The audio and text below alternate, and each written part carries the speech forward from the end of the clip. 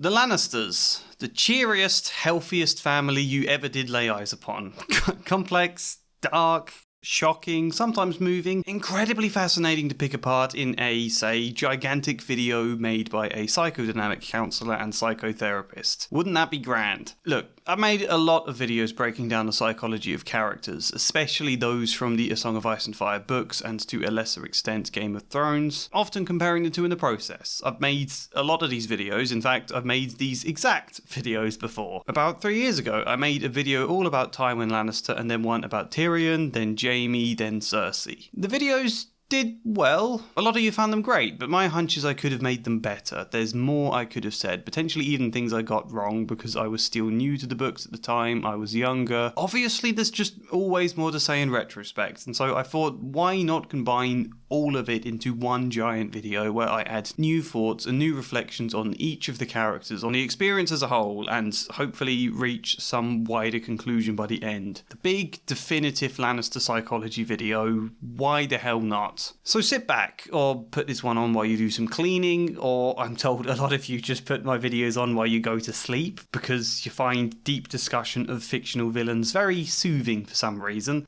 Either way, settle yourselves in and let's begin.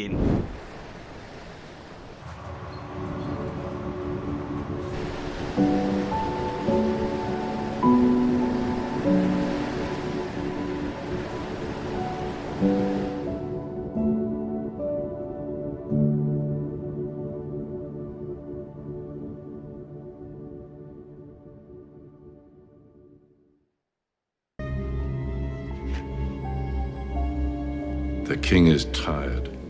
See him to his chambers. Mr. Tywin Lannister of Casterly Rock, Westeros, is often seen by fans one of two ways, I think, so far as I understand. One is as an evil villain who caused the brutal murder of countless people as well as terrorising his own children, or they see him as a masterful badass who is the best character in the books/show. When I look at the psychology and behaviour of this man though, I don't think those 2 points entirely encapsulate him. He was born into the hugely rich, powerful and historic Lannister family at a time where the house was dwindling due to his father Tytos.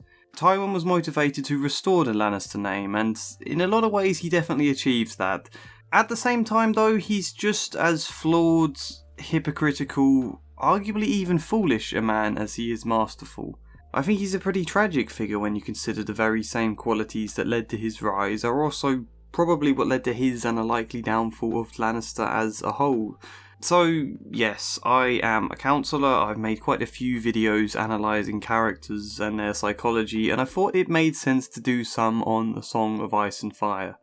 Tyrion, Jaime and Cersei would all be fascinating characters to break down, but I think if I'm ever going to do that, we need to start by first understanding their father. So here we are. There are obviously a few differences between the show Tywin and the book Tywin, however I think they mostly did a good job with the character, which means I'll draw on the show for examples here much more than I would with Tyrion, for example, who is really very different in the show. And also, as always, feel free to add your thoughts in the comments, let me know if I missed anything important or got anything slightly wrong or whatever else, because you know, I think when there's a level of discussion in the comments is when things are at their best. Apart from that, let's just get going.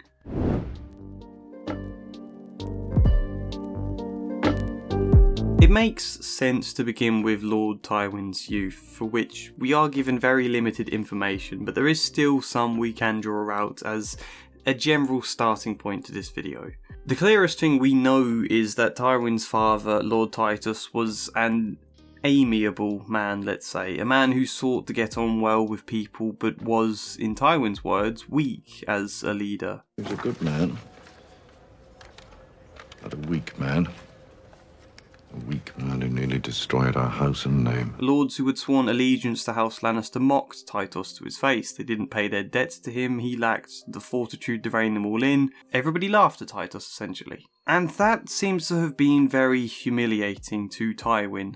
This is his family being laughed at, you know. He no doubt grew up with his head filled with all the past wonders and greatness and stories he hears of House Lannister, and he looks from that to his father, and sees the complete opposite and probably feels quite disappointed in his father, perhaps even ashamed. He could have been motivated instead to defend his father and feel angry on his behalf, but instead he seems more to be ashamed and embarrassed. And we'll get into that later, but I suppose generally this is a situation where the very thing he's supposed to be proud of, the highborn status, the legacy, the Lions of Lannister, is the very thing he's now being humiliated for. In that context, I suppose it's then unsurprising that Tywin grew to look on amiability, playfulness, perhaps even kindness as weak qualities rather than ones that do have their place. Even in the harsh world of Westeros, they have their place. Tytos was certainly not a good example for them though. A leader does need to be strong. This is the straightforward stuff about his character, but we need to start with this. Tywin is said to have distrusted laughter because of how it became associated to the idea of humiliation. A lot of the jokes and laughter he'd have heard growing up, or at least the ones he paid attention to, were at the expense of his proud family. And in a way, I guess that kind of sounds logical then. Perhaps he even consciously set out with the aim to make himself and House Lannister so feared that no one could possibly laugh at them ever again. If you see being mocked as your weakness, then being a person to fear would naturally be your armour. So when I look at this quest for power that Tywin is kind of driven by power, power can mean a lot of different things. It can mean wanting the freedom to do whatever you like. It can mean wanting the power to influence certain figures, prove certain people wrong, maybe even out of a drive to get revenge. For Tywin, I think it's about two things. Well, probably others, but two I want to talk about. One is his obsession with people fearing him, not being able to humiliate him. We see Tywin go about in a very calculating manner, doing things that will specifically add to his fear factor. You can quite clearly see a correlation between what he suffered or felt to have suffered in childhood and what he's trying to avoid in adulthood. And the second thing I think is about control. Although this is going to be a very specific point actually, so I might split it into a short chapter of its own. The Lannisters and their regards. You can seek and gain power whilst giving the people that work for you a lot of independence and whilst seeking to grow the abilities of those around you as an extension of your own power.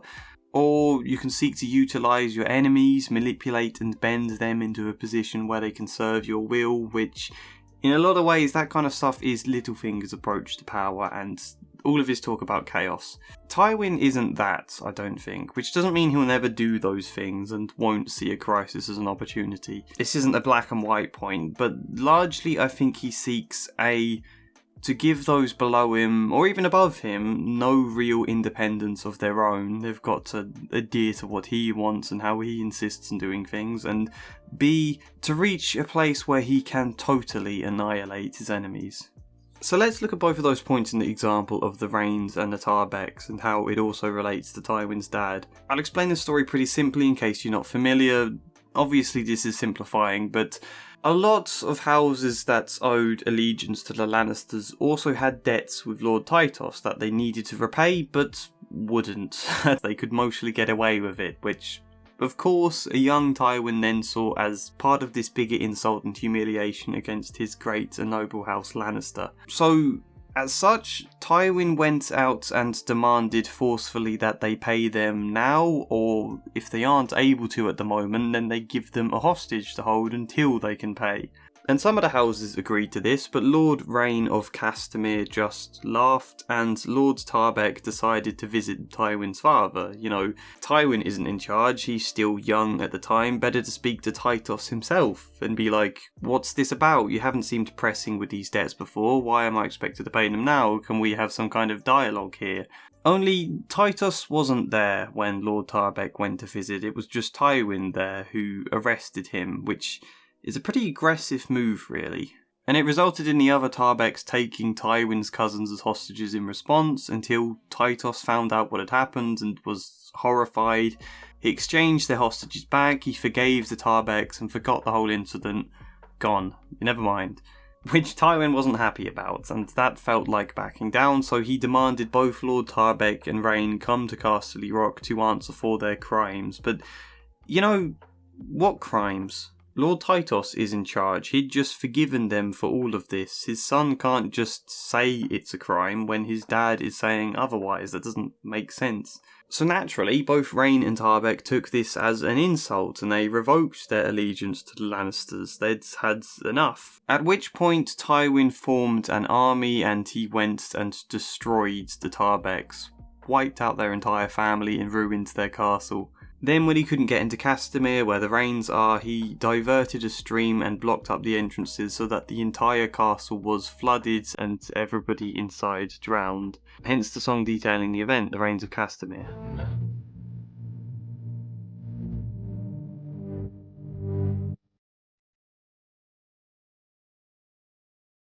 What's the point of me saying all this? Well, point one, I think, is obvious. If Tywin gets the chance, he will completely and utterly destroy his enemies. Not just defeat them and take power, not just have them serve him, but wipe them out. Seen not just how it's done here, but also in the Red Wedding's treatment of the Starks, in going to war and burning up the Riverlands because Catelyn Stark had taken Tyrion prisoner for a crime she genuinely believed he committed, a crime Tywin didn't know they were going to try and execute him for, and a crime Tyrion miraculously freed himself from and walked home. And those examples, this isn't to say there aren't any logical reasons for Tywin to do these things. There definitely are reasons. But no one is ever 100% objective, you know. On a less conscious level, our decision making is always informed by our emotions, and if not our decision making, then our broader worldview, which leads to us making certain decisions to begin with. You know, there are some logical arguments against what he does. Was going to war without first seeing what could be negotiated smart when it led partly to a war with a boy that consistently humiliated him in the beginning? Was the Red Wedding smart? In many ways, yes. In other ways, it would be very hard for the child of Sansa and Tyrion Lannister to rule over the North when the Lannisters have treated the North so brutally. Is that smart too? I don't know. There's definite arguments to say it is still smart, to say those points don't factor, but even so, the point is this very clean, ordered side of Tyrion that wants absolutely no loose ends in anything. Enemies need removing like a weed. It all speaks of a man Tyrion describes early on as a man who doesn't believe in half measures. When Tywin noticed he was first going bald in the books, he immediately has all his hair shaved off because he doesn't believe in half measures. It's that same sort of no loose ends mindset, total, clean, absolute control over everything. Rather than a wild garden, for example, which may grow weird and wonderful things that could be utilised to your advantage, even if you're not sure yet how, Tywin instead prefers a blank, empty lawn where he can see across everything and have all parts exactly as he wants. I think that analogy works. And there could be a lot of reasons for this behaviour that we just don't know from the books, we aren't told or aren't told yet. We can say Tywin is narcissistic. Definitely. We can also look at this story about how he mistrusts laughter as a sign of humiliation and think he doesn't want to give other people the chance to humiliate him. If he has total control over everything, then there is no threat to humiliation. There are no surprises to be wary of, so remove all possible surprises. And obviously the point of wiping out enemies entirely is to show he's a force to be reckoned with, to make other people fearful of him. That's the larger point I've already discussed, the need for others to fear him as a defence against the mockery. But we can see this very ordered, no loose ends kind of thinking in the way Charles Dance depicts Tywin, I think. All of his dialogue comes with this finality. Like every sentence finishes with this incredibly concluded kind of full stop, like that's conversation over. He's inviting and allowing no space for anyone to respond, and even when he does ask for responses, he often wants them very short, or he's just wanting a response as part of a wider point he's trying to prove. Lannisters don't act like fools. It's bad manners to refuse a lord's offer. Jugglers and singers require applause. You're still fertile, you need to marry again and breed. You refuse to marry Loras to Cersei. I will name him to the King's Guard. He will never marry. He will never have children. The Tyrell name will fade. I hope you see what I mean there, but there's this total finality to everything he says that makes him very much this cut everything cleanly, ordered kind of person, even in the way he talks. Because Again, if you're wary of other people's opinions and speech, and everything comes with this deeply ingrained fear of being humiliated or undermined, then you would have to make absolutely sure there is never any space for people to do that. So that was one thing I was saying about the Castamere story, cleanly removing all enemies. Order. The other thing I mentioned was giving those below him or even above him no real independence. You gonna say something clever? Go on, say something clever. World Anvil! You better believe it's World Anvil! They are sponsoring this video, they are offering you 51% off, and they are an online tool for building worlds, you may have guessed. But also creating characters, designing and managing campaigns for all sorts of different games. My best friend uses it for D&D, but there's lots of other games. You can use it for planning your stories, writing your stories, working on all sorts of creative projects. For me, it is my novel. I need a tool like this, otherwise I am far too chaotic. We're moving flat soon, and I literally have 6 cardboard boxes full of random sheets of A4 paper I've written old ideas on. Pre-World Anviled me was a nightmare. So with something like this, not only can I keep everything organised, keep it all in one place, be able to easily edit things, but I can create timelines, I can create hyperlinks branching off specific characters or articles, or a billion other things that just make it so much easier to find stuff. Planning things can be hard, especially when there's so much to do, but having all of these tools to help visualise it, to help split everything down into specific points, articles one at a time, it helps immensely. I'm not going to show you because it's a secret, but I've created different bio pages for all of the characters in my world, even the minor ones, which house they live in, what their job is, who they're friends with, who they hate, what different beliefs they have or opinions about events that go on in a book, or whatever. So, World Anvil is great. I hope you can hear my passion, and if you desire, if you crave. If you call to the heavens for a 51% discount, then use the code TREE, or click the link in the description, or the pinned comment, or if you just want to try out the free version, then go for that. You know, there's no time limit on it. Test it out for as long as you want. World Anvil.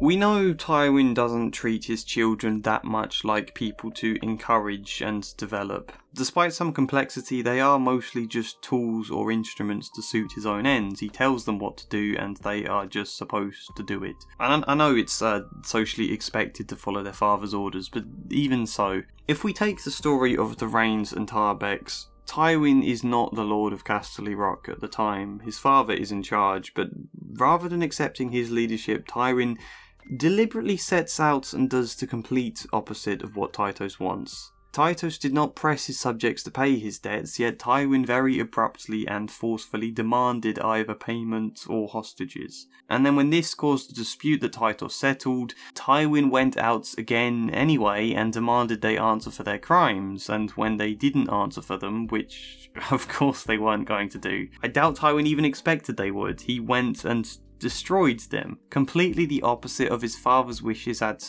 every turn. You know, if anyone makes Tytos look weak in this story, it's actually Tywin himself. And I think, again, this tells us a lot about Tywin's obsession with being feared. Destroying House Reyne and Tarbeck was never about paying debts, really, despite a song being written about this whole event, and there being a popular saying about Lannisters paying their debts, which would be very obvious wordplay to use in the song makes no mention of the debt or gold or any of that. All it sings about is a proud lord that threatens Tywin's own pride and authority and is therefore crushed. The whole event is about Tywin personally wanting to make himself look strong and formidable and someone to fear. He deliberately pushes 2 houses that were under his allegiance to a place where he had an excuse to completely destroy them, all because it furthers the image he wants to craft for himself. So the story tells us that about Tywin, and it tells us that he deliberately wants to undermine those in positions of higher power than himself. Not follow his father's leads, not even try to work with it and discuss things as equals, but just completely go behind his father's back and very publicly make Tytos look a bit stupid. And I think that's important because when I look at Tywin's life, it's what people said of Tywin in relation to the Mad King Aerys. Aerys was Tywin's friend in their youth, Tywin was supposed to be his hand, but people regularly joked that Tywin was really in charge of the kingdoms, not Aerys. which, no doubt contributed to Aerys' paranoia and increasing dislike of Tywin. They went from friends to this very, very tense rivalry where Aerys then refused to marry Cersei to Rhaegar and made Jaime his Kingsguard just so Tywin's heir couldn't inherit land. That's a massive blow to Tywin's ambitions, and that's not mastermind genius on his part. All he had to do was be a good friend and counsellor to King Aerys, which admittedly would be hard on his descent into paranoia and madness, but do that and his daughter would get to marry the king's son while Jaime would inherit Tywin's lands. Only he couldn't help undermining Aerys, not to say that's all Tywin's doing, but still, it's probably a factor. I guess it just makes me wonder if Tywin has to be in charge of everything. And not even just discreetly in charge from the shadows, but publicly in charge in a way that people see. How stupid must Tytos have looked after the Rains and Tarbeck incident? It's all one massive message to say, I am nothing like my dad, he is weak, but I am very strong. And I would suspect that Tywin projected a lot of his own weak feelings onto Tytos. He is his son, after all. He will have grown up partly influenced by his dad. There will be traits and similarities between the two of them, some of which we'll discuss later. So if Tywin is similar to a weak and openly mocked man as far as he sees it, then Tywin will want to shut down that idea and distance himself from that. The best way he can do that is by projecting all the negative traits onto Tytos. So does that then become his typical response to those with higher power, even if they are his allies? To both project his own feelings of worthlessness onto them, but also to kind of create proof, clear public evidence that he deserves their power in order to feed his ego.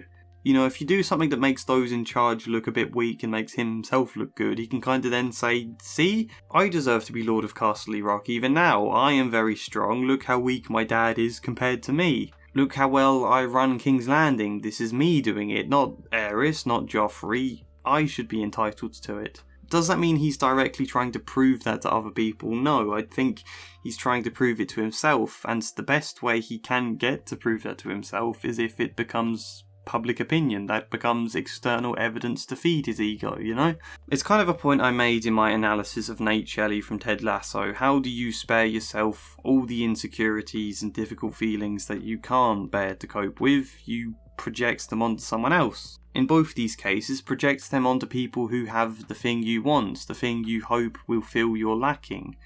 Power. And then by projecting all your negativity onto them, you're also convincing yourself you not just want their power, but you deserve it. They're the ones with all the negative traits, I'm not. I would be way better in that role than they ever would. Therefore, it's not just that I want it, it's that I deserve it. I am entitled, it is my right. I think there is some small degree of that to Tywin. And people talk about him as this astute mastermind in the world of Westeros, and in some ways he is, I can't deny that.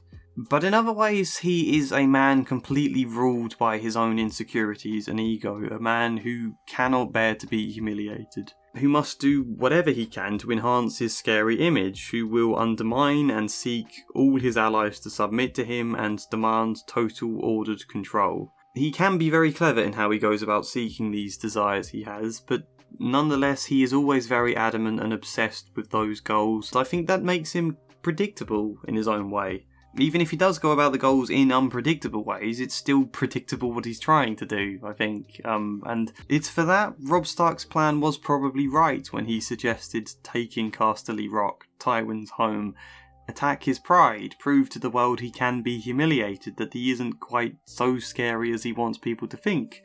Let's talk a little more about humiliation though, because there's a lot further to take this point, especially when it relates to Tywin's feelings around sex. We all know Tywin is brutal in many situations, but sometimes it seems to go beyond that, I think, for which a good example is his treatment of Tysha. When Tyrion was young, he and his brother Jaime helped rescue a woman on the road named Tysha, which ended up in Tyrion getting to know and falling in love with her. She was lowborn, so the two of them secretly married and lived a few weeks of bliss until Tywin found out. He couldn't have his son married to a lowborn girl. Socially, it's not very acceptable, but even more so when Tywin has this fragile sense of pride. He decided to get rid of Tysha and punish his son for marrying her, and he did it in a particularly cruel way. Forced Jaime to lie to Tyrion that Tysha was actually just a whore. She never loved Tyrion. Their rescue was all just staged and prepared for Tyrion to lose his virginity. And Tywin then had Tyrion stand and watch as his guards all took turns with Tysha before him, after which he was forced to have sex with her again himself, only this time there was no love. A cruel and horribly traumatising experience. And also a very weird method to resort to. If you wanted to punish Tyrion, why choose that of all punishments? I just think there feels something quite voyeuristic about it. Or maybe not voyeuristic, it's not actually clear if Tyrion watches this horror or not. But it's something he's getting out of it, it feels like. This kind of, I have so much control over you, Tyrion, that I can have countless guards rape your wife without me even having to exert any force, and there's nothing you can do about it. It's because we also have a story about Tywin publicly humiliating another woman. After Tywin's mum died, Tytos had a lowborn mistress who ended up in a position where she could order people about and wore his wife's old jewellery and things. Tywin didn't like this, so after his dad died, he had her stripped naked and marched through the streets. And then there's the story of Aerys, the woman it's first thought is Tyrion's whore in King's Landing. He has her tied to a post, whipped, then thrown out of the Red Keep naked and injured. So that's 3 different stories we've got there, and at first I was thinking, okay, Tywin clearly has an interesting relationship with women, which is probably true, although we know next to nothing about his wife or his mum, so it's hard to discuss. The thing that strikes me about these stories, though, is humiliating men through the women in his life. It's certainly no accident after Tyrion is sentenced to death that Tywin takes his whore Shay for himself. Is this all about wanting other people's women in order to exert or feel some sense of power over the men? A kind of cuckolding, I suppose. At the very least, it's certainly a question worth asking. And considering that, I then see his treatment of his father's mistress in that light. Sure, that's different because Tytos was dead at this point, and Tywin, as far as we know, Tywin didn't have sex with her, although I wouldn't be surprised if he actually did. But stripping his father's mistress naked and marching her through the street, was that itself an act of, I can do what I like with the person you cared for, and there's nothing you can do about it anymore, Dad, I'm in charge now, kind of thing. And also there feels something incredibly Oedipal about that example. We know Tywin had a fair degree of rivalrous feelings towards his dad to an extent that he'd seek to humiliate him publicly. Was Tywin then jealous that his dad got this mistress? I don't know, maybe not. That's a bit much to speculate. And the punishment he gave her, this Walk of Atonement as it's called, is culturally a common one in Westeros, yes.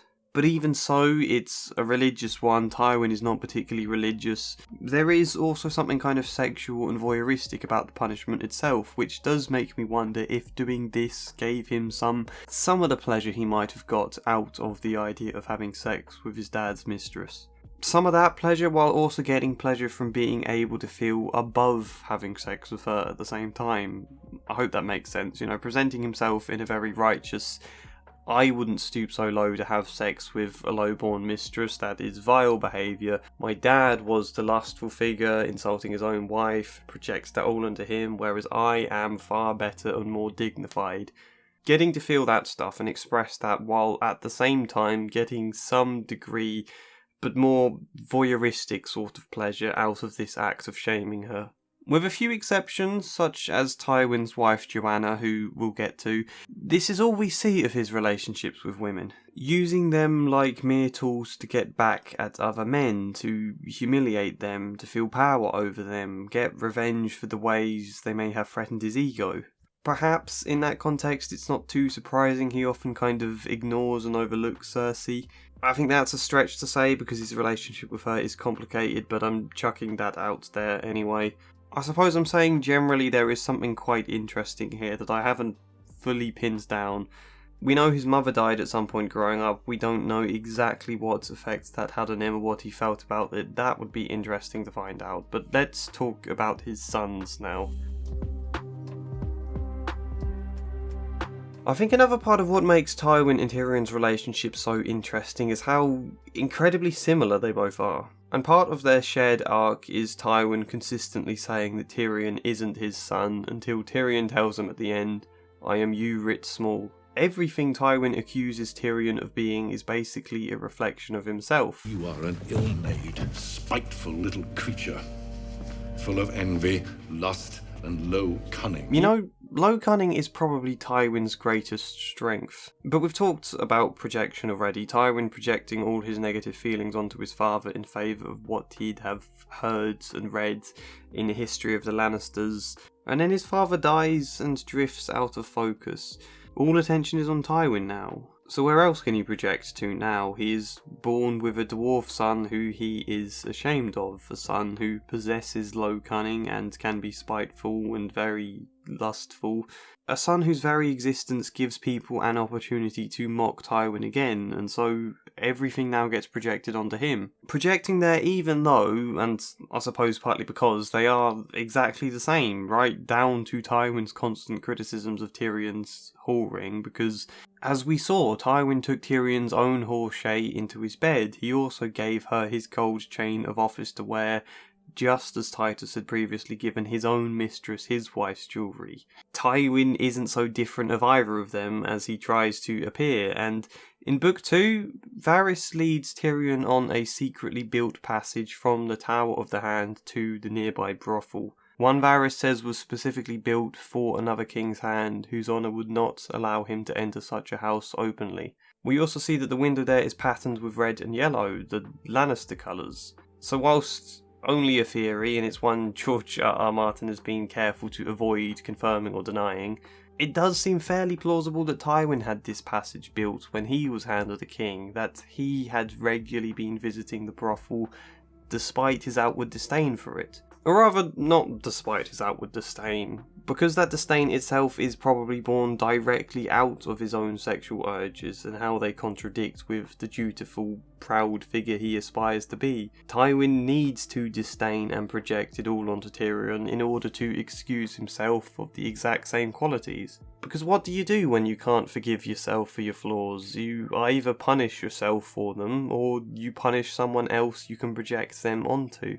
Or possibly both. It's interesting, however, to see where Jaime comes into all of this, because I've speculated, and it is all speculation, it's worth reminding you that Tywin wants to be the exact opposite of his dad. And he probably grew up with all these stories about his noble line of great and dignified Lannisters, and in some way he probably developed an image there he could aspire to be, which is what he wants Jaime to become.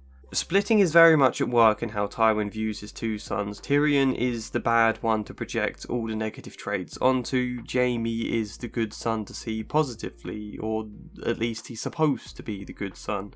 You know, to some extent, Jaime is exactly the sort of figure you'd read about in old stories of the Lannister house. He's a brilliant fighter, brave, good-looking, tactically smart when it comes to the battles themselves. Not a person you'd want to come up against, and he doesn't go drinking and whoring. He does sleep with his sister, admittedly, but Tywin remains willfully blind to that fact. So in that sense, these are all esteemed qualities that Tywin himself wants to be known for, the image he tirelessly tries to build for himself, except A, he's getting old, his head needs shaving, he can't truly be remembered unless his dynasty carries on beyond him through an heir, and B, he knows he isn't quite the esteemed figure he wants to be because he is devious. I'd even argue spiteful. You know, he's restrained enough to take revenge possibly years down the line in a very calculating manner, but he's still spiteful. Deep down, I don't think he ever lives up to the aspirations he has for himself. Deep down, I think he knows that.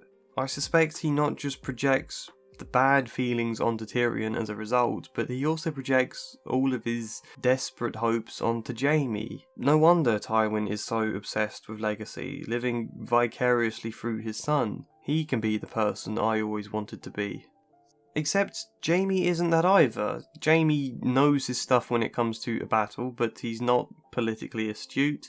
He's not really a leader in many ways either. Jaime is a bit directionless. He's not dignified because he's the Kingslayer. He gets captured in a battle where Tywin never did. He's quite empathetic, I would say, and he then even loses his hand. Tywin, I think, is disappointed in Jaime, but in a different way to how he's disappointed in Tyrion, because Tyrion's not expected to amount to anything. He's just a spiteful little creature, as Tywin words it. Jaime has potential. Tywin is desperate for Jaime to represent all of his own ambitions. I need you to become the man you were always meant to be. Not next year, not tomorrow. And Jaime never does. Jaime's not really meant to either. He's meant to be his own man. I think that's kind of the direction his storyline is heading in. Tywin likewise was meant to come to terms with who he is, his true identity, not his forced, somewhat contradictory image of someone terrifying and badass, yet also someone of great dignity and honour. Perhaps the greatest tragedy is the fact Tywin never does come to terms with this. Both the goods and the bads. As a result, his children are never truly seen, not as individual human beings, not as who they truly are, just as what they symbolise to him. And in the absence of a mother to potentially give them what they need, that no doubt had a catastrophic effect on all three children. Tywin married his cousin Joanna Lannister. Is that similar to the incest between Jaime and Cersei? I don't know. I guess cousins was a lot more acceptable. Anyway, it was said Tywin smiled on that day, and that she was known to be one of the few people to ever make him laugh. By all accounts, Tywin seemed to genuinely love her. It would of course be very interesting to learn more about their relationship, because it reveals a less guarded, armoured, domineering side to Tywin. A side he doesn't really show to anyone else at any point. Laughter and joking are serious threats to his ego, but not when it's Joanna. So then I thought about the scenes in the show that Tywin shares with Arya, and those scenes are not in the books. We definitely have to keep that in mind, but all the same, they're interesting. Tywin appears to hold a great respect for this mysterious, probably highborn but pretending to be lowborn cupbearer he has. Is that just because she's incredibly smart for her age, or is it also actually because she challenges Tywin? Have you ever lost before? Can't say I've ever met a literate stonemason. Have you met many stonemasons, my lord? Tywin finds it as much amusing as anything else, not a real threat. Probably because Arya is both a woman and also just a cupbearer that he only has these conversations with in private. You know, she can't make him look foolish in front of other people, and she herself isn't a threat to his position the way Tywin might see a man as being. Which is also strikingly different to his children, who don't challenge him. At best, Tyrion just tends to goad him, and they spend their time trying to win his approval. Arya challenges him rather than seeking approval, although her motives are much more complex than that, but as a result she does win his approval. I guess I'm just vaguely wondering if Joanna also challenged Tywin, though probably in more the way a lover both challenges and supports you than in the way Arya does it. It would be safe for Joanna to challenge him because she is no threat, she's his wife. A lot of it will be done privately between the two of them. And then she died. We don't know enough to know much about how this affected Tywin, but he clearly still grieves her to the extent... I don't think he ever even says her name, as far as I'm aware. It's too painful. You who killed your mother to come into the world. Joanna was perhaps the best thing for Tywin, if I am right about her. Someone who could challenge him, and maybe even mock him without it being dangerous, but actually affectionate. Someone who could teach him he doesn't always need his armour up so tight. Someone who could look at the real Tywin, not the facade he's constructing, and love and respect him for that. Someone to offer him something much deeper than just filling the ego. In Tyrion's case, of course, he was blamed for Joanna's death because she died giving birth to him, further fueling Tywin's disdain for him and reasoning to see him like some evil devilish creature rather than a human being. Tyrion's very existence is a painful reminder of Joanna's death, for which, on the one hand, he might not even want to think about Tyrion, but on the other hand, Tyrion is still also a part of Joanna. a part of her memory, a part of the person he loved. Until sentencing Tyrion to die for the murder of Joffrey, there have been several quite weak attempts, I would say, by Tywin to get Tyrion killed. For which I wonder if Tywin has always been in conflict about it, half wanting to kill his son, but also struggling because he can't kill or get rid of a part of the person he loved. Tyrion, in a metaphorical sense, I think, in part represents who Tywin really is. A clear, physical, visible reflection of himself. I think learning to accept and care for Tyrion would represent Tywin learning to both accept himself, and also to probably finally let go and healthily mourn the loss of his wife. Instead, he ends up trying to kill Tyrion, in many ways trying to kill a part of himself, which actually then seals his own doom. If, and it is an if, Tywin did build that secret tunnel to the brothel, then I suspect it would have been built after Joanna's death. I suspect he started to realise something that his father probably felt with his mistress. He sought her out not as an insult to his wife, but precisely because he missed his wife's company, and wanted something to fill that space. No wonder, in that sense, Tytos wanted his mistress to wear his wife's jewellery. So I just wonder if the same thing happened with Tywin. He wasn't just seeking out a mistress for sex, he was letting Shae wear his gold chain, and knowing her character, she probably challenged him a bit, and would be company. Perhaps Tywin used to let his wife Joanna wear his gold chain, and that's why he's now giving it to Shae. Maybe? Did he let all the women he slept with wear the chain? It's possible. Either way, there's definitely a ton of conflicted feelings around sex for Tywin. There's the base desire, then there's feeling undignified and dishonourable for having base desires, and how he used to criticise his father for that. Then there's missing the affection of his wife, which must have been particularly hard for Tywin. This is a man who opened up to absolutely no one except his wife. No one at all. Then there's the side of sex that is an insult to his wife. Then, in the case of Shae, there's also the part of it that's humiliating his son and relishing in the private delight of secretly doing that. And it all makes for a lot of complexity.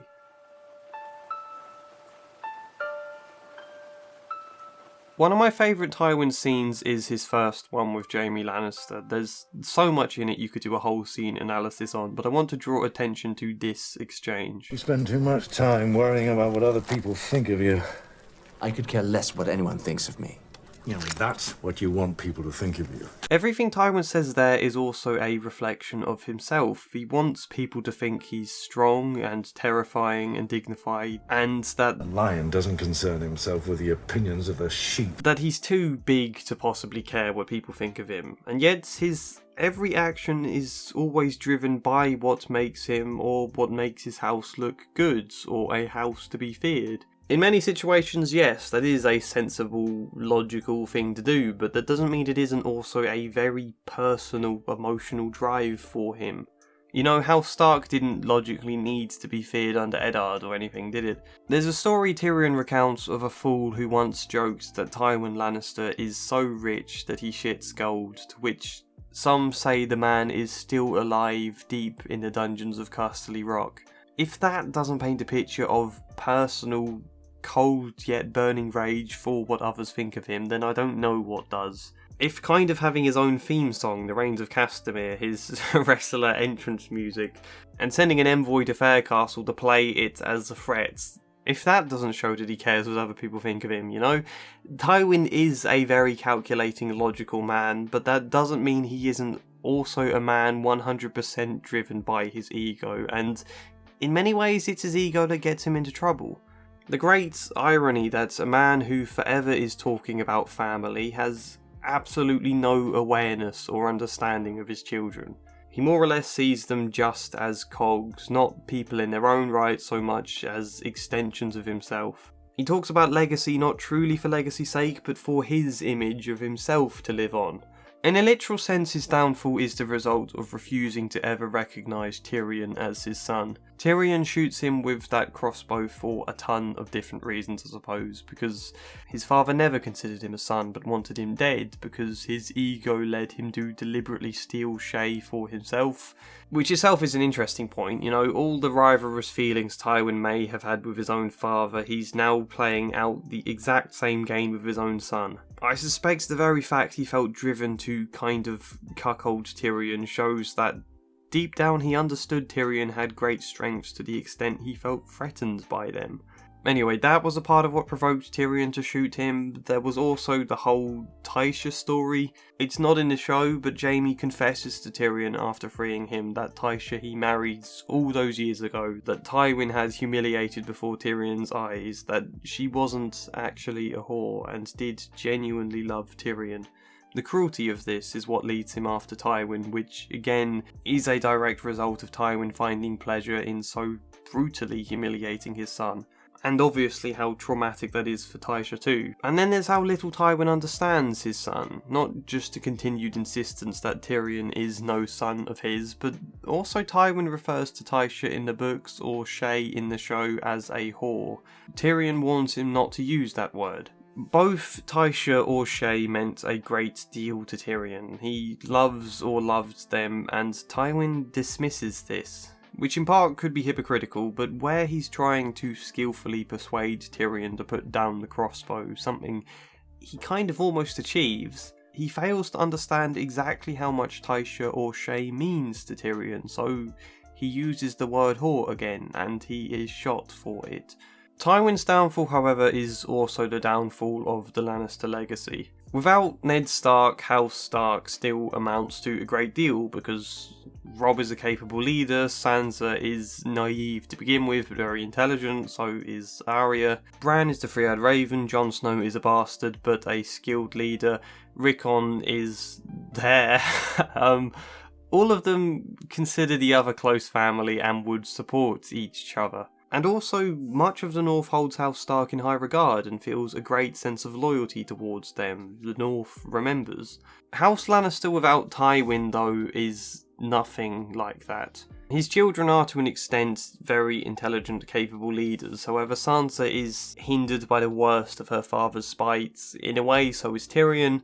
Jaime lacks direction, at least initially, although I think his character arc provides space for something better there. All of them are caught in rivalry and could easily end up fighting against each other.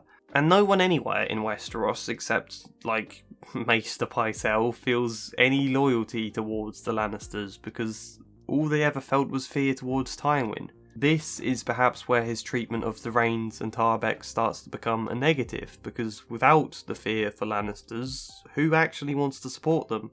Who wouldn't double-cross them given the chance? All siblings have a level of rivalry for their parents' affections or approval at some stage growing up. Ideally, it's a rivalry that can be worked through, however, when their father is so cold and disapproving as Tywin is, who does not regard or merit them for who they actually are, and when there's no other parental figure to treat them any better, that no doubt magnifies the sibling rivalry massively. Their fights and hatred for each other, even between Cersei and Jaime in a way, although that's a very complicated point for another day, become huge feelings that might end up destroying all of them. So without Tywin in that sense, the Lannister house seems doomed to implode. Tyrion has gone off seeking Daenerys, where he'll likely fight against the Lannisters directly, and Cersei may very well just destroy herself in the books. Everything that drove Tywin to his greatest heights is also everything that seals his doom. Is he the badass, masterful champion of Westeros? No. He wants you to think he is. Really, he's a flawed, quite hurt man who learns the hard way that really power for personal sake amounts to little more than feeding an unquenchable ego until eventually it kills you. Tywin's story is the tragedy of a man completely unable to accept anything about himself. So there is something quite tragic in that way. He's a fascinating character whose depth only lurks in the shadows of the story, I think. I've tried my best to draw out as much as I can see, but please let me know what I've missed or interpreted wrong. I'm not a big book nerd for A Song of Ice and Fire. I've only been reading them recently, in fact, and only watched the show recently too, so I'd hope there's some more that some of you can add in terms of insight.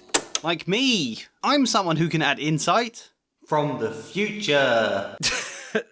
I look back on this time frame when I made this video with really fond memories. I had made several character analyses videos before this, but most of them I think had been quite short and contained, and even then they were on topics I was already pretty familiar with. I'd seen Breakfast Club a few times. In fact, in the course of making the character analyses for each of the characters from that film, I had to see it a ton. I'd grown up with the Dark Knight trilogy long before I analysed Christian Bale's depiction of Bruce Wayne or Heath Ledger's as the Joker. I'd even seen The Godfather and Joker at least once before analysing Michael Corleone and Arthur Fleck. So what made Tywin so different then coming to him was that I'd only just finished watching the show with my girlfriend, and I'd only just finished, or maybe even just half the books at that point. So it was not only so unfamiliar, but I had to delve into texts now and sift through pages, and it made it feel like a real research project this time. It wasn't just sitting down to watch one piece of media and figuring out from that. I was having to do lots of different bits, and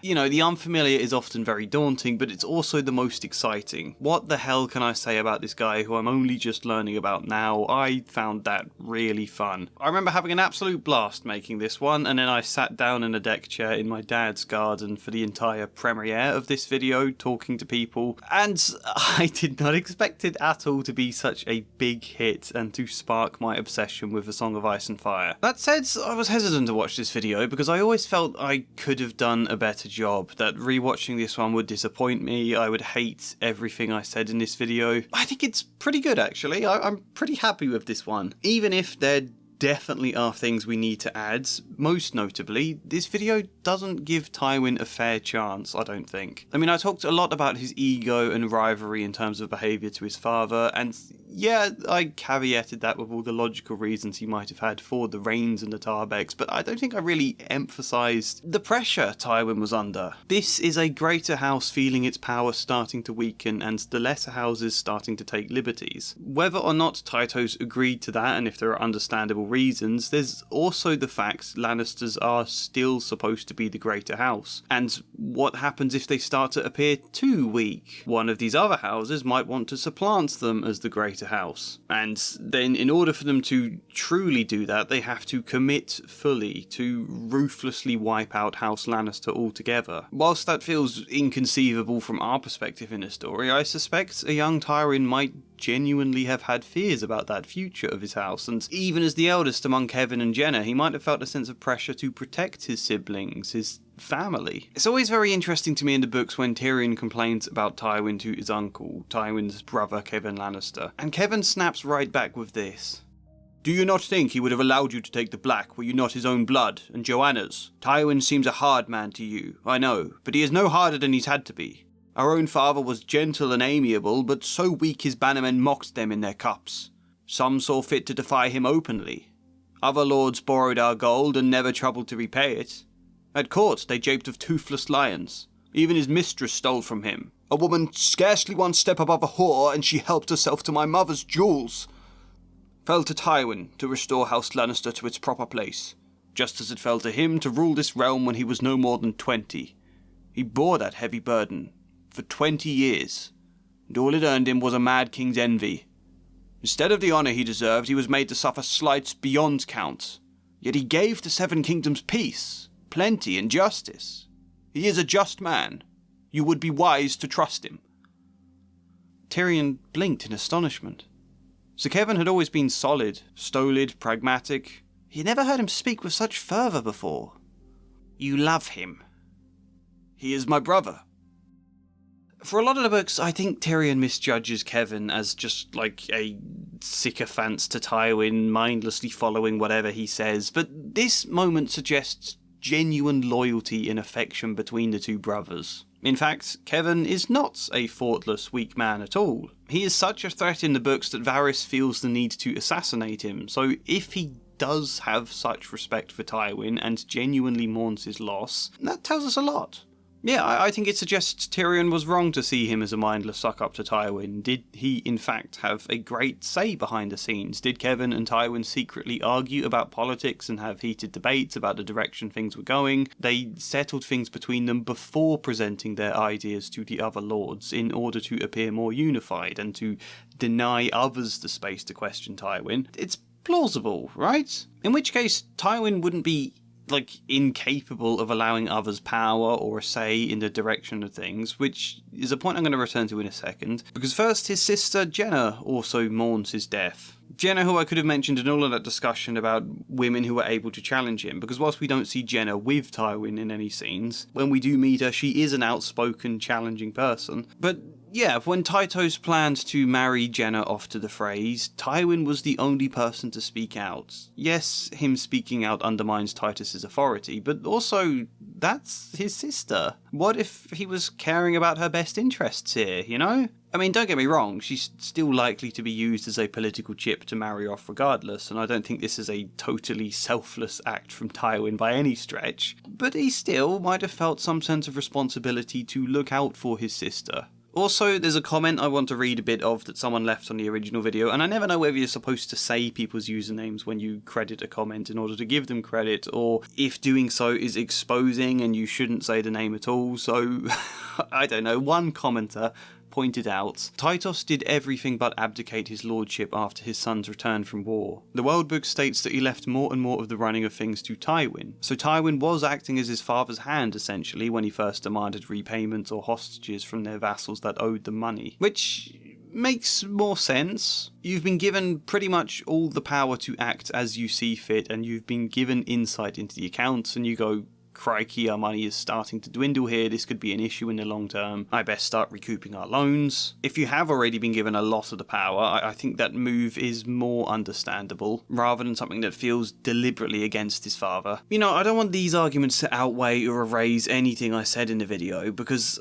I don't think any of that's wrong, I just think it's more nuanced than I suggested there. Tywin can be both a cruel man wounded by slights against his father and seeking to outshine him, as well as a young man burdened with an immense sense of pressure and responsibility, trying to do his best. Clearly his siblings respected him massively for what he did. They were with him at the time. They knew the pressure and situation their house was in, whereas Jaime, Cersei, Tyrion, when they were born, House Lannister was stabilised. They didn't grow up with that same sense of threat. Not to say they were perfectly safe, but certainly in a lot more prosperous position, and whilst again it's definitely not the whole picture, I think we could imagine a disconnect then between the generations. Tywin, having grown up under immense hardship, is now expecting his children to be equally hard, trying to instill the same sense of pressure he felt, the same obsession with legacy, remembering how difficult it felt for him, but they don't have that same experience, and you as a parent can't instill it in the same way an environment would. So what you then end up with is a father unnecessarily demanding and overly obsessed, whose efforts to harden his children are more abusive than they are effective. And from their perspective, growing up more safe and more secure and powerful, their father's demands and lack of approval would feel less justified and more like a personal judgment of them. They are kids, after all.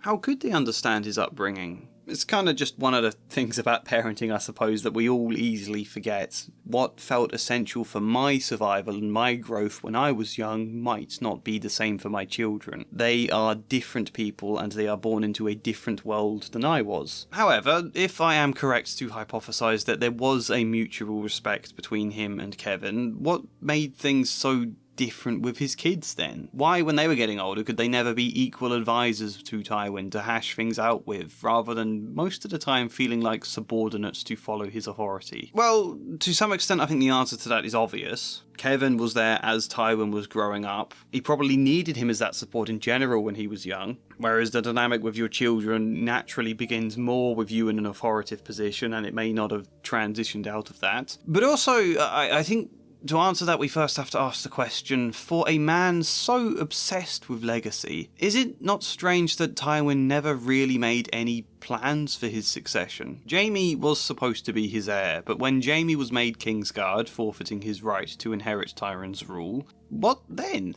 Tyrion correctly points out that he is the next rightful heir, yet Tywin absolutely refuses that option. Cersei he treats as a political chip to marry off, and most interestingly of all, Tywin himself never remarries or tries to father any more children who might be the heir. So he's kind of then stuck. What does he do? We're going to put on the tenuous theory hat now and point out that King Aerys was said in some manner to take liberties with his wife Joanna. We're also going to point out certain likenesses in Tyrion to the Targaryens. Tyrion has the same bright white hair, he has a purple eye. Tywin might publicly proclaim Tyrion a Lannister, but personally he might not want to consider him his son. See it as a personal shame that his genes could produce someone like Tyrion. There is a theory that Tyrion is actually the son of King Aerys and Joanna. And whether or not that's actually true, I think I prefer it if it's not true. Tywin may have wondered it, might have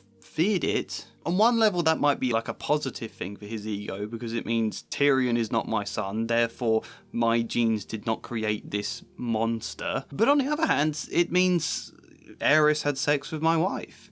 Either consensually, which seems unlikely, or by force. I think how brazenly Tywin acts towards Aerys, where they were previously friends growing up, probably suggests he did fear this might be true. I'd be really intrigued to know how Joanna felt about this, if something did happen, if she felt she had to keep it secret from her husband, had to carry this great burden and pain, but we don't know. Either way, if that thought is one that crosses Tywin's mind, it leads then to another predicament. If Aerys had sex once with my wife to conceive Tyrion, that then opens the possibility it may have happened multiple times. In which case, what if Jaime and Cersei aren't my children either? Tywin might not think that is the case, he might totally refute the idea, but it's conceivable that the fear crossed his mind. And if it did, it would probably be a fear so great and so shaming to him that he would absolutely deny it to himself, therefore probably making it more powerful and harder to process. Is it then fitting he too sometimes declares to Jaime, "You are not my son," when he's angry with him? Not just Tyrion he says that to. Maybe. But what about this? The fact we do learn Tywin had been sleeping with Shae and likely many other women after Joanna. It's a long lot of years, so could have been a lot of women, and yet no illegitimate children, at least as far as we know. You'd have thought some word might have passed somewhere. If we do take those points to be true, then Tywin might have been worried, what if I'm infertile? That would make none of my children my DNA. Why not remarry and try to father a new heir instead of Jaime? Perhaps not just because he still loves Joanna, but also because he fears he will be unsuccessful. In which case he might have to face up to the possibility that Jaime and Cersei are not his children. It would become increasingly hard to deny or suppress that thought, and even worse, other people might start to wonder it. But he is a bit stuck. His best hope then, despite him being a Kingsguard, is to trust Jaime is his son and hope for some loophole to release him from his vows. But that's still difficult. And I think in the context of this fear about infertility and the fear of lacking an heir, his obsession with legacy makes so much more sense. Perhaps again builds this same pressure onto himself he felt when he was young to keep continuing to hold the legacy together, hold House Lannister, that it all depends on me. I don't know if any of that's true, but it's certainly worth raising as a possibility. I think the fear of infertility would cut deep for Tywin then. This young boy who has felt so much pressure to advance his house, where it is so much a matter of political importance and pride in Westeros to be able to father children. Infertility is not the same as impotence, but some of the fears and insecurities around it are similar. I just want to point that out now because I think in the Tyrion video I do talk about impotence. And there's also the other way round we could see this, another thought that might cross his mind in reverse. When we look at Tyrion and that despite his slightly Targaryen traits, he is absolutely the most like Tywin, then there's that fear as well, you know? What if Jaime and Cersei are not mine, but this son I despise and see as a twisted monster, what if he is mine? What does that then say about me? I think that would further fuel his eagerness to distance himself from Tyrion, but also why he does legitimately see Tyrion as a rival, or a curse haunting him, and a fear around impotence or infertility may kick his pride, his eagerness to appear powerful and someone who cannot be slighted, might kick all of that into overdrive. Also happening at the time his wife dies. So he is then bereft of love, haunted by questions he daren't ask, and with nothing to linger but the insecurities and physical reminders of them. Whilst he is cruel and wrong about so much, that's a pretty horrible situation to be in. There's a sense of him maybe having to grieve in silence on his own for a lot of this here. I don't think my original video was incorrect or unempathetic, but I think there's certainly more empathy I could have found for the guy. Yeah, let's discuss Tyrion now.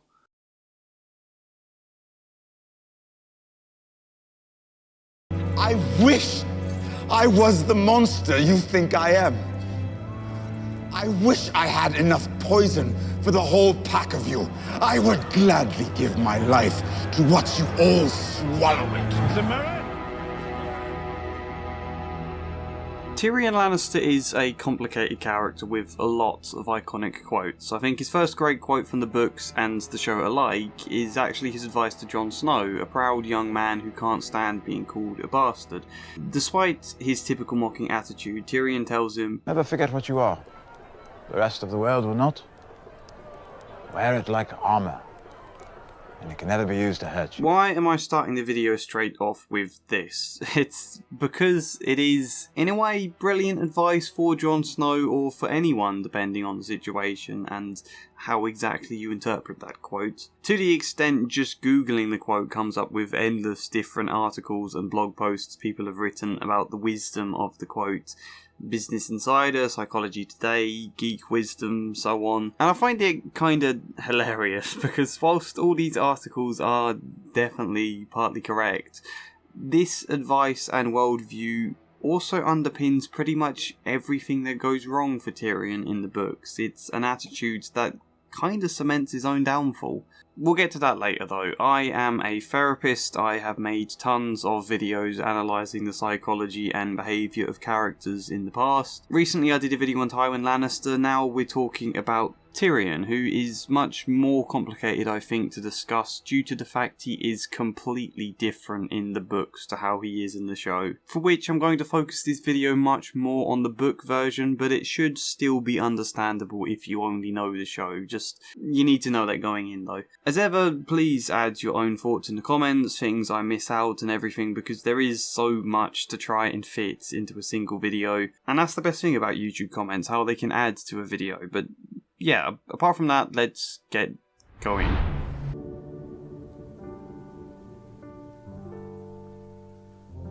Let's start with the blindingly obvious, shall we? Tyrion is a dwarf in a world that looks down on dwarfs like they are some wretched creatures to either ridicule or be disgusted by. He is humiliated, shamed, dehumanised simply for who he is, made much worse by the fact his father adds even more shame and disgust, blaming him for the death of Tyrion's own mother, Joanna, and seeing him as the bane to Tywin's pride. When other people treat you like someone disgusting or tell you you're a vile creature, it's very, very hard not to end up at least partly feeling that about yourself.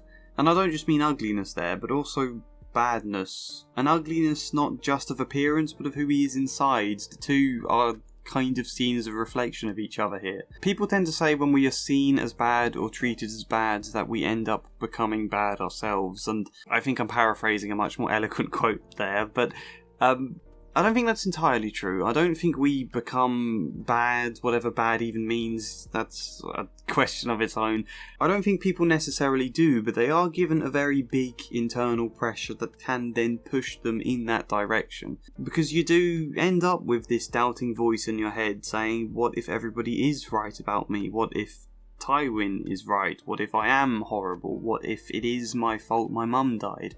What if the gods made me a dwarf as punishment for how vile I truly am? Doubts that might be particularly strong in childhood as well, but Tyrion's a rational man. He rationally knows some people are just dwarf. It's not realistically a punishment, that's just how the world happens to be. Rationally, I think he knows his dad is also pretty horrible, let's say. That his dad is unfair to treat him the way he does, and he might logically understands that, but it doesn't remove the part of him that also feels the opposite. If understanding something rationally was enough to heal, therapy would be very easy. You'd just tell someone it's not your fault and that would be the end of it. You know, it might be good to tell someone that, but it doesn't resolve everything. The point is, what do you do when you've grown up partly believing you might be a bad person? Whatever you take that to mean, I think that depends on you. Unable to win your family's approval here, impossible for anyone to possibly love you, someone who makes the world a worse place. Part of you then might naturally want to fight against that idea and prove, no, I'm not a monster. So you might be keen to help out a wayward Jon Snow, which itself is interesting in how he helps him, partly offering kindly advice and generally looking out for him, but also partly taunting and insulting him at the same time, which I guess is in a very small way getting to do both things at once, help and also project his own humiliated feelings onto another. And he's very keen to make a saddle for Bran, enjoying how he proves Robb Stark's mistrustful opinions of him wrong. I think generally you can even say the way Tyrion deliberately sets himself apart from his family, the rational part of him that says, I'm not the monster, my father is, if anyone, my scheming evil sister. I'm a good person who actually cares about the weak. And so, by setting himself up as completely different to him, he can project all the negative feelings back their way. They are horrible to people, he is kind. I can even be kind. Kindness is not a habit with us Lannisters, I fear, but I know I have some somewhere. And so he's quite keen to be different in lots of ways. They'll be proud and dignified Lannisters, so I'll spend my time in brothels and taverns instead. I guess it's even spending time in the complete opposite places to them. I'll go off talking to the Bastard of Winterfell or exploring the Wall. Arguably there could be a part of him thinking, it's also these high-born noble lords and ladies that look down on me the most that make me stick out like a sore thumb in contrast to them, so I'll spend my time with the low-born instead, the whores and cutthroats, the people where I look less out of place. Although, actually also the people where he gets to be one above them at the same time due to his riches and title. In fact, we'll get to that. Generally though, aside of Tyrion deliberately setting himself apart and probably relishing in how he can rebel against his father that way, Tywin doesn't want me sleeping with whores, so I'll do exactly that. There's two issues with all of this though. The first one is that Tyrion says he chose to help Bran because I have a tender spot in my heart for cripples, bastards and broken things. The thing is, there's a difference between empathy and pity, I suppose. And when I look at a lot of Tyrion's kindly actions, I sometimes wonder if he leans more towards pity than genuine empathy. I don't know, you might disagree with this. Empathy is about having deep compassion and feeling for how someone else feels. Pity is more about feeling sorry. It's about having an understanding of how someone else feels and perhaps feeling bad for them, but not actually feeling their emotions yourself. I think it also can sometimes come with a power element to it as well, where in feeling sorry for them they're placed lower down than you. I'm so sorry you're struggling with this bad thing that I'm not struggling with and am so much better than, you know? I kinda wonder if we get that with Tyrion. Perhaps hence his eagerness to taunt Jon Snow even as he helps him. It all makes him feel higher up than this bastard boy or this crippled Bran. Or I think in A Dance with Dragons he largely pities the dwarf Penny without ever truly understanding her strengths. I guess he kind of does, but when Tyrion has a tender spot in his heart for the weak, the suffering, the exploited, the vulnerable, it is because he knows how it feels to be vulnerable and humiliated, yes, but not because he wants to truly help them grow beyond those feelings so much as projects that side of himself onto them, getting to then both feel better than them, but also getting to feel good for helping them, getting to partly feel like he's helping and symbolically healing himself through the healing of another, I guess. Not truly healing, but the satisfactory illusion of it. I can talk more about that point if it's not clear, ask me in the comments. The other issue though with this side of Tyrion trying to do good, trying to prove not just to the world, but also critically to himself that he isn't a monster. In fact, I think when you factor in how his father has often stated he wanted Tyrion dead, it's also probably a quest to prove to himself that he deserves to exist, which is awful. You get in A Clash of Kings Tyrion's attempt to become the hero, partly. There are arguments against this statement that will become important later on, but while Tywin is off nobly burning innocent civilians to death, he names Tyrion to be Hand of the King in his stead. Why Tyrion? Tywin says it's because You're my son. which is his usual manipulation to partly sucker Tyrion in, but I think it's largely because Tywin does know Tyrion possesses useful abilities, that his relationship with both Joffrey and Cersei already means he's not just going to be a yes man to them, and also I think Tywin believes that once he does return to King's Landing, he'll easily be able to sweep away any power Tyrion might have amassed in his absence. Either way, Tyrion has temporary but very real power, with which he plans the defence of King's Landing against the invaders, he saves the city, he even leads the charge himself with a rallying cry. He is, in many ways,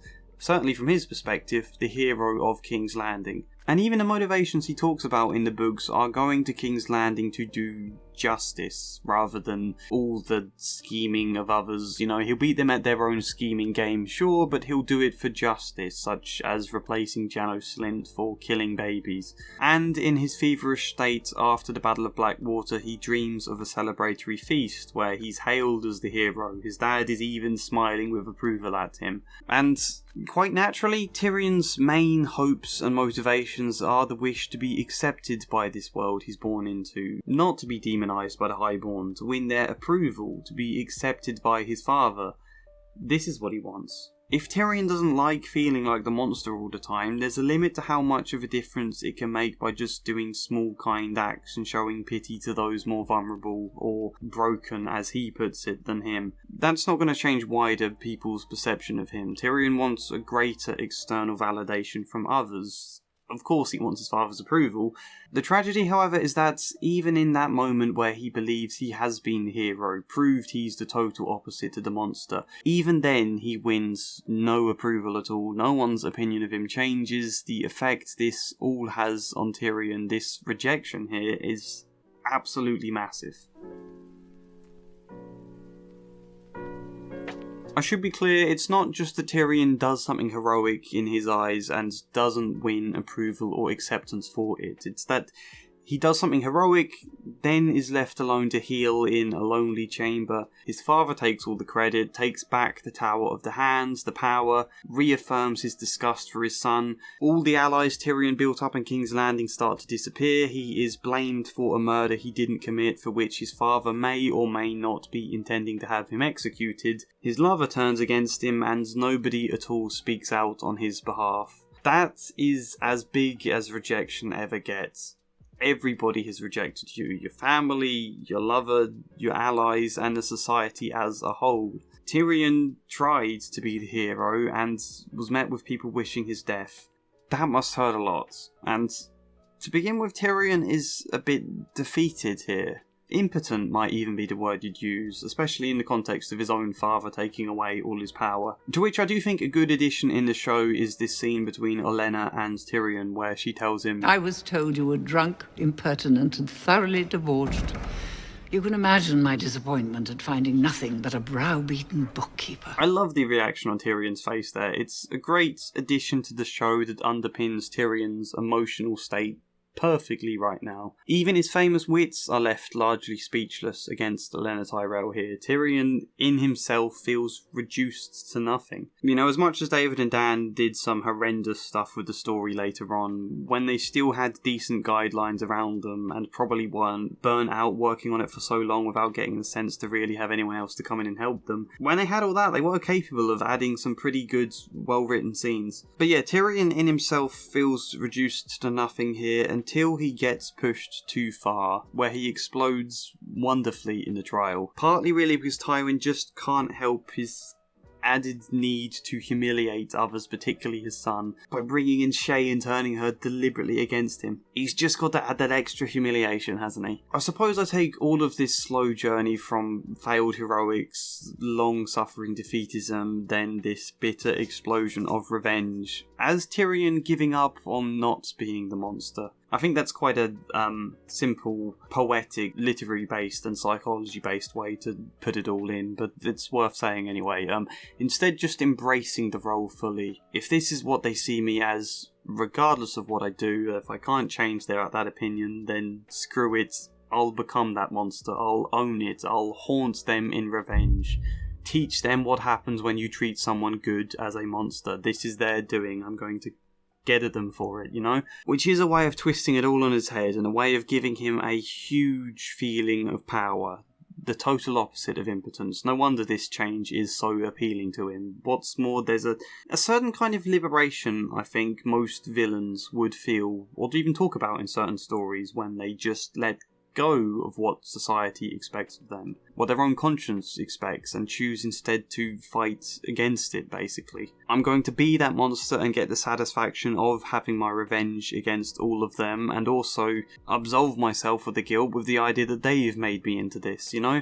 In the show, Tyrion, though, comes out of all of this trial as still basically a good person, which makes his outburst there feel a little sudden and extreme. In the books, though, I think he is a villain, and I think he's set to become increasingly brutal and villainous once he meets Daenerys. He could be perhaps a very bitter voice in her ear that will feed the more extreme, brutal sides of her character. He might be the one to bring that out of her. But we do have to recognise that Tyrion has been bitter and vengeful already. He has spent a childhood dreaming of killing both his sister and his father.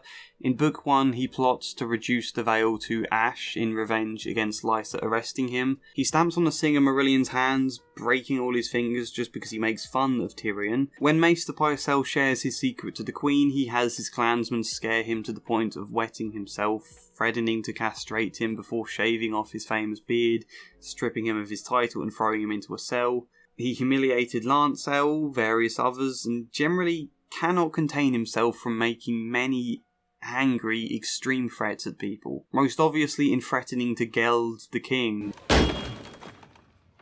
Then you'll be fucking your own bride with a wooden cock. Or telling Cersei all her joys will turn to ash. Day will come when you think you're safe and happy, and your joy will turn to ashes in your mouth. A very angry, vengeful side bursts out of Tyrion when he feels slighted. A side at complete odds with the supposedly composed, calm, empathetic, witty Joker. I think we can draw two things from all of this. One is that Tyrion cannot stand laughter any better than Tywin can, which is unsurprising. You know, not only would he have grown up inheriting Tywin's belief that being laughed at is a great insult and a sign of your weakness and it all needs to be crushed, but Tyrion would have also been forced to endure a horrendous amount of humiliation for being a dwarf, for supposedly killing his mother when she died in childbirth. There's even the theory that Tyrion is actually the child of King Aerys and Tywin's wife Joanna, which I don't think is going to be true, but there's certainly enough suspicion that Tywin might have partly worried that was the case, and that would add to his disdain for Tyrion. All of it makes humiliation a horrible, horrible experience to prevent at all possible costs. For which, yes, a lot of the time Tyrion tries to outwit others in response. That's his strength. He can't intimidate people physically, really, but he can turn mockery back on them. That feels good. That makes him feel powerful instead of powerless. My mind is a weapon. My brother has his sword, King Robert has his warhammer, and I have my mind. The problem is, outwitting people doesn't stop them, say, the way Tywin's death stare and brutal history would make anyone too afraid to laugh at him openly. Outwitting someone might shut them up in the short term, but it will also leave them angered, eager to retaliate somehow. They'll keep trying to one-up his great wits. Hence, no amount of smarts or slaps stop Joffrey from relishing a chance to try and humiliate Tyrion. Sure, he might be able to run rings around Joffrey verbally and others, but it won't stop them dumbly, repeatedly calling him imp. And when being called imp hurts Tyrion, he'll want to do more to stop that completely. Hence the rage. Of course Tyrion grew up with a hell of a lot of anger. The only way you wouldn't growing up in his situation was if it was all suppressed into an empty numbness or that kind of defeated impotency that we've already seen. I suspect his drinking also makes the rage worse, as does his father. As much as I said Tyrion wanted to be the hero as Hand of the King to earn approval and validation, really, much more than that, he wanted to lord it over people who have looked down on him. He wanted power over this world of the Highborn. The Dwarf, the monster. the one they laughed at, but now I hold it all. The power, the city, the girl. This is what I was made for, and gods forgive me, but I do love it. He wants power in a way that is very similar to what I talked about with Tywin in his video, but just subtly different. Tywin wants power to build up this image of himself and to deny anyone the opportunity to ridicule and poke holes in that image. Tyrion wants power, yes, to stop people ridiculing him, but also for the very personal pleasure of having power over these people. I think there's a stronger element of revenge there. Revenge not just against individuals like Marillion who mocked him or Lysa who imprisoned him, but also this general society that does, or he imagines to, look down on him. This general society he projects onto as a faceless bullying enemy. That, and because it does very much build up his ego to feel like the brilliant schemer, one step ahead of everybody. Hence how he's constantly telling himself how brilliant a job he's doing, to the extent he doesn't really notice any of his mistakes. Anyway, this was the second point to draw out. The side of Tyrion that wants to be more like Tywin. People generally fear Tywin the way Tyrion wants to be feared himself.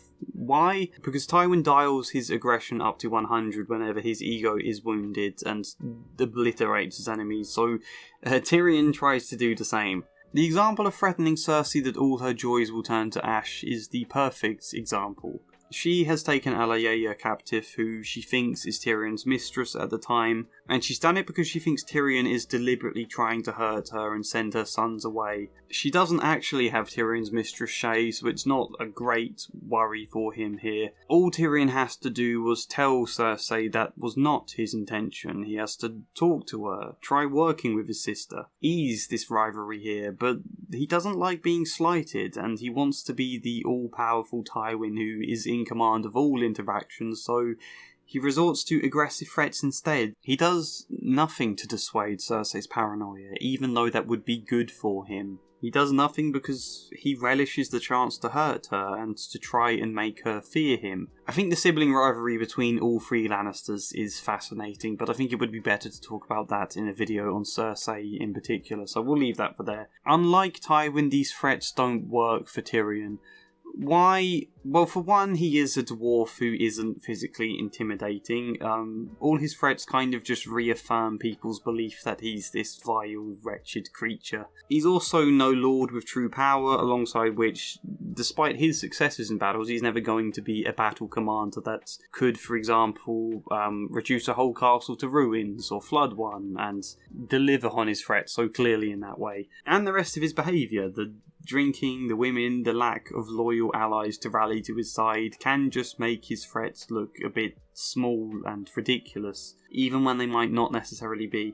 In that sense, the rage, the vengeful side, the part of him that gives into this monster rather than fights against it, was always there. His change doesn't come from nowhere. Of course, Tyrion growing up has been left with rage and bitterness and, I should say, trauma, which may inform his explosive responses. People then react to that as though it proves he's a monster, which will again then make him feel even more doomed to this image people have thrust onto him. Whilst it's certainly not inevitable he'll become that, and I certainly don't like the phrase that the abused becomes the abuser, because he doesn't have to be. Things might actually have gone quite differently for him in this story. For now, there was another reason for me mentioning this more vengeful side of Tyrion. It's because at his trial where he is condemned for the murder of Joffrey that he obviously didn't commit, he declares, I'm guilty of being a dwarf.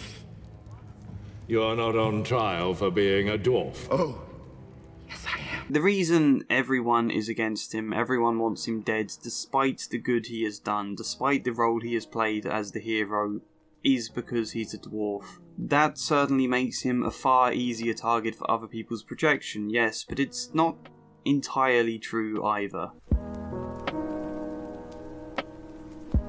So this is a section of the video that I could have easily just titled, despite the show consistently telling you Tyrion is the smartest person in Westeros, whilst also showing through his foolish actions that he's the exact opposite. A Tyrion in the books was never actually meant to be seen as that smart to begin with. It's a very snappy title. It's all to say that Tyrion spends his time as Hand of the King feeling very smug about his accomplishments. seeing himself as a brilliant schemer who's unmatched in his ability to play the game, all the while Varys and Littlefinger are kind of running rings around him. But Tyrion does do a lot of clever scheming things to get ahead. He replaces Janos Slynt as head of the City Watch, not for justice really, but because he wants someone he's in charge of as head of the City Watch, rather than someone in his sister's pocket. Which is also why he throws Pycelle in the dungeons, why he tries to get Lancel Lannister to spy for him, and various other changes. He does a lot of it in clever ways. He gets people like Bronn with other sellswords on his side, and the clansmen, and it all amasses him a great deal of power temporarily. We see often that Tyrion has a tendency to turn to mercenaries for support. It makes sense, because Tyrion has access to vast wealth, and he's not the Jaime Lannister sort who might be able to inspire loyalty, not readily anyway. Tyrion would have to spend a huge amount of time over the course of his life building up a very good reputation for himself, showing people a nobler side to himself, let's say, and even then it's going to be difficult. Buying sellswords are much simpler. Also, I just think emotionally, Tyrion likes sellswords because it's straightforward. He knows exactly what they want, and therefore knows exactly how to keep them on his side. It doesn't require complex manipulation and favour and all sorts else. Which I think is similar to what we see with women here. Tyrion turns to sex workers because he doesn't truly believe anyone would actually love him. He seeks out this half illusion of love. In that sense, it's unsurprising that he likewise turns to sellswords for friends, or at least allies. So that is true, but sellswords also have the massive disadvantage that they can be easily put aside and hold no true loyalty to Tyrion. As much as Bronn likes Tyrion, he won't fight for him as his champion against Gregor Clegane. Tywin cleverly makes Bronn a knight, giving him more than Tyrion himself can give him. More so though, all of Tyrion's threats, his vengeful acts, and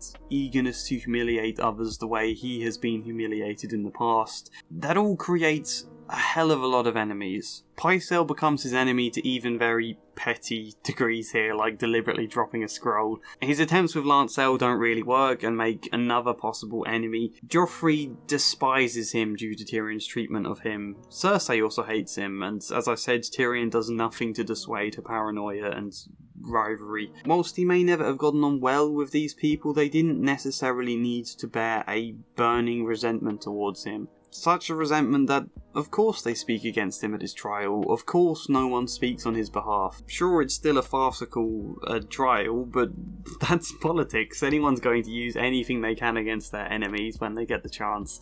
Tyrion gives them so much ammunition to do so.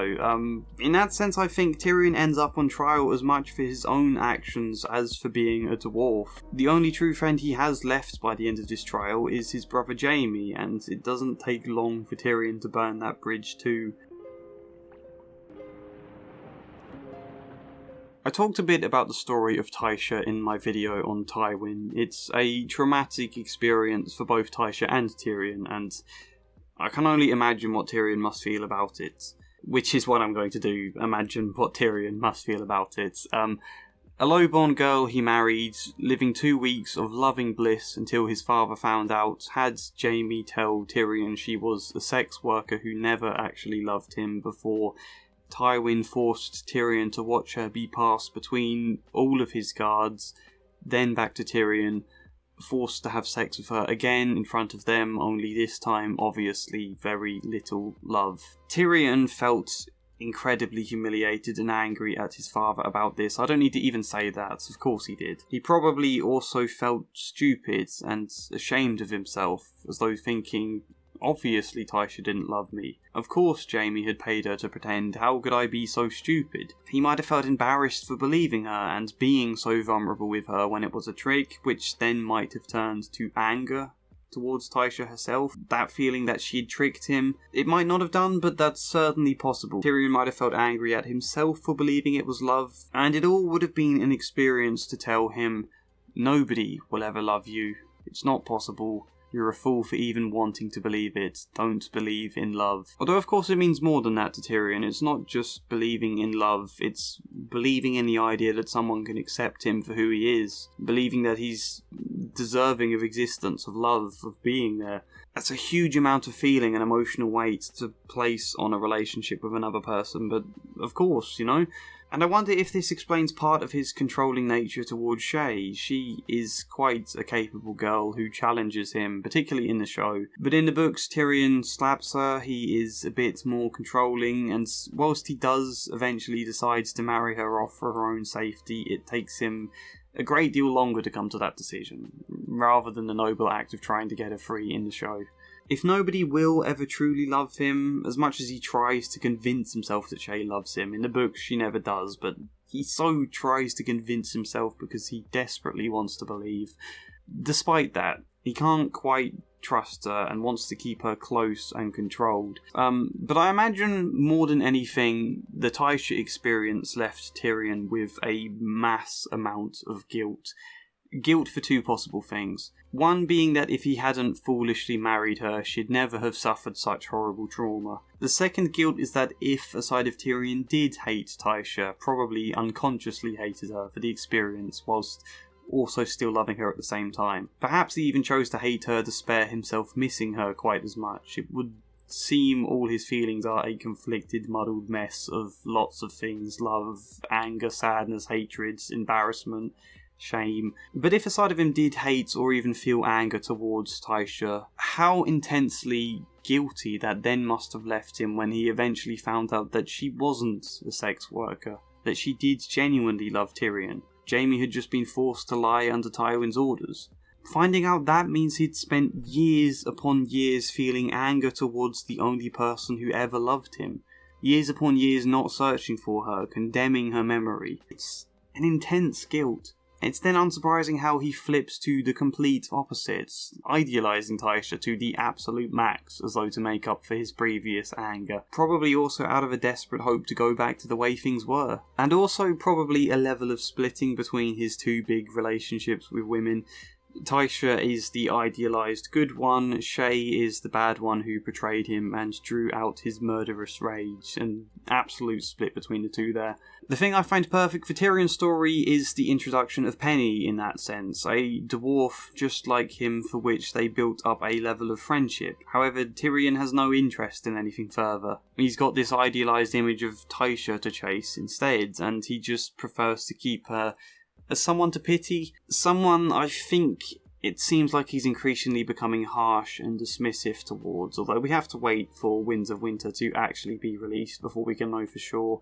At the very least, she reflects Tyrion's split feelings here between someone good to partly admire. I think he does sort of admire her, and then also a side of her that reminds him of Shae and draws out his anger. That makes it all very difficult for Tyrion to truly get close, not necessarily romantically either. Tysha, I guess, in that sense is the closest thing Tyrion ever had to a good female role model, because he never knew his mum, and Cersei was certainly not a good example as an older sister. Shae, in the end, betrays him.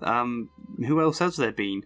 Despite some flaws, I think Penny could have a positive effect on Tyrion. I think that's possible. I think she shows his potential to possibly change for the good. She is not chained to her pride and insecurities like Tyrion. She is not compelled to say what she likes to people the way Tyrion can't help mocking and leads himself into trouble. She could really give him the chance to come to terms with who he is as a dwarf and a person, not hating himself for it. But I think his feelings of women are too I don't know what the word is, trouble, I guess, to really let her have an effect on his heart. Again, not necessarily romantically. Plus, instead, he has this idealised dream of Tysha, who, even if he found her again, would not be able to pick up where they left off, probably. I expect she'd want nothing to do with him. But they only knew each other for 2 weeks. As much as I say she might have been a good female role model, that's no time at all. Perhaps that's me even putting a load of idealisation onto her based on Tyrion's idealisation. Maybe I'm getting caught up in his thoughts there. Tyrion likes Penny, but he doesn't truly want to be like Penny, I guess you can say. Even now, he still wants to be like Tywin. Perhaps in the same way Tywin doesn't want to think he is anything like Tyrion. Tyrion doesn't want to think he is like Penny. I don't know, I need to reread their scenes to think about that more. Let me know what you think. For now, let's move on.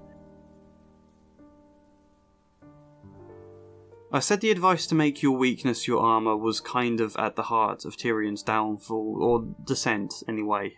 Such advice could be good if it meant recognising the strengths within your weaknesses, accepting them for that and trying to build on it. Most weaknesses are also a strength in many ways. For Tyrion though, it seems to more mean shielding himself against the rejection. Not even just fronting that you don't care about people's insults, which can be okay, but needing a real armour to defend yourself in a way that just teaches you the dwarfism is something he should feel bad about, is something he needs to deeply defend against. I hope that makes sense. It's quite a subtle but important difference. Many rejections he has suffered consistently across his life to the point he quite understandably struggles to bear it anymore. How do you go on then, trying your absolute hardest to be a good person, to set yourself apart from your family, to be accepted by the world as someone noble and worthy of belonging, if your every painstaking attempt to do so only leads to further crushing rejection? That's incredibly hard, so he forges a lot of shields and armour, fronting his humour, twisting mockery back on others, being as lowly and gruesome as he's said to be in his drinking and rudeness and endless sex. Not that it is necessarily gruesome, but that's how it's seen, you know. I suspect even his very impulsive need for pleasures are a defence of their own too, and then also being more of that monstrous image in the darker, crueler sense of the word. Yeah, I am that monster, so what? That sense of liberation I talked about. Freeing yourself from having to care about who you are in a way that doesn't actually free you so much as just suppress your resentment about yourself. By embracing the person he's accused of being, he shuts himself off from the projection, but also at no point really comes to terms with himself. It doesn't resolve the burning part of Tyrion that hates himself for not being tall, for not being someone that people wouldn't be able to vilify. Which is why Penny is a great example of the very difficult but better journey he could take towards something slightly happier. What we do know anyway is a stage performance Arya watches of Westeros with a very devious, stereotypical image of Tyrion taking the stage. A version of Tyrion that fails to show all of the humanity at his centre that we've come to know and like him for, yet also paints a stark image of the sort of person he is becoming.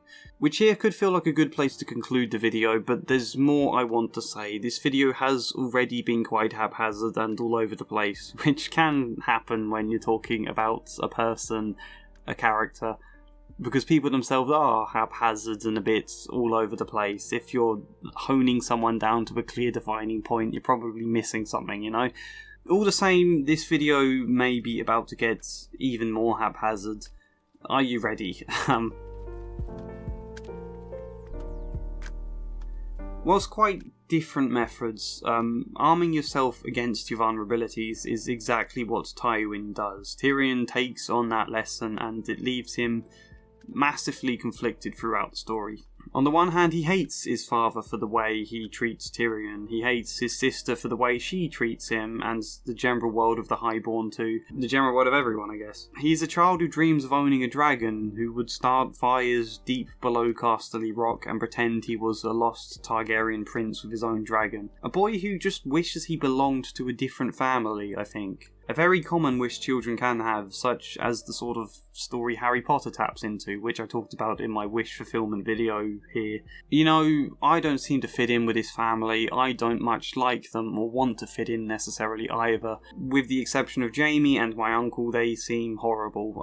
I'll dream of some other family where I do actually belong. Maybe I'm just here as a mistake, maybe I'll find there's another family that wants me, or maybe I'll find I'm a Targaryen, the greatest family of all, and I'll end up being revered. The Lannisters would have to look up to me then, rather than the other way around. Wanting to have an identity set apart from this House Lannister where he doesn't belong, and partly doesn't want to belong either. And part of this hatred then fuels vengeance. He imagines burning his father and his sister with dragonfire. He enjoys enraging his sister, feeding her hurt and paranoia, even when it leads to bad consequences for him, just as he enjoys mocking his father. Knowing full well how his father hates mockery, it's the best revenge he's able to really exact. An impulsive, flippant throw of wit, which also makes Tywin feel a little less scary in his eyes, I'd suspect. When Tyrion is afraid of Tywin, particularly when he was young, finding ways to mock his father would ease some of that fear, make Tywin seem a little less towering and impossibly powerful,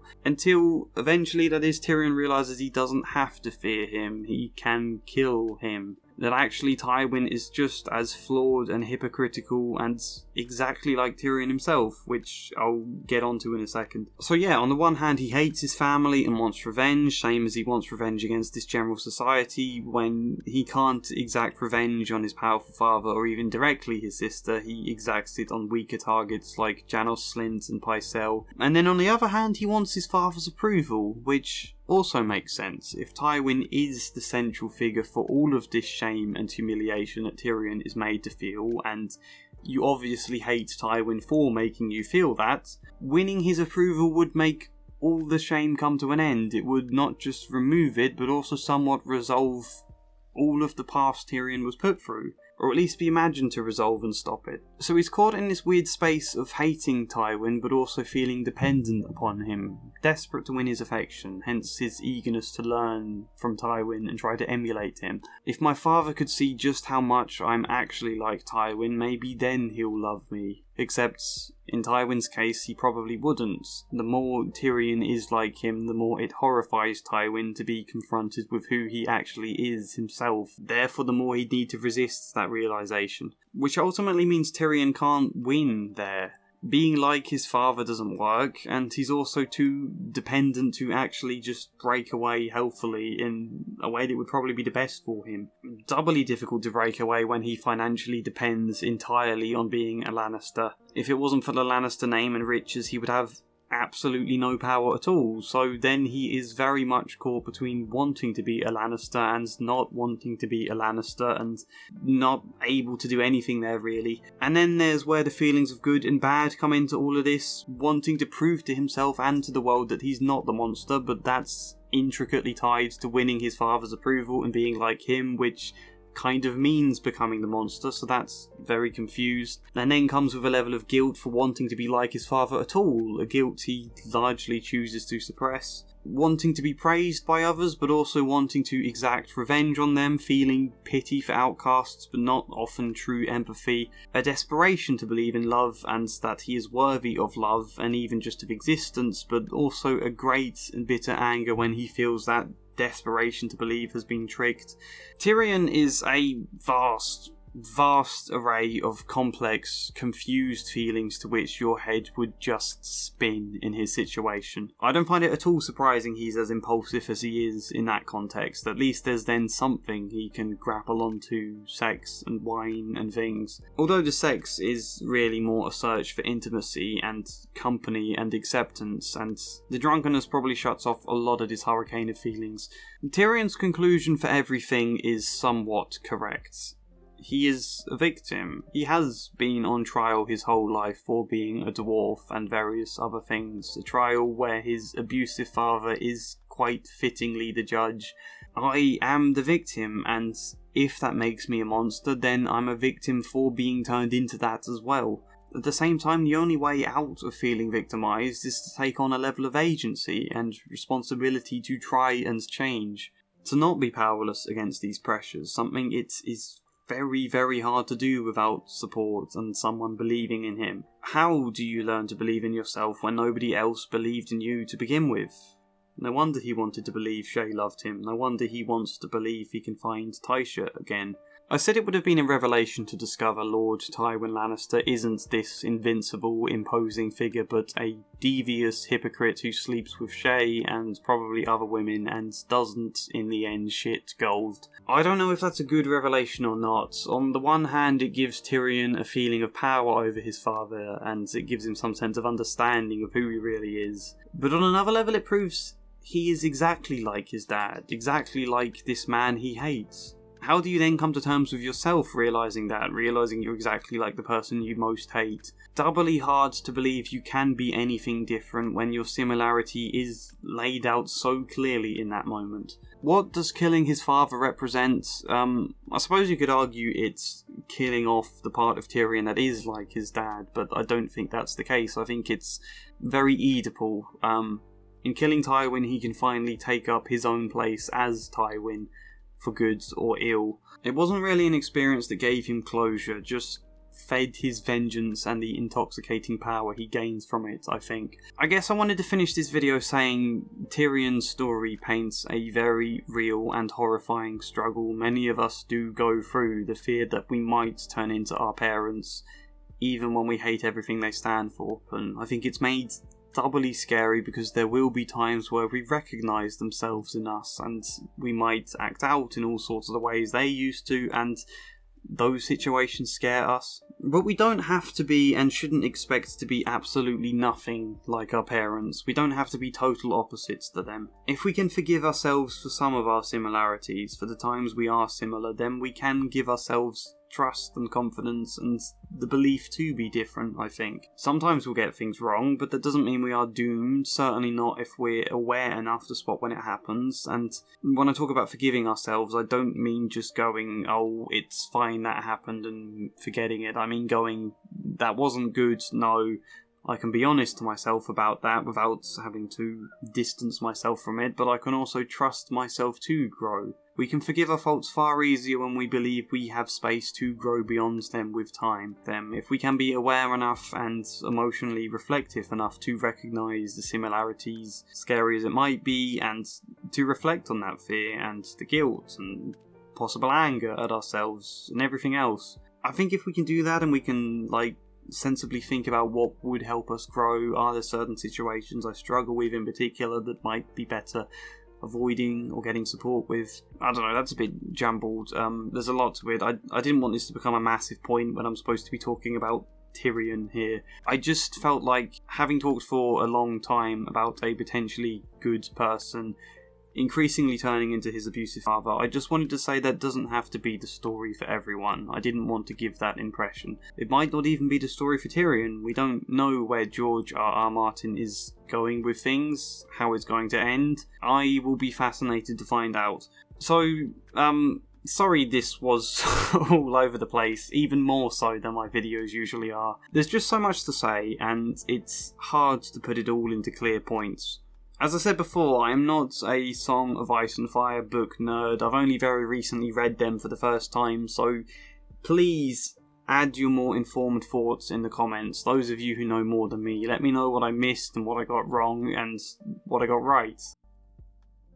Well, that was a particularly rambling analysis, even by my standards. I was never too happy with this video, I think, because I remember how much I rushed this one. The Tywin video had done well. I was looking to build on momentum while I still had it, so I scrambled to make a Tyrion video as quickly as I could, but I was still reading the books at the time. I started skim reading his A Dance with Dragons chapters to be able to make this one quicker, and I think that shows here. I think there's a distinct lack of analysis around his relationships with Penny or Jorah. Although having said that, I can't think there's too much I want to add now. Whilst it was rushed, I don't think it's exactly flawed. I forget in my oldest videos that I didn't say the phrase SA, but I said the proper term there, as you hear in this video, and at the time I felt like that was the right thing to do. I didn't want to be afraid to discuss difficult topics. I didn't want to present the idea that we should be afraid, because I think a lot of the time that's part of why survivors of SA can get dismissed or overlooked. The rest of society doesn't want to talk about it, feels uneasy to do so, and that's a problem. But there is something very stark about me saying that word here nonetheless. You want to be able to discuss difficult topics in a way that makes them feel safe, and I know that word can be triggering for a lot of people. Obviously, I don't want to put people off watching, and then obviously YouTube monetization punishes that kind of thing a lot more than it used to. I think you can see my confusion also about whether to use the in-world term of whore for characters like Shay, or whether to use something like sex worker, like I do in this video, where I didn't in the Tywin one. Saying whore sounds very blunt and like I'm being derogatory, and yet the second one also feels out of place in the context of Westeros. But none of you are listening to this to hear me waffle on about what terms to call things. This is a tangent. Let's get to the point. Firstly, there's the whole discussion around Tyrion trying to be the hero that I like in this video, but I never linked it back to the confusion he has around Tywin. He wants to be a hero partly to prove this perception of him wrong, to finally win adoration, and also to distance himself from the Lannisters, right? It's a part of why he goes to the wall and talks to Jon and helps Bran and things. Hey, I'm not like my father, I'm a good guy, alright?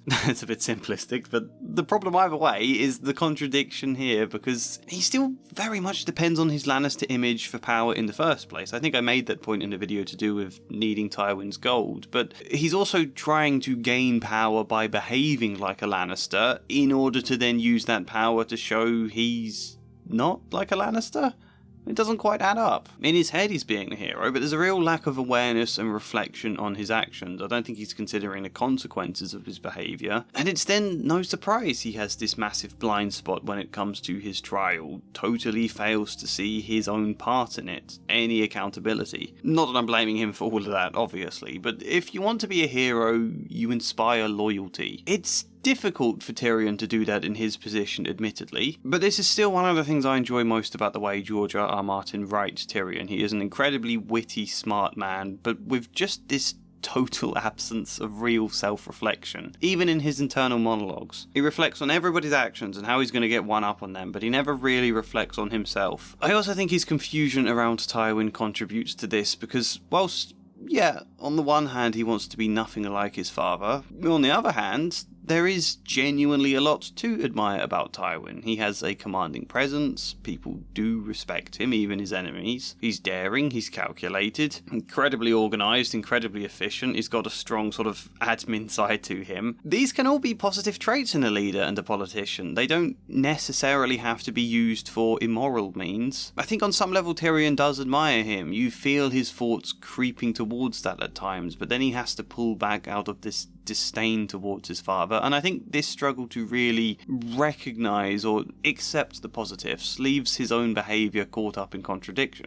There are some things I like about my father. What are the things I like? Why do I like them? How can I use them in a better way than he has? These are uncomfortable questions, and it's not going to be the case in all situations, but sometimes it can be very important to look at your abusers and recognise there are some things you do feel positive about. I'm going to caveat this in a second, but yeah, to go, my dad was awful, and I have so many negative feelings, but I do also have this one positive memory about the time he took me to the beach, or times he used to make me laugh, or whatever it is. There are some memories I cherish with him. Does that mean you should excuse the bads? Absolutely not. This isn't about coming to some conclusion about how good or bad he is, and it certainly isn't about dropping your boundaries. That would be a mistake. But it is about giving space for all of your feelings, no matter the contradictions, no matter how right or wrong those feelings might be. Giving them space in order to process them and move forwards. But it's difficult to do that because it feels like excusing them, right? Like, that's the last thing you want to do. You feel like it's a weakness to feel any positivity towards this person, that it threatens to let that person back into your life. Again, boundaries are very important, sometimes even cutting them off completely. But if you're pushing the mindset that absolutely everything is horrible about this guy in order to defend yourself from your more confused, conflicted feelings, that makes it doubly frightening if you do then share certain traits, or you have learned certain lessons from them. Because now you're feeling like that's a bad thing, and now you're suppressing your awareness of it even more, and that's then giving it more control over you. Which I think is kind of what happens to Tyrion post-Tywin. Killing his father is more symbolic of internalizing him than it is defeating him in this example. And failing to ever process which parts he feels good or bad about in relation to his father, he ends up just flipping from one extreme of hating him into the other of becoming so much more like him, without even much awareness of that change or the problems here. In his head, this is like a rebellion against his dad. It's the ultimate revenge to take his place, but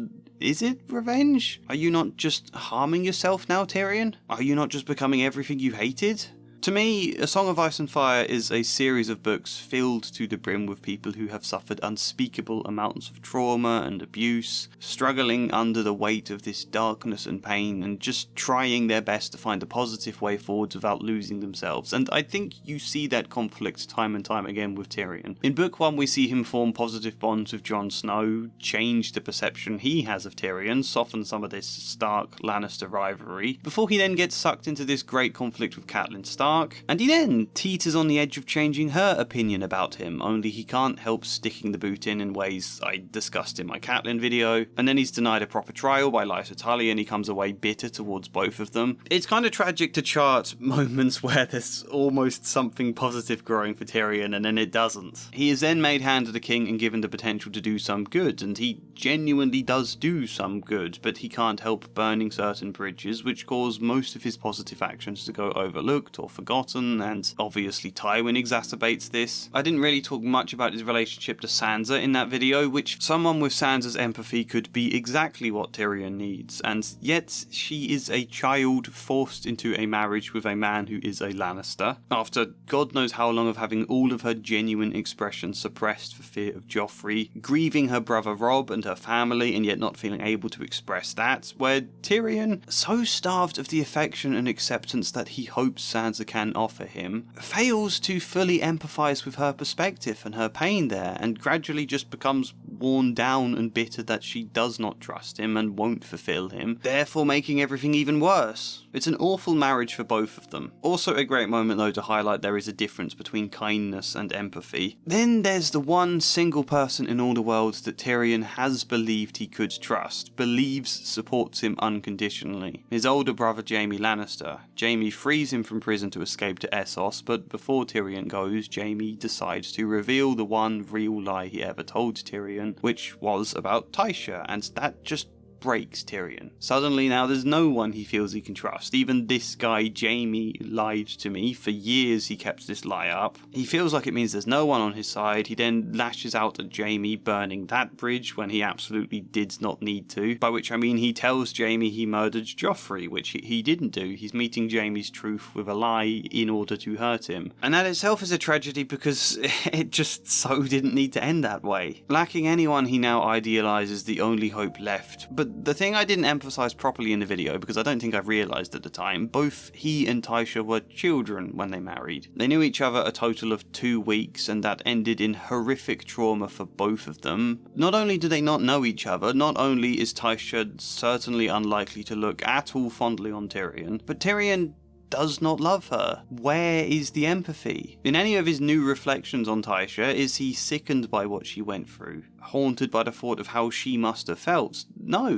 there's no consideration for her perspective. Simply what she represents to him, this image, this symbol of lost acceptance. Tyrion isn't thinking about Tysha as a person at all. And so, in terms of his growth, this revelation doesn't actually change anything for Tyrion. Even finding Tysha probably wouldn't change anything. Penny is the real example where you do feel like Tyrion comes closest to changing, and he has good moments still. He is often somewhat empathetic towards Penny, although this is still contrasted with a lot of cruel and cold thoughts about her as well. He does somewhat listen to her. She tells him, for example, there is nothing wrong with being laughed at, that it is honourable to make people laugh, and Tyrion does change there. He learns to somewhat tolerate mockery, and in his final chapter we see him showcasing that, not rising to the bait every time Brown Ben Plum mocks him or calls him imp. So I think it's not just that change, but the fact he is able to listen to her and take that in and evaluate himself there is a positive, but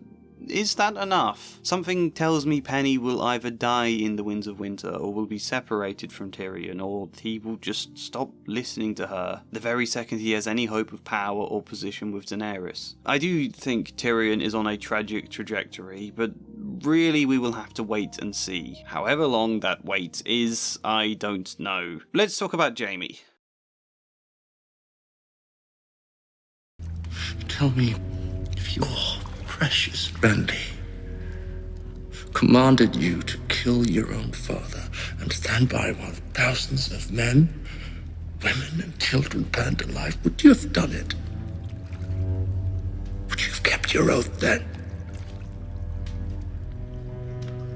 So it's time to talk about Jaime Lannister, and immediately it makes me think back to what I said at the start of my video analysing Tyrion. Tyrion with his iconic advice to Jon Snow. Wear it like armour. And I said it's kind of funny how many articles and blog posts you can find online talking about the inspiring wisdom of this advice when it's an approach to living that kind of underpins everything that goes wrong for Tyrion. Well, that advice also largely sums up Jaime at the beginning of the books. Likewise, for him, it's advice that spares him pain, definitely, and perhaps that's what he needed at the time, but we also see a Jaime who needs to grow beyond that. Effectively, his character arc so far in the books is all about shedding that armour. But there's lots to say about Jaime. What can we make of his past? What about his relationship to Cersei? What can we say as a whole about his psychology and his behaviour and where he might be heading in the books? And that is the books, not the show. He's very different here. I might loosely draw on some scenes from the show, but really, mostly this is about Jaime from the books because he's better. So yes, I am a counsellor. I've made lots of these videos breaking down the psychology of characters. Feel free to comment wherever you can, add to the discussion. But right now, let's just get into it.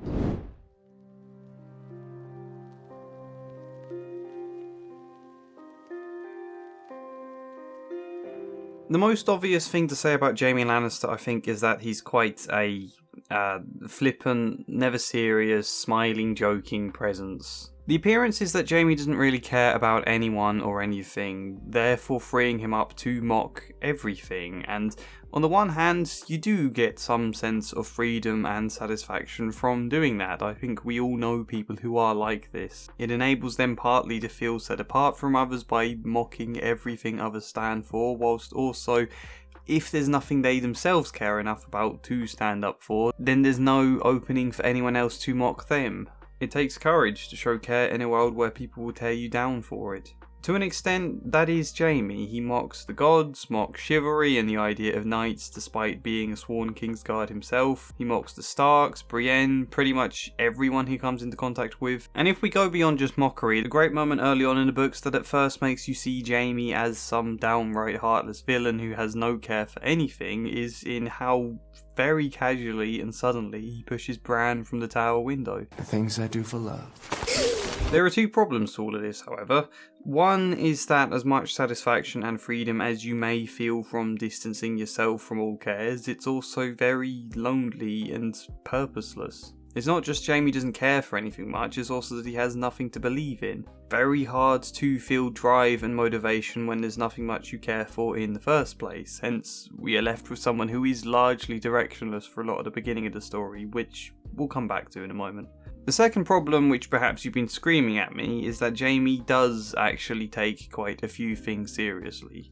He does care. This is what I mean about Tyrion's advice to make it your armour. Jaime has been disgraced as a Kingslayer in the eyes of most of Westeros. He is viewed and treated like a dishonourable knight with no standards or shame, so he embraces that image, that role the world gives him. Why struggle the incredibly difficult battle of social opinion, trying to prove to people, no, I am not dishonourable, I am not a Kingslayer? Why try that when you can far easier just lean into the role? Turn it from a thing of shame into something you're almost proud of. Or maybe not proud, maybe just indifferent. If this is how they see me, that's fine, that's how I'll be.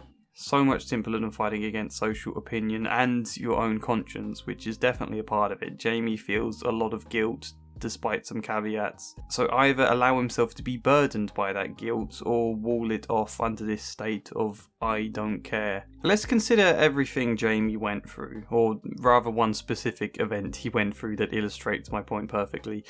Jaime was a kid who wanted glory and honour and acclaim. The thing about Jaime there, I guess, is that despite all his complex and scheming family, he himself, what he wants is incredibly straightforward and always has been. Jaime wants his name to be remembered and said along the likes of Arthur Dayne. And yeah, while his motivations for joining the esteemed Kingsguard who swear their life away and their titles and lands to defend King Aerys for the rest of their life, yeah, his motivations were mainly to be closer to his sister Cersei and possibly a middle finger to his father, seeing as becoming a Kingsguard meant forgoing all rights to land. He also desired the glory of such a position. He considered joining to be one of the happiest days of his life, only for that joy to quickly sour. He discovered very quickly that King Aerys had only taken him on as the Kingsguard as a petty revenge against Lord Tywin, robbing Lord Tywin of his heir, so there's very little glory in just being the puppet of someone else's rivalry.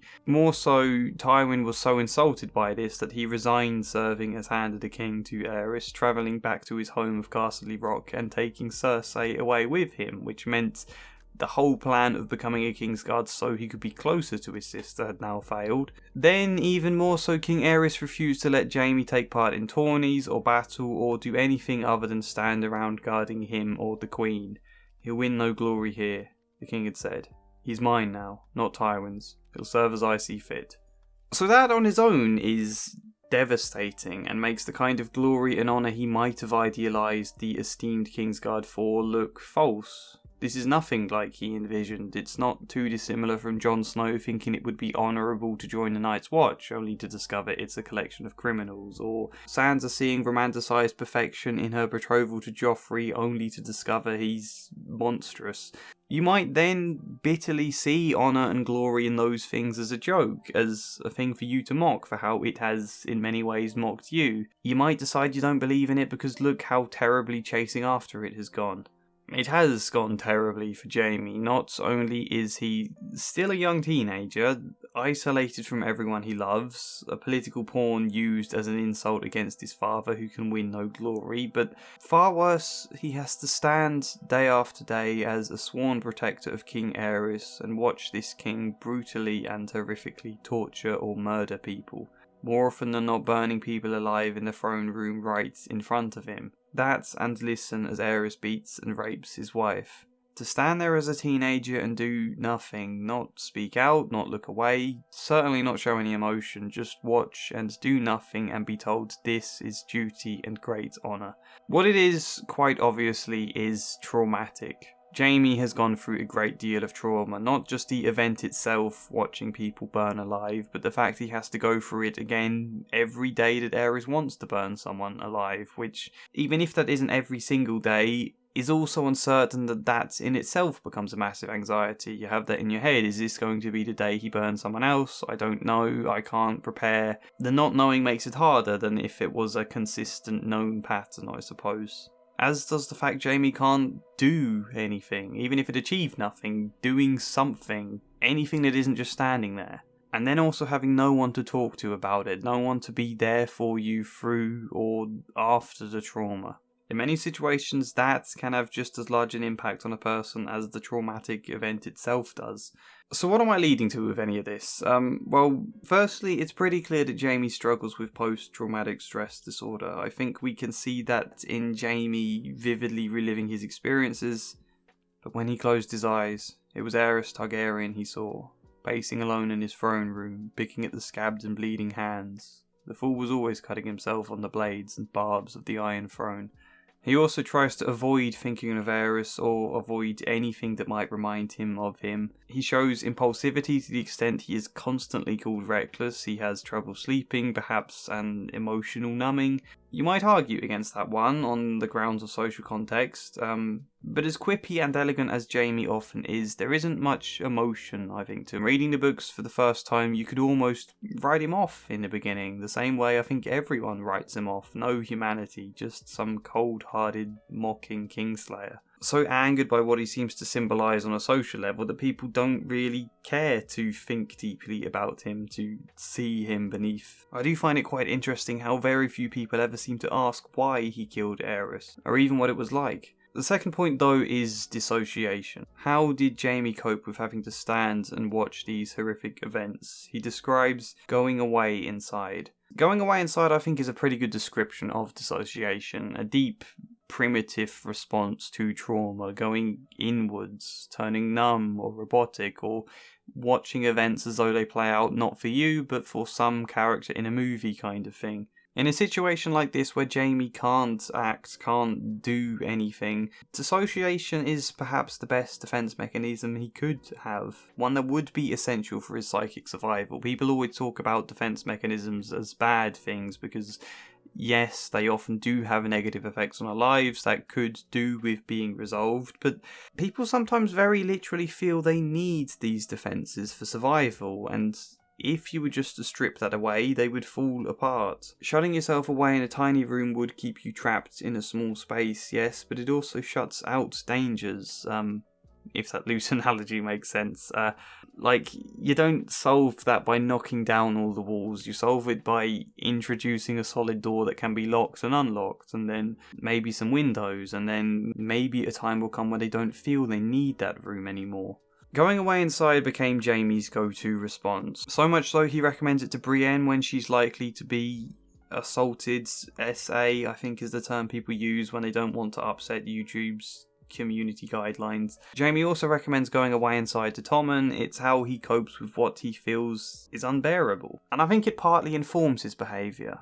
By which, I mean, yes, this general lack of emotion and care inside of Jaime that is distanced from all cares, goes about life as though nothing affects him personally, as though he's above it all, or not necessarily above, just elsewhere. I think that, combined with his quippy attitude, bolstered by an arrogance, probably correct certainty that he can beat anyone in a fight. That he doesn't need to worry if they're provoked, which itself gives him reasoning to feel aloof. I think all of that combines very well into this character of Jaime. Is everybody who's been through dissociation like this? Obviously not, no. That's why it's worth me illustrating. It's just part of these other aspects that weave together to make up who he is. I also think, though, it informs his behaviour in terms of this purposeless, directionless, unmotivated Jaime as well. Jaime has no clue who he really is in the beginning of the books or what he wants from life. He wanted glory, yes, he still sort of does, but those ambitions have gone awry, and he doesn't seem to know what to think anymore. Jaime just sort of drifts, buffeted about by the demands of Cersei or Tywin, doing what they suggest. It all strikes me as someone who feels half asleep, except in moments where his impulsive side can take over. Jaime is very impulsive in almost all of his decision making, deciding in a quick moment to push Bran from the window, deciding suddenly to attack Ned Stark after learning his brother had been imprisoned, even actually killing King Aerys. You'd think commonly people would deliberate very carefully when it came to murdering their king, making sure to think it through and probably even plan it out. Jaime seemingly did not plan to kill Aerys until he learns that Aerys was going to burn down the city, at which point he then acted very suddenly.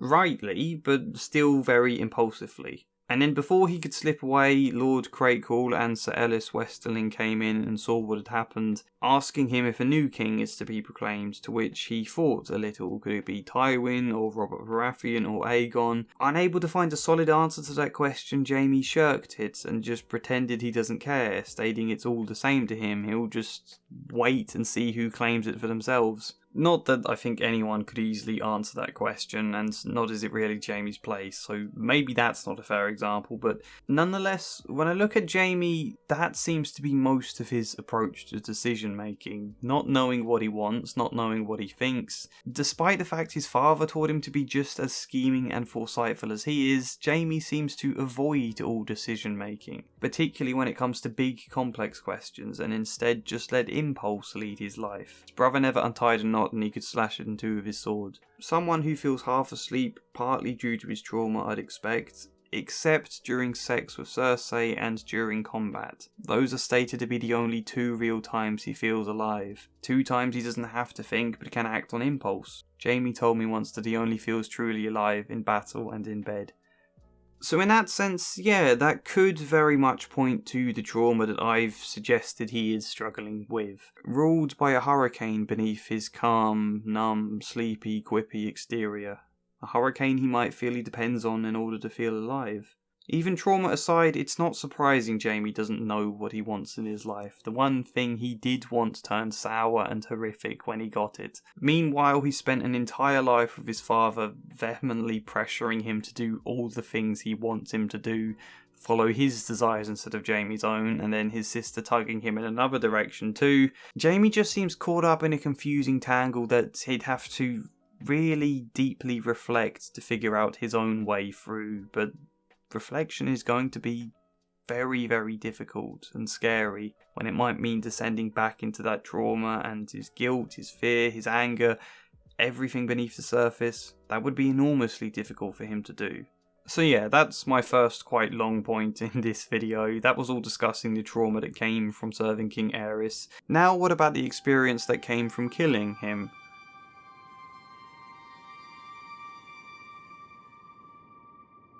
For what Jaime considers to be his finest act, killing the Mad King Aerys before he could essentially burn the whole city alive, Jaime is condemned as a Kingslayer. He was a Kingsguard sworn to defend and give his life to Aerys, not to murder him. This is perhaps the obvious point to make about Jaime, but it's still necessary we mention it. Jaime doesn't like being called Kingslayer and judged and frowned on like a terrible person. And yet he never defends himself, never justifies his situation, never tries to prove, no, I am good, what I did was heroic. Well, I guess he kind of tries to prove he's a good person later in the books, but we'll get to that. I've already touched on this. It's easier to lean into the role and make it his armour. Also, I think it can make you feel quite vulnerable to have to prove yourself and justify your decisions to others. It can make you feel like you're placing yourself below others, grovelling, begging at their feet for them to see the good in you, and that's just obviously not a comfortable thing to do. By what right does the wolf judge the lion? And in many ways, yeah, Jaime shouldn't need to justify himself to anyone, especially considering he saved an entire massive city of people. What other people think of him shouldn't matter one lick when he knows the truth of what happened, but that's presupposes Jaime himself does feel good about what he did, that he isn't conflicted and racked with guilt about it. When I see Jaime not defending himself for killing the king to save an entire city, or at least not defending himself until he gets to Brienne, I see someone who, yes, makes Kingslayer their armour, also, yes, probably doesn't feel they can explain. I mean, are people really going to believe that Aerys did have a massive stash of wildfire that he was going to unleash upon the entire city unless Jaime had him killed? You could prove there was the wildfire there, but that he was actually going to use it for that. It sounds a bit tenuous, especially when your dad is the biggest schemer in the Seven Kingdoms, and the moment you happened to kill the king is also the moment your father was already sacking the city at the same time. Looks a bit coincidental when you try to explain, and especially when you might be afraid that telling people about this massive stash of wildfire means placing that stash in the hands of other people who might do great harm with it, such as, interestingly enough, his sister. Those are all reasons to keep quiet and not bother defending himself. I do think that, but I also think it's hard to defend yourself against others' cold judgment when a part of you might feel like you deserve that judgment. Case in point, why is it Jaime is consistently haunted by the judging face of Ned Stark in particular? Very literally haunted. Ned's judging face crops up in Jaime's dreams. Is it because Ned was the first person to come upon Jaime seated on the Iron Throne, the most direct first person to judge Jaime for his act of kingslaying? Yes, perhaps in part. Was it because Ned Stark is the once living embodiment of honour, when honour seems to mean standing by and letting Aerys do what he liked, and the horrible hypocrisy of that? Yes, I suspect that plays a role too. Which is a side point, it's no wonder Jaime is so ready to mock the entire idea of knighthood when he watched 500 knights stand silently as Aerys burned people alive. And when he went to his peers in the Kingsguard about his concern, and Geralt Hightower tells him rigidly, "You swore a vow to guard the king, not to judge him." You know, if that is chivalry and honour, then of course Jaime mocks it. But anyway, Ned Stark. Perhaps the main reason his face haunts Jaime is because Jaime feels guilty about watching King Aerys torture and kill Ned Stark's father and brother, Rickard and Brandon Stark. Which he will feel guilty about, same way he'll feel guilty about all the people he's watched burned alive. Probably not out of any personal care for Brandon or Rickon Stark, but they were human beings. He watched absolute horror fall upon them. Whether or not he should or shouldn't feel guilt, whether there was anything Jaime could have done or not done or whatever, regardless, you would just feel guilt about that experience. And it seems like the rest of the Kingsguard tried to suppress their guilt under the rationale of their sworn oaths, and that it's not their place, their honour is to defend regardless. All of that stuff. Jaime probably tried to suppress his guilt with the same rationale to begin with, but then he broke that oath and killed Aerys. At which point it's very hard to retrospectively defend yourself with the rationale, "I swore a vow to protect him," because, you know, if you broke it later on, why not have broken it earlier when you saw him doing horrible things? If you were willing to break it to do the right thing then, why did you wait so long? Which principally seems to be Ned's reasons for judging him so, less because Jaime slew the king, but because of when he did it. Jaime could have much earlier broken his oath to save Ned's father and his brother, but it might have gotten Jaime killed doing so, so he just stood and watched, and then only broke the oath when war was already upon the king, when there was no one else to stop him. Whilst this is a conversation from the show rather than the books, it does seem a fitting one worth showing, even if I break it up a little for copyright reasons. He didn't deserve to die like that. Nobody deserves to die like that. You just stood there and watched. When I watched the Mad King die, I remembered him laughing as your father burned.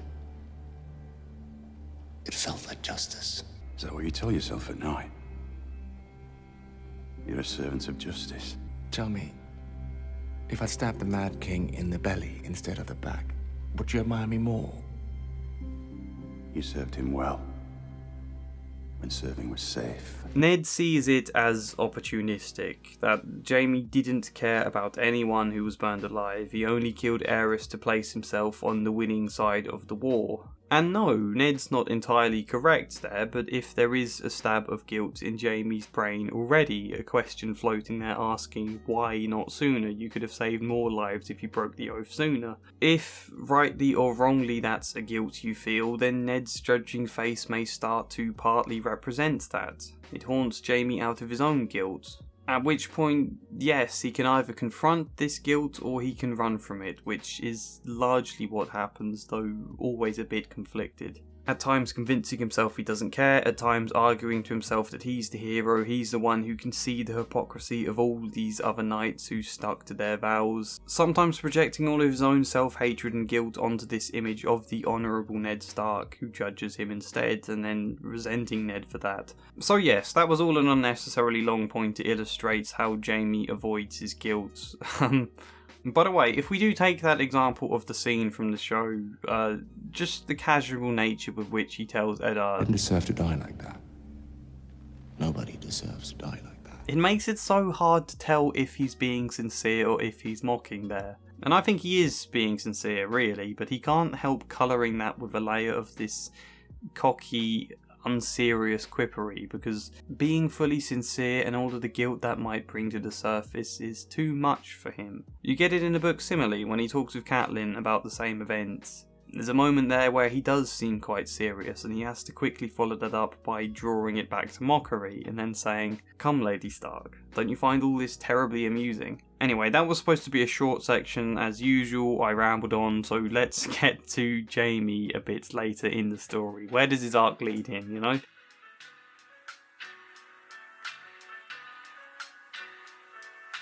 A lot of people talk about Jaime's arc as redemption, but I don't think that's quite right. They're not entirely wrong, I suppose. It could lead to redemption, but right now I don't think that's what's going on. After being captured by the Northern forces, then briefly escaping, and then being captured by the Bloody Mummers, Jaime gets his sword hand cut off. A hand that symbolises all of his shame, but also all of his pride, his power, his ability, his identity. Gone.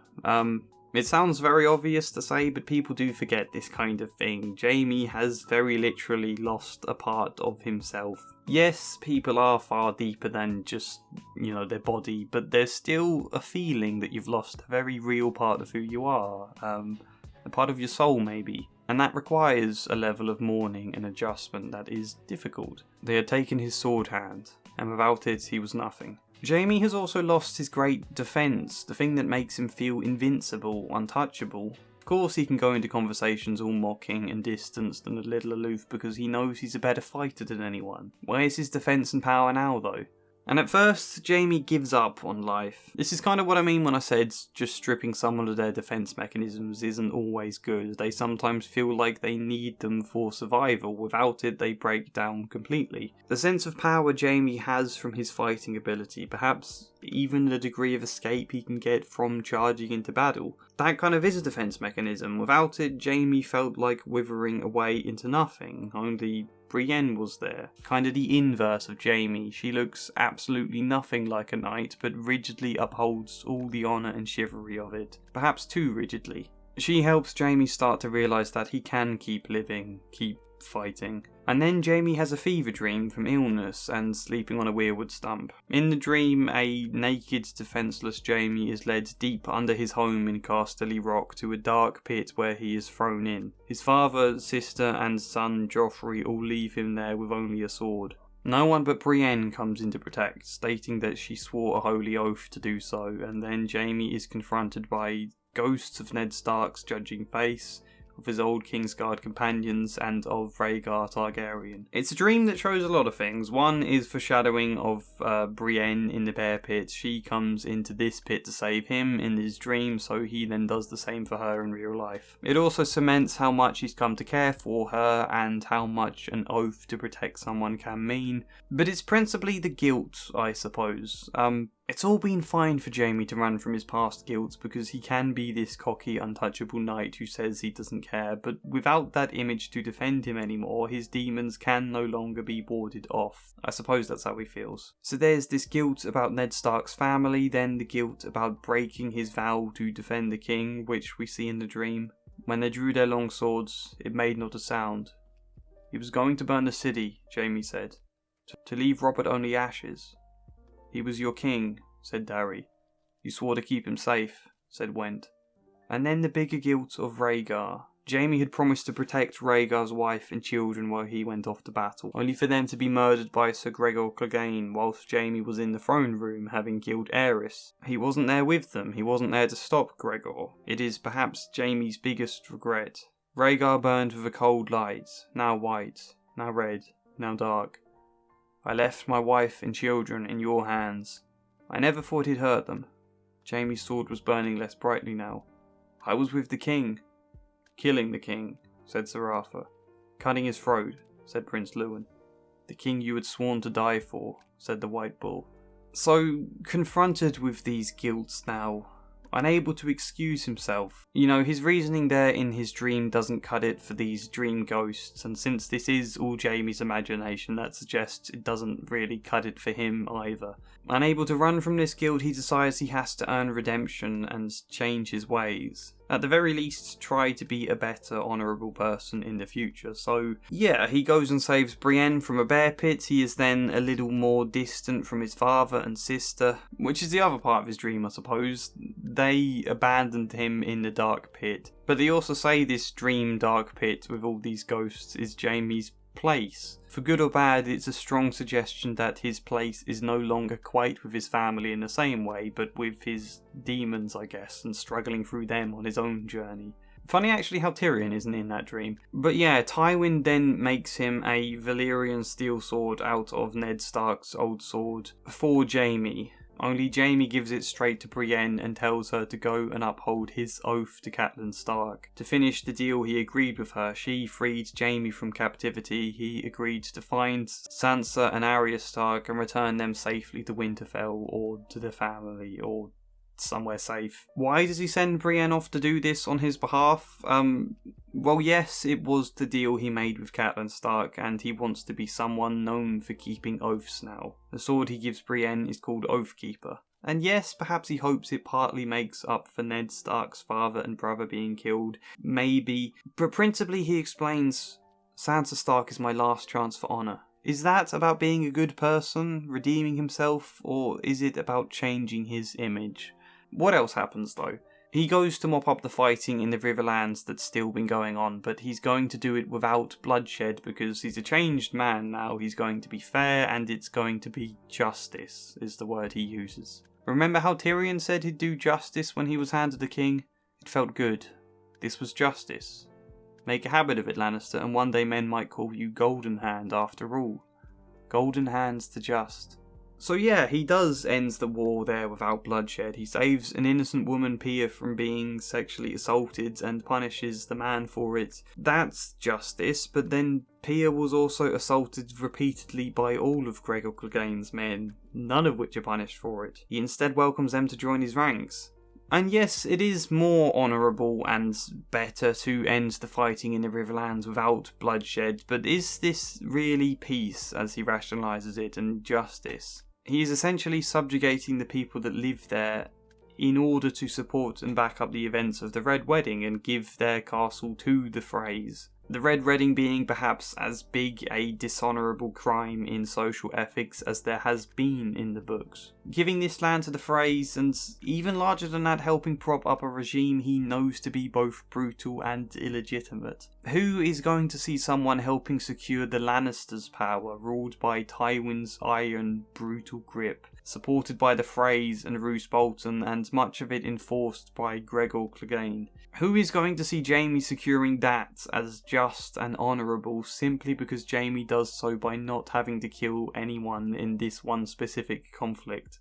The point is, Goldenhand The Just, as he hopes to one day be known, isn't quite so just as he tries to convince himself and pats himself on the back for being. If he was to really grapple with morality and true honour, he'd have to question the side he's fighting for, but he doesn't. He finds ways to rationalise what he's doing through very minor examples of goodness. His motivations really are the White Book, in which the deeds of all the Kingsguard are written. He wants good things written about himself, which can be a good motivation, yes, and I don't mean to say there isn't part of Jaime here that's driven by his past guilt and making up for them, but all the same, this does seem largely about self-image. This seems largely the same as a teenage Jaime wanting to win glory.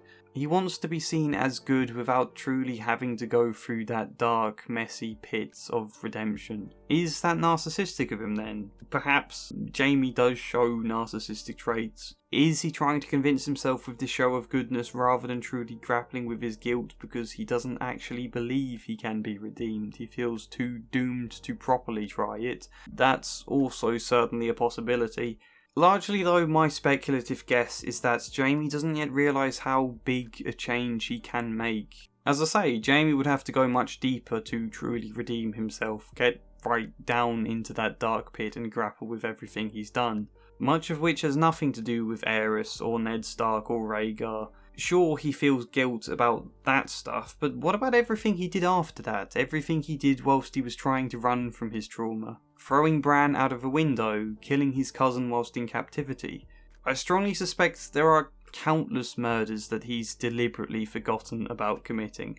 Jaime's not confronting any of that stuff though, is he? Edmure Tully tries to force him to confront it, for which Jaime is angered, and then there's also a lot of guilt I think he's projecting and pinning on Cersei. She's the scheming, manipulative, cruel one that told me to do things. I only went along with things because I love her or because I didn't properly understand, but it's all her fault. I'll throw my anger her way rather than wrestle with my own responsibilities. There is something tragically poetic, I suppose, that Jaime's finest act was killing Aerys, only for the guilt around that to send him down a path of villainy so subtle that I don't think he even noticed. I still don't think he has. But yes, that's the point as I see it. Not about redeeming himself yet, if ever. More just starting to realise that he can change this path he's been down. He can have some power, some agency over himself, some ability for decision making about his own life. Not just do what Cersei or Tywin says, not just act on impulse, but really properly stop to think. And I think it's just at the end of A Feast for Crows that he's starting to realise that. I think we can start to see that in his relationship to Cersei, which, yes, I need to talk about now. Let's discuss Cersei.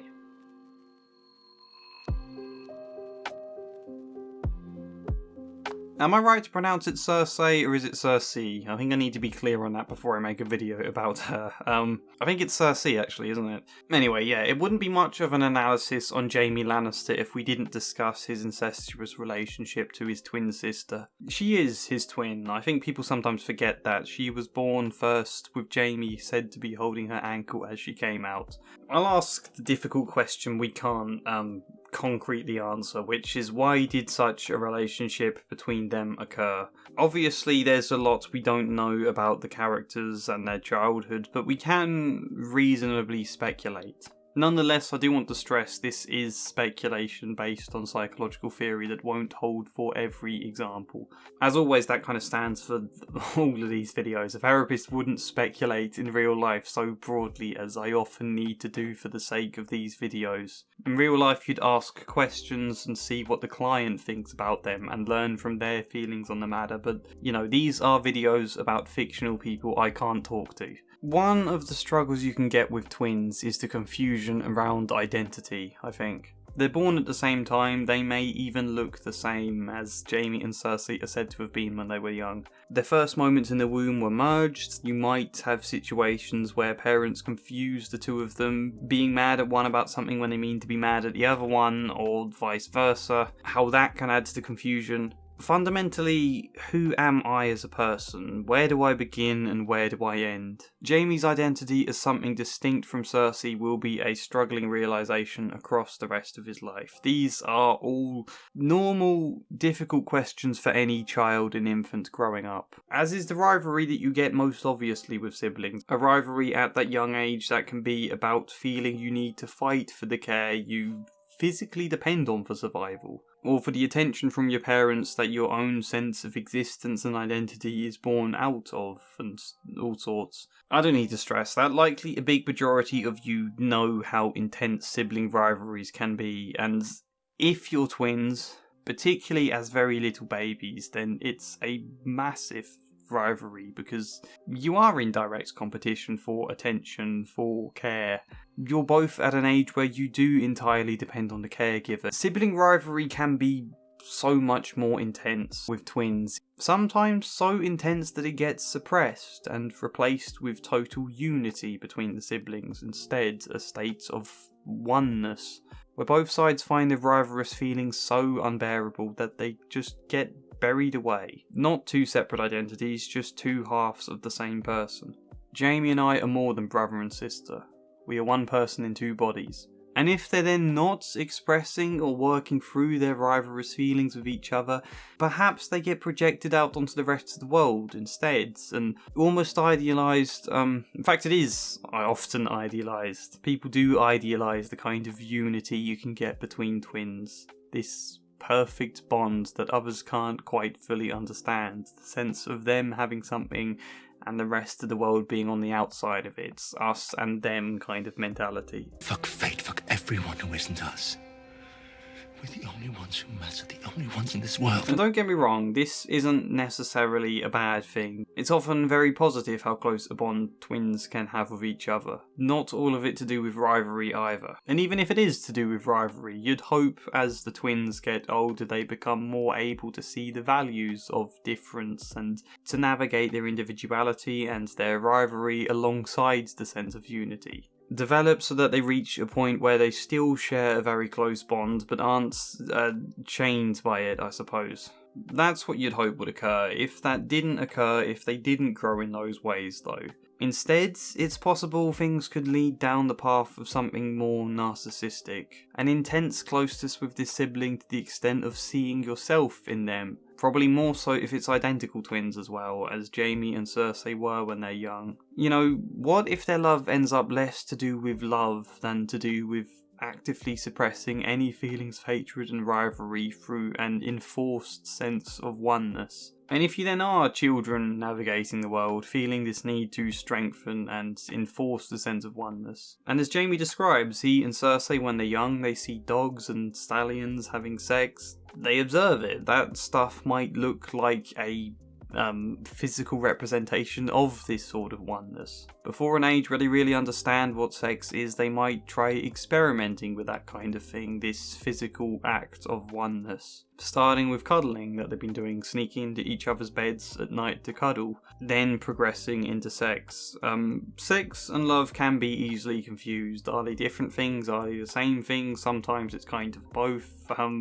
Particularly confused when you're young and still discovering what those things even are to begin with. Out of this intense desire for unity, out of just very naturally discovering the physical world as you get older, all of that stuff, the love, hate, sex, identity, rivalry, care, all might become a bit blurred. I was flicking through some of my old books about sibling rivalry earlier and found this good quote that I just thought was fitting. It's an example here of twin sisters. Rather than being able to enjoy the difference that might have brought each twin sister a sense of individuality within the twin relationship, they sought sameness. This demonstrates the narcissistic aspect of the twin relationship, the seeking of other as self and of self in the other. The idealization of sameness obliterates difference and the value of difference, and denies the need for an individual sense of self. Again, this is obviously not every situation with twins, and this is probably not the only factor, if it is at all. This is speculation, you know. Another factor could be to do with the parenting, or lack of parenting, that Jaime and Cersei may have got. Their mother, I kind of for some reason just assumed she was very loving, but she might not have been, we don't know. Either way, she died when they were only 7, leaving them in the care of a man who I can't imagine would fulfill a lot of their psychic needs, would have offered a lot of emotional containment and care. As a father, Tywin was distant, narcissistic himself, saw them not as individual beings but just as an extension of himself and furthering his own image through his warped idea of family and legacy. I suspect they had other carers paid to look after them. I should chuck that out as one possible point to undermine everything I'm saying here.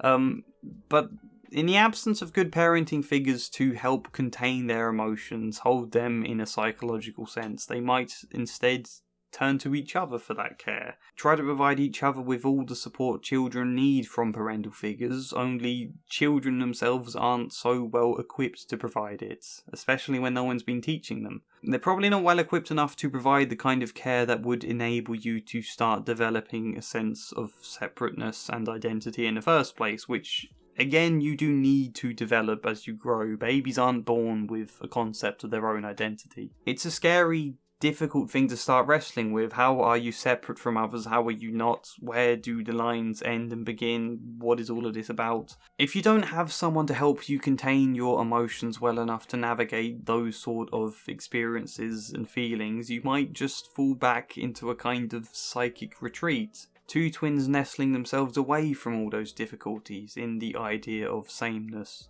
The twins may believe that the twinship offers them a self-sufficient system, and that they have no need for any other objects. The enmeshed narcissistic twinship may then be used as a psychic retreat.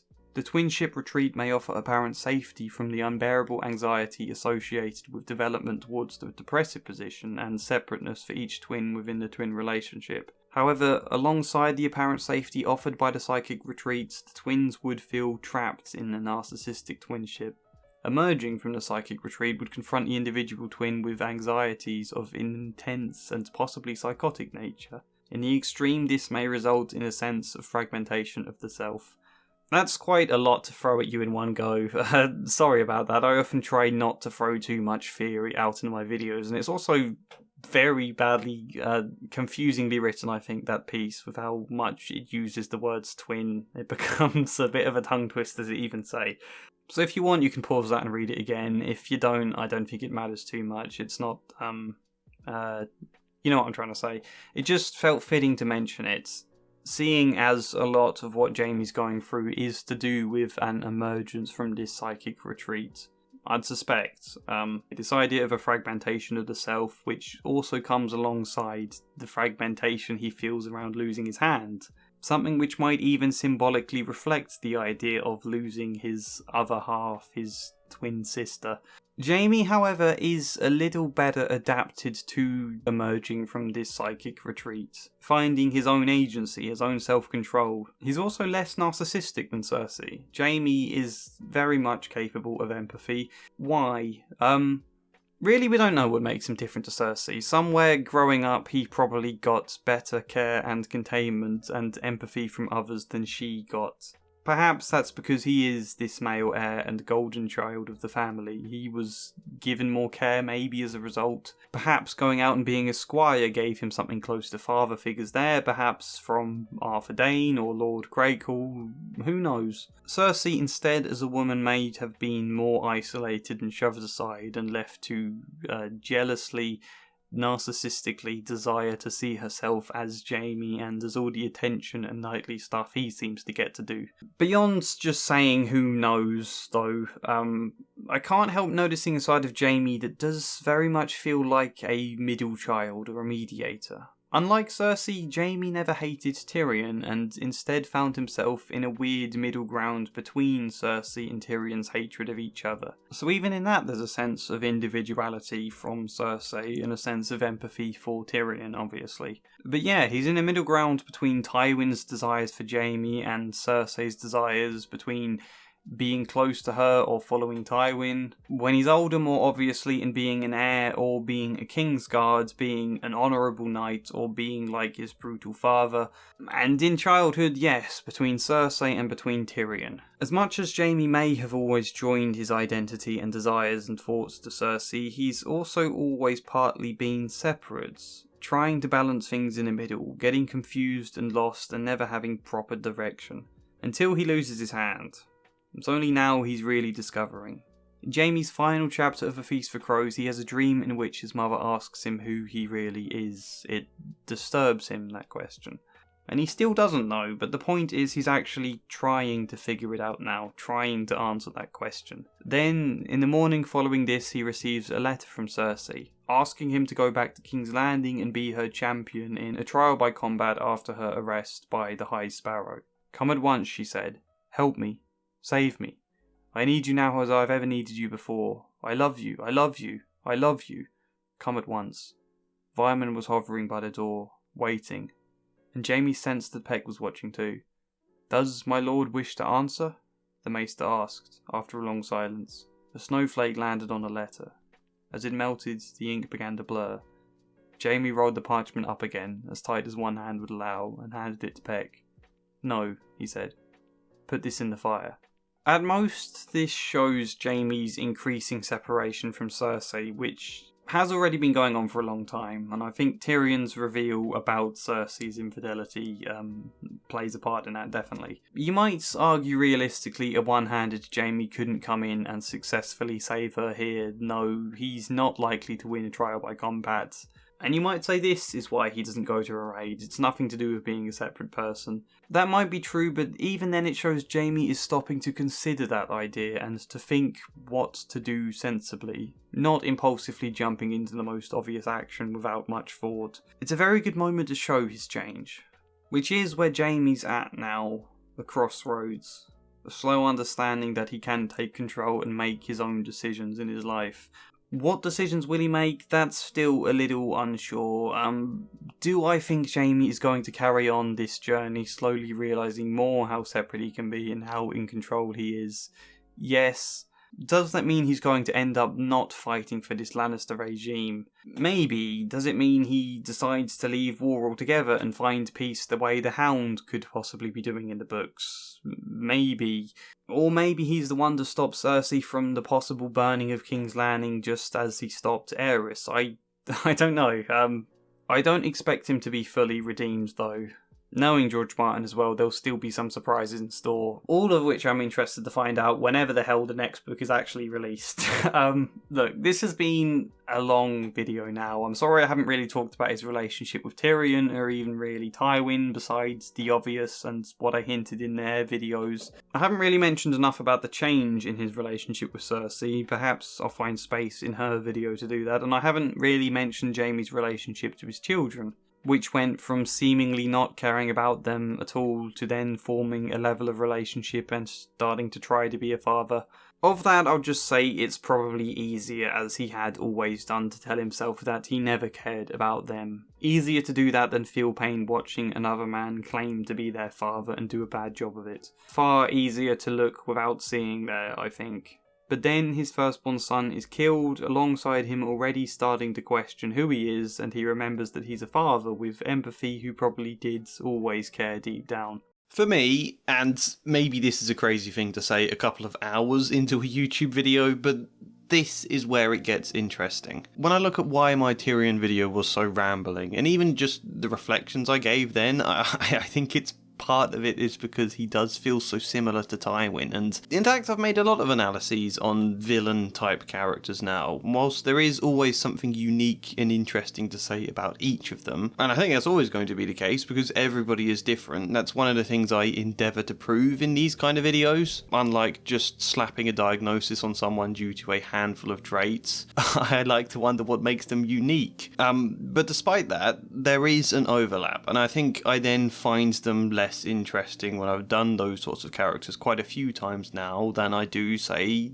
Jaime, who is very different. I'm making these reflections watching back one of the videos a day. You know, I watch it in the morning, I jot some notes, and then I record my thoughts that day. But the Jaime one is the one I feel most excited to talk about, and it's actually nice how clear a through line that Jaime video has. It all manages to link back to an idea around a struggle to really discover his agency and identity and what he wants to do with his life, which sometimes makes it less in-depth when you tie everything back to one point, but it is a very clean video in that sense. And it's not really a topic I'd heard anyone talk about before. You have lots of talk on whether or not Jaime is going to redeem himself, but let's go deeper than that. What does redemption even mean, you know? What is his struggle around that? I got confused in that video on one point. Jaime only kills his cousin in the show, so I should clarify that. I also don't know why I went to such lengths to highlight he's struggling with trauma, like, obviously. But this is still a video I like a lot. The thing I said at the end is that I could have talked more about his children, so that's what we're going to focus on now, his relationship to his children, and actually, I think that tells us quite a lot about Jaime. So, with Cersei, Jaime has Joffrey, Myrcella and Tommen as children, who are supposed to be Robert Baratheon's children, but they obviously look exactly like Jaime. As a result, Jaime doesn't spend much time with them, as this quote demonstrates. Jaime had seen him born. That was true, though more for Cersei than the child. How would it look? His sister warned him when the women finally left them. Bad enough Joff looks like you without you mooning over him. Jaime yielded with hardly a fight. The boy had been a squalling pink thing who demanded too much of Cersei's time, Cersei's love, Cersei's breasts. Robert was welcome to him.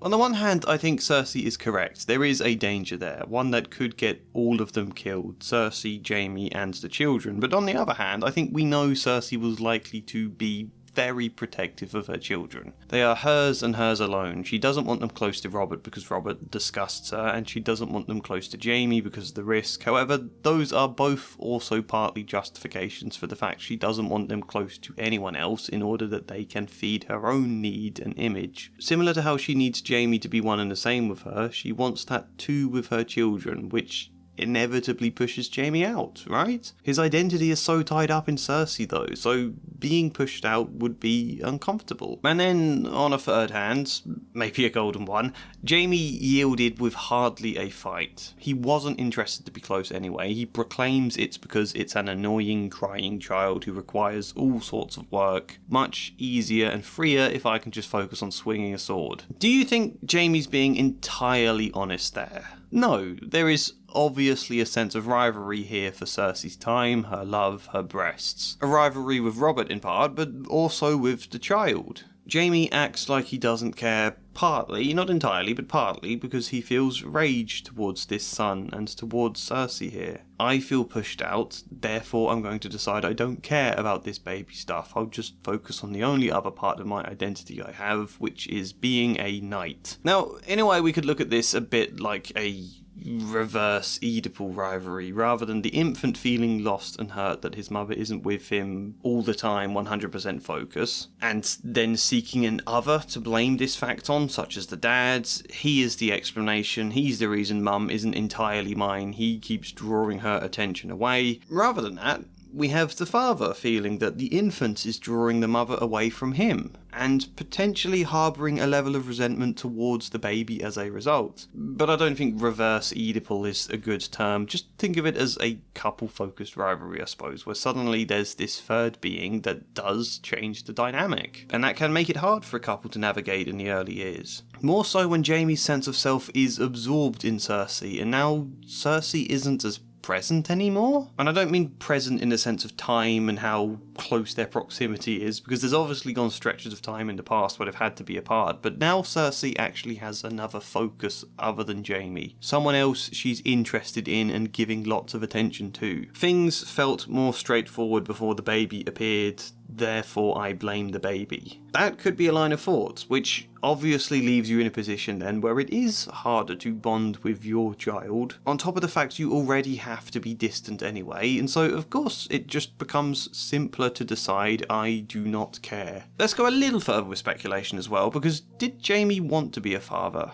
He was young at the time. He was 20 when Joffrey was born. He hadn't even figured out his own life. He wasn't in a proper position to be raising a family, literally, because he has to disguise it. He was likely still struggling to recover from the experience of Aerys. Now he's supposed to be raising a child? Supposed to be fit to do that? I mean, I know this is different because we're talking about Westeros here, where there's all sorts of, I've forgotten the words, the maids that help with raising a child and all of that, and the fathers are a bit more distant, but even so, I think these feelings would apply. I very much doubt Jaime would have felt much confidence at all about fathering Joffrey. Much easier to just shirk all responsibility and leave it with Robert. And if that feels painful, or maybe even emasculating to do that, then just reframe it as you being free to do whatever you want while Robert has to babysit a screaming thing. Not that Robert ever did. The point is quite speculative, because we're never given evidence about Jaime feeling fear here, but it's certainly plausible.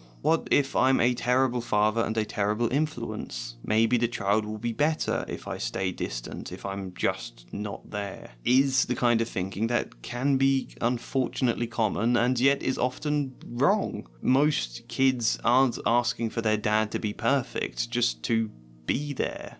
And I think had Jaime been given the space, he might have learned to be quite good in his role, might have grown into it. Nonetheless, Jaime does not bond with Joffrey at all. It's too risky, he feels rivalry and resentment that's unprocessed, and he's afraid to fail. And then his son grows up cruel, and Jaime never tries to bond later on. Even at Joffrey's death, his internal image of his son is still tied up in his relationship and rivalry with Cersei. Jaime sat silent through it all, letting the words wash over him, a horn of ale forgotten in his one good hand. Joffrey, my blood, my firstborn, my son. He tried to bring the boy's face to mind, but his features kept turning into Cersei's. She will be in mourning, her hair in disarray and her eyes red from crying, her mouth trembling as she tries to speak.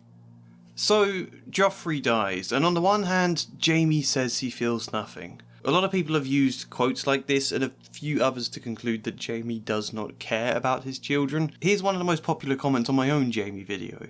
One thing about Jaime in the books, in regards to his kids, in a point of view chapter after Joffrey is dead, Jaime feels nothing. He considers them to be more Robert's than his. He goes so far as to think he can just give Cersei more kids. It was pretty cold.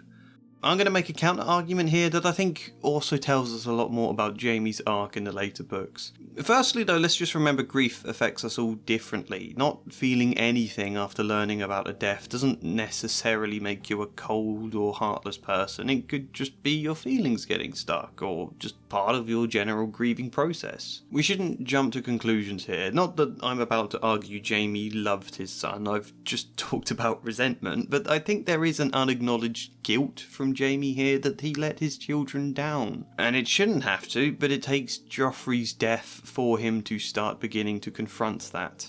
Take this following quote on Joffrey. "Now he's dead. He pictured Joff, lying still and cold with a face black from poison, and still felt nothing. Perhaps he was the monster they claimed. If the Father above came down to offer him back his son or his hand, Jaime knew which he would choose. He had a second son after all, and seed enough for many more. If Cersei wants another child, I'll give her one. And this time I'll hold him, and the others can take those who do not like it."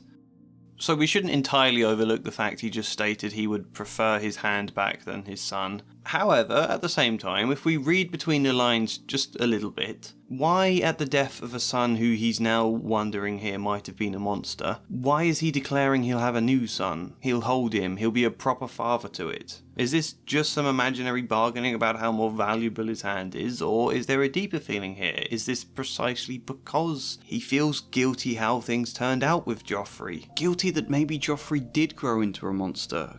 guilty he died, ultimately guilty that Jaime never cared more and never grew close to him. Sure, in a lot of ways this distinction doesn't change much, but it's a realisation that he should have cared more and a regret that he doesn't, I think. Maybe even more so, depending on how you interpret this quote. Perhaps he was the monster they claimed. Is he talking about Joffrey there, or is that himself? I don't think Jaime's talking about having a new baby because he thinks nothing of Joffrey. I think he's talking about a new baby because he's desperate to erase his mistakes, to erase the feeling of guilt. If I'm a proper dad next time, maybe that'll make up for it. The new baby then is kind of symbolic about the idea to start again, to cut afresh from all of his past mistakes and errors and be a new person. Does that express genuine compassion for his son? No. It's more about his sense of self and relieving his own guilt, but it is an important distinction right now because I think it ties in perfectly to all of the Goldenhand The Just way of thinking. All of this is exactly the same, erasing past mistakes by starting again, being good now, redeeming his image and alleviating his guilt, but not truly confronting those mistakes or taking accountability for them or seeking to really change as a person. Am I saying Joffrey's death is a direct motivation for Jaime's Goldenhand The Just arc? Maybe not directly, no. Being Goldenhand The Just wouldn't make up for the failures as a father, but it's likely one of the factors as to why he feels so motivated to redeem himself. As we've said though, the guilt is mostly unacknowledged here, subconscious. He's not blaming himself at all for Joffrey because what's he doing instead? He's putting everything on Cersei. That's why the quote about his other children is most interesting. Cersei asks him to be Tommen's hand because Tommen is his son, and Jaime says, "Tommen is no son of mine, no more than Joffrey was." His voice was hard. "You made them Roberts too." Now, this one is up for interpretation, but I don't personally read this as a cold and heartless statement so much as an angry one, a kind of frozen, suppressed rage towards Cersei that says, "You made them Robert's children, not mine. I should have been close, but you never let me. Now suddenly you want to call me his dad, act like he's my son when it conveniences you." Firstly, there's a subtle shift in his sibling rivalry here.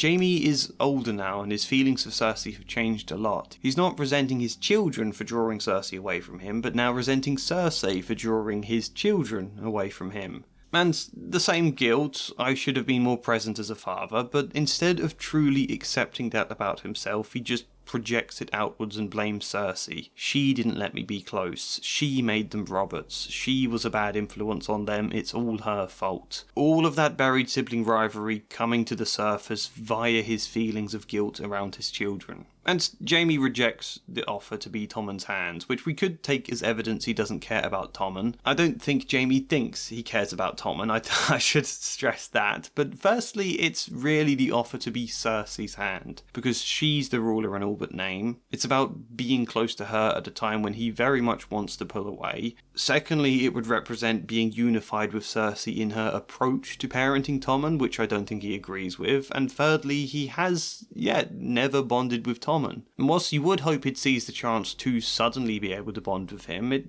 might still scare him, it might still feel unfamiliar. It means being someone completely different to his knight's identity, so I think if he wants to make up for his past, kind of set a new line under it and be a redeemed person, swanning off to the Riverlands to be Goldenhand The Just would seem much more straightforward. Way less fulfilling than trying to connect with your children, but more straightforward for a man who's not really used to reflecting on his actions and taking accountability and did want to be a knight when he was a child. But then there's something he realises whilst off in the Riverlands. My place is with my king. With my son. Would Tommen want to know that? The truth could cost the boy his throne. Would you sooner have a father or a chair, lad? Jaime wished he knew the answer. He does like stamping papers with his seal. The boy might not even believe him, to be sure. Cersei would say it was a lie. My sweet sister, the deceiver.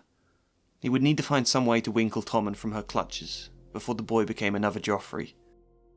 Again, all the blame is still on Cersei. She made Joffrey what he was. He's still not taking accountability, despite clearly feeling a guilt here. And I think part of not blaming Cersei is that this gives him a more straightforward idea and a purpose about coming back. It's not the loose notion of just being a father in some kind of capacity to Tommen. No, it's rescuing him from Cersei's influence. I think that's an idea he would understand much better. This isn't quite growth yet, nor does Jaime actually turn back at the moment, but there is a really important realisation nestled in this quote. The realisation that it's not too late, that I don't need to start all over again with an entirely new child. I don't need to erase the slate on my past children. I don't need to draw a line under my entire past. No, Tommen and Myrcella are still alive. I can still be their dad. I don't exactly know how right now, because Tommen might not believe I am, but it's possible for me to be a presence in his life. The damage isn't irreparable. In that sense, I theorise that part of Jaime's apparent earlier coldness in regards to Tommen was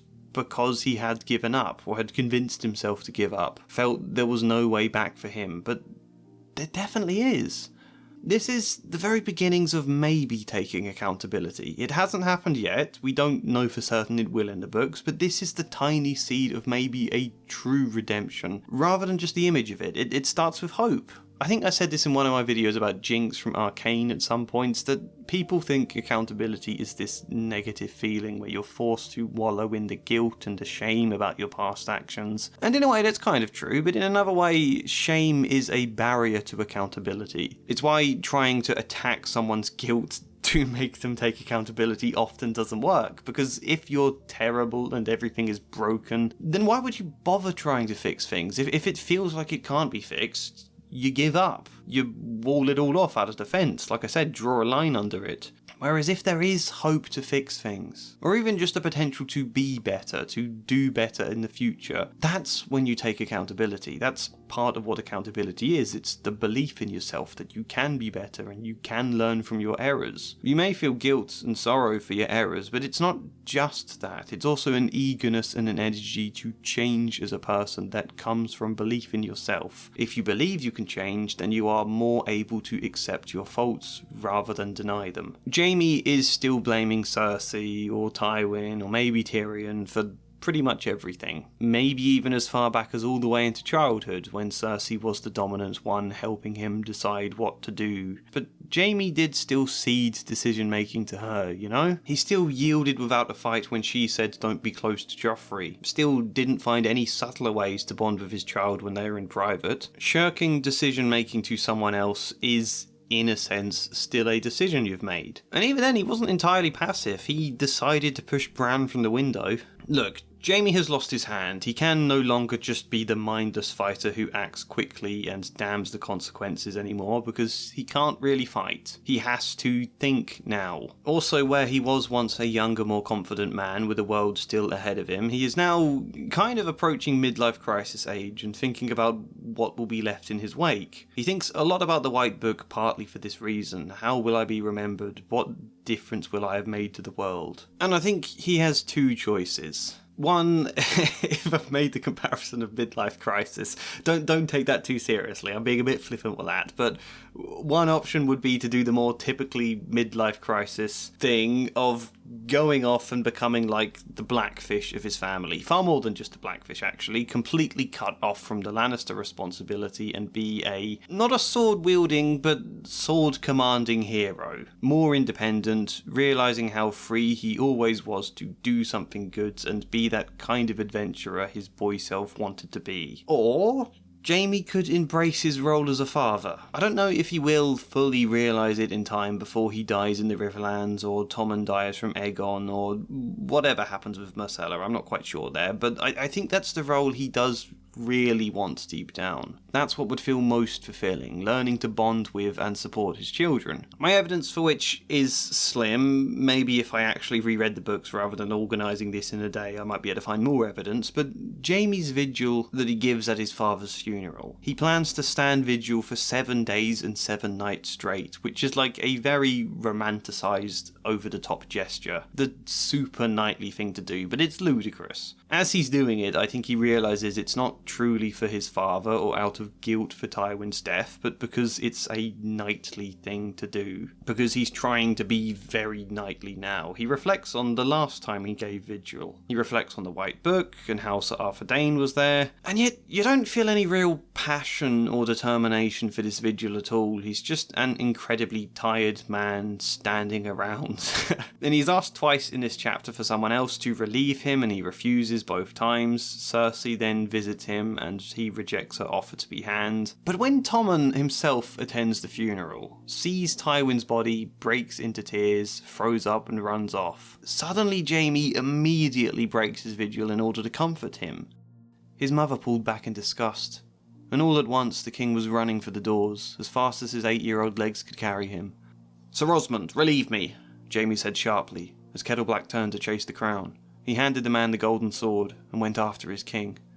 I think that says a lot about what Jaime wants, even if he doesn't entirely realise it yet. He wants to be a good father. Whether or not he would be a good one is another question. The advice he gives Tommen in this scene isn't ideal, but he's trying to be there. And he's doing it thinking less about how can I mould my son into a good king, how can I extend the Lannister legacy, than simply thinking how can I support him when he's feeling sad. It's kind of sweet, albeit tragic. In short, Jaime's slow realisation he can still be a father perfectly aligns with the slowly emerging sense of agency and hopefully at some point accountability. I would kind of like him to go back to Tommen, in a sense it would mean sacrificing his final chance at saving his image simply to be with his son. I do think there is something kind of sweet in there, and it would make for a tragic end should he and all his children then get obliterated by Aegon. But really I think he's likely to try and fulfill both impulses at once. Find Sansa, which he hopes will just magically redeem his honour, only he then might have to do more than just find her. He might have to employ his growing keenness for strategy to save her or support her own endeavours and start to feel a little fatherly towards her in the process. Either then getting back to his children too late or not getting back at all, and that being a tragedy for him. If he did end up doing some sort of Brynden Tully Blackfish thing and making his own sigil a black lion, that would be cool, but I don't know. I'm not good at the theory side of things. My point was simply that there's a whole world that suddenly feels vast for Jaime, with all the different things he could be or do. The tragedy is he'll have to choose. Unfortunately, there isn't much we can say of Myrcella here, but there is a lot we can say about Cersei. An entire video, to be precise.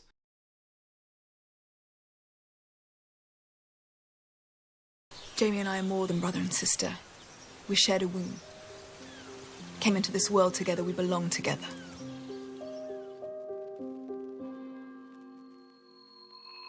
I think Cersei Lannister is one of the most interesting characters in the A Song of Ice and Fire books. And in the show, you know, her characterization falls off in places, particularly towards the end, but I'd consider Lena Headey's portrayal of Cersei possibly my favourite performance from the show. Like the mannerism she uses of that slight head tilt with a cold, almost bored smile, it's really effective, I think. Kind of her own adapted version of Tywin's cold stare, but for as much as she hopes it to have this graceful sort of smile, like these people are so little a threat that she barely has to take them seriously. Despite that, she can't always quite keep her anger out of her expression. That might all be conjecture, it's such a loose point that it's hard to mention with any real substance, but I also think that sums up Cersei in part. Someone trying to emulate all the cold, calculated scheming of Tywin and yet never quite able to keep her reckless, fiery anger out of things. Someone who wants to be Tywin, sees herself as Tywin's only true son and yet understands neither the flaws of her father nor his teachings on politics and war beyond, like, the broad strokes she can glean at a distance. I suppose in that sense she can tend to reflect the worst of her father. But also that's not fair for me to say. Cersei is a complex character who, on the face of it, is George R.R. Martin's way of exploring the evil queen archetype. But how did she get to that? What can we understand of Cersei's thoughts and behaviours and whatever else I end up saying in this video?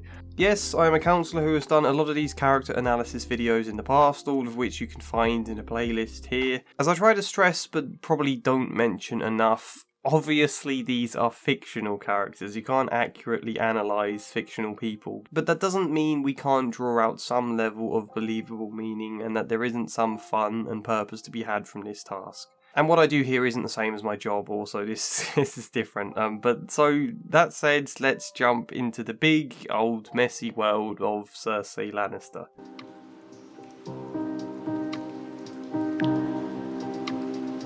I think it goes without saying that Cersei had a difficult upbringing. She was the eldest born of her siblings, although she is Jaime's twin, it's only by technicality that she came out first. All the same, she is the eldest, the first, the one who should be top of the tree, except, of course, she's not. As a woman, she is not entitled to inherit before a male heir, and so therefore is placed below Jaime and possibly even Tyrion. Although I don't think Tywin ever considered having to choose an heir beyond Jaime, not even when Jaime was a Kingsguard. I suppose the perhaps obvious point here is that there will be many times in her life that Cersei sees herself as overlooked by others simply because she is a woman.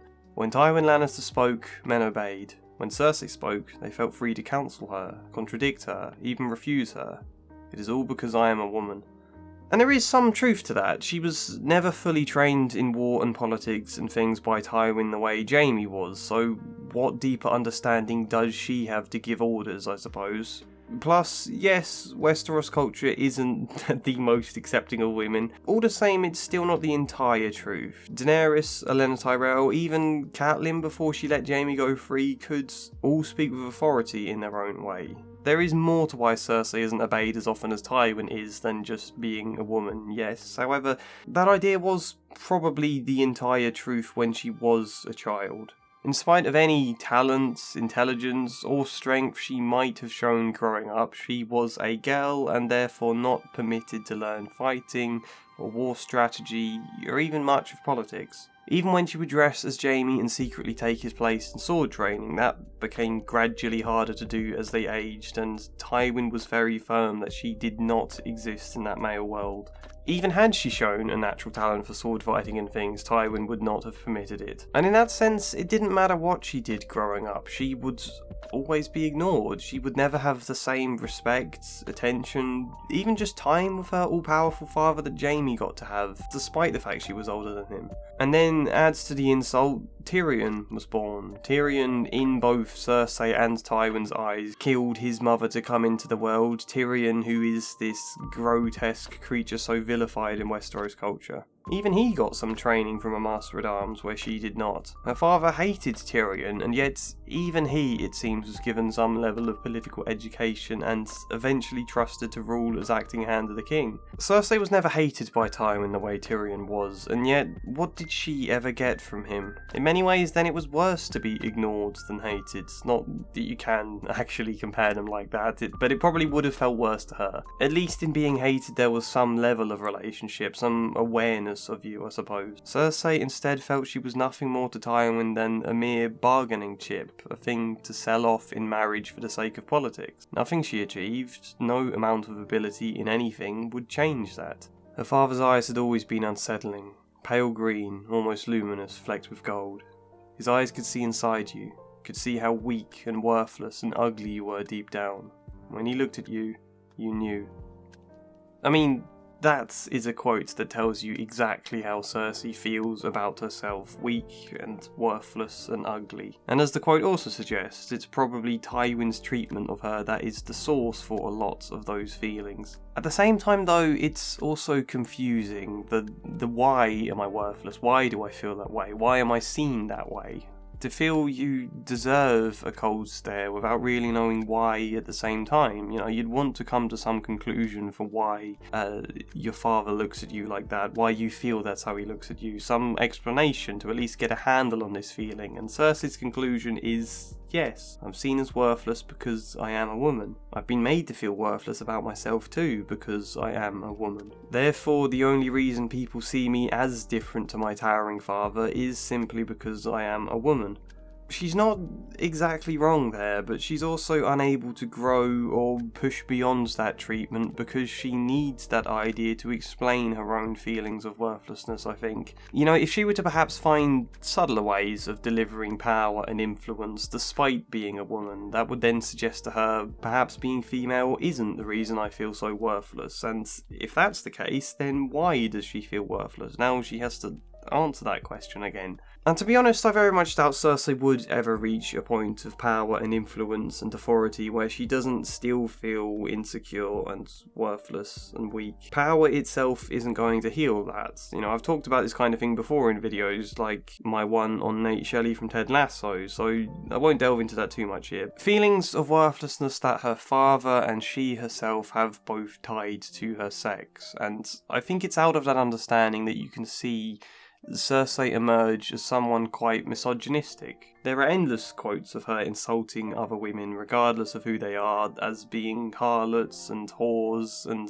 a flock of frightened hens. She seems generally to regard women as weak and pathetic beings whose only weapons are their sex and their tears. It's misogyny internalised from their culture, but also from their father, a man who stripped his own father's mistress naked and paraded her through the streets. And I think in everything I've said you can see where it came from. Being a woman is rationalised as the thing that makes her feel weak and worthless, but as this isolated thing. Not who she is really, not her spirit or her brain or anything, it's just her body. She kind of splits it off. I feel weak and worthless, but it's not me, just my womanhood that is weak. Therefore, all women must be weak. I must continuously project that weakness onto them in order to spare myself the feelings. Deep down, I have a strong spirit, a man's spirit that was just cursed with a woman's body.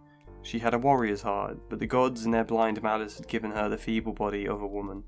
By the way, I don't think I need to stress this, but I'm just saying it in case. This isn't a point about transgender. This is a point specifically about Cersei and about misogyny. But in that sense anyway, she is the exception to her misogyny. She needs to be if she wants to separate herself from everything she does project onto women. And let's not forget we can add to this that Cersei's mother died when she was only 7, meaning Cersei was denied a strong female role model, someone who could show her the strengths of femininity that it seemed Joanna must have had for it to be said that Lord Tywin Lannister ruled the Seven Kingdoms, but Lady Joanna ruled Lord Tywin. Instead, all Cersei really had for female company was servants, people seen as lower than her, lesser beings, people she could boss about, obvious vessels for her to project all the sense of worthlessness that originally was projected onto her. And she did have female friends too, but even they were lower born. So in that sense, she grew up in an arena where men are powerful and at a distance and have all the things she wants, and women are simple, weak, lesser servants and maids to be bossed about. Those are her experiences. She chose to identify with the male stuff in order to project negatively onto the female. And actually there's another point that ties into this regarding her relationship with Jaime, but we'll make that its own separate, hopefully short point.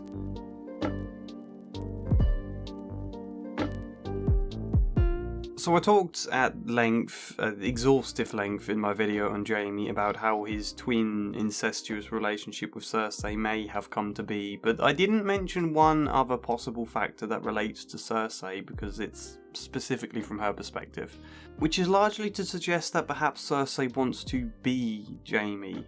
We've seen how she considers herself a man's spirit just cursed with a woman's body. We've seen how she was born first, she's the eldest and yet gets passed over in place of Jaime. How Jaime gets all the attention and training and influence that she wanted as a child. She, in her own body, seems unable to win any of it from her father, so she merges her sense of identity with Jaime's, which, as I said in the Jaime video, identity doesn't begin its conception as a concrete separate thing anyway, so it may have already been merged with this other twin baby who looks very similar, and you're slowly growing together, struggling to figure out who am I, who are other people, what's me, what's not me, where are the lines drawn. I don't want to make this sound too straightforward, but When you are ignored and made to feel either non-existent or worthless by your father, where next to you sits a twin brother that, as far as you interpret it, is treated like a golden perfect male heir, it's unsurprising you might lean into that twin unity and try to see Jaime as part of you. He is seen as perfect because he's me, he's part of me, and therefore I'm perfect too. It's just this female body that isn't.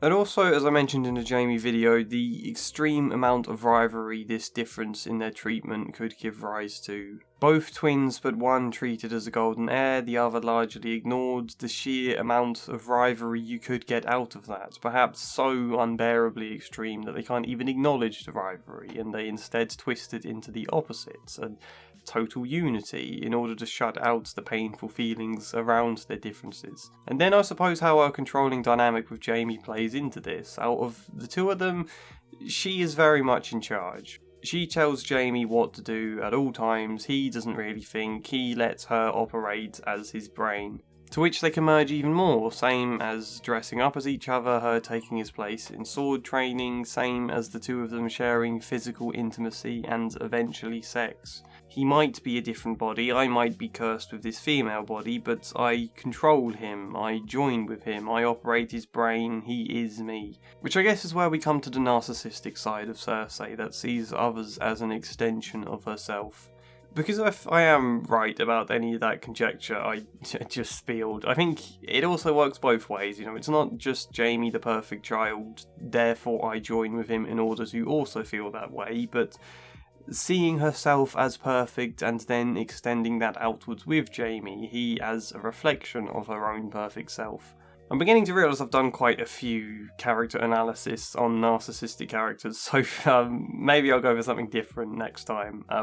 But a point that often comes up is that narcissists don't actually see themselves as perfect and brilliant the way people often assume they do. Deep down, they'll see themselves as the total opposite, so worthless that they have to shut that idea out under the illusion of perfection. A total perfection they have to keep pushing and investing in, otherwise the cracks of what they feel deep down might start to break through. Cersei has to craft an image for herself as completely perfect. Not part goods, not with a few flaws, not a grey area like we all are in truth, but total perfection. And so she ends up with this very black and white division of the world, what's called splitting. Seeing everything in that same lens, either total perfection or totally worthless. I am totally perfect, Jaime is my twin who reflects this perfection, Joffrey is my golden boy who can do nothing wrong. Tyrion, on the other hand, is nothing but vile, he is not me. Tywin as well, actually. I think Cersei idealises him as something perfect that maybe isn't then an extension of her, but is certainly part of her identity. She regularly describes herself as being like Tywin's true son, or as Lord Tywin with teats. Lord Tywin is this colossal, all-powerful, awe-inspiring force of nature who she at first can't believe would die on a toilet. She dislikes that when his body is first laid out in the sept, the Silent Sisters have fashioned his lips to be smiling because it makes him appear less formidable. That should not be. She blames Pycelle. He should have told the Silent Sisters that Lord Tywin Lannister never smiled. The man is as useless as nipples on a breastplate. That half-smile made Lord Tywin seem less fearful somehow. I hope I'm not labouring this point too much, but again, Tywin is perfect. Even the things about him I might hate, even how cold and horrible he could be, that's just a reflection of how strong and powerful he is. I have to see him as perfect because I come from him, I kind of am him, I'm identifying with him, and if he's not perfect, then neither am I.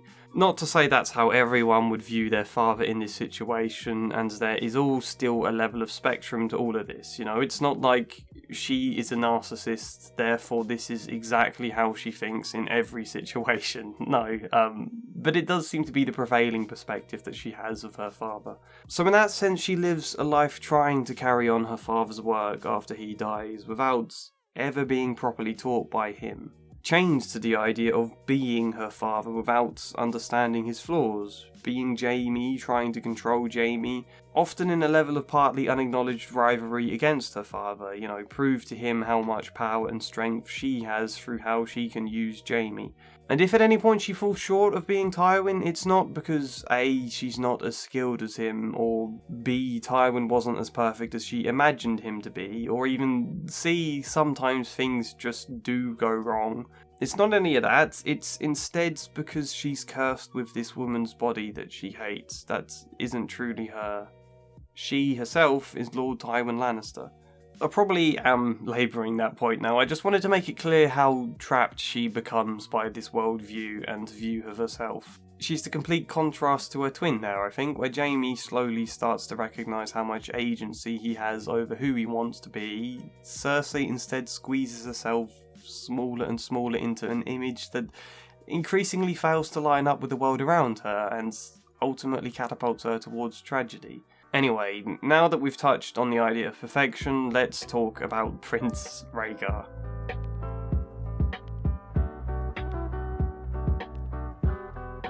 Just to be clear, Prince Rhaegar Targaryen is most certainly not perfect. However, he might seem it to a 10-year-old child caught up on ideas of love and romance and knightly chivalry. In many ways, Cersei was once very similar to how Sansa is at the beginning of the books, drunk on fairy tales of romance, which isn't surprising, what the hell else is a young Cersei supposed to do with her time or to dream about? When women's entire purpose in this society is largely to form a political marriage, it's small wonder they get idealised into something perfect and meaningful and magical. A young Cersei really likes the idea of getting to marry Prince Rhaegar. She was told as young as 6 or 7 that Tywin was planning it, and so left her 3 or 4 years to secretly dream about that marriage. Rhaegar, on the face of it, is the embodiment of the Shining Prince, despite her love for Jaime, which, as we've said, has far more to do with narcissism and control than actual love. Naturally, she was giddy with excitement about the idea of Rhaegar, so much she drew pictures of herself riding behind Rhaegar on a dragon that she then had to pretend Jaime was Queen Alysanne and King Jaehaerys when he found the picture. Cersei always knew she'd be married off one day, and if that was the case, Prince Rhaegar is as perfect a marriage as she could possibly wish for,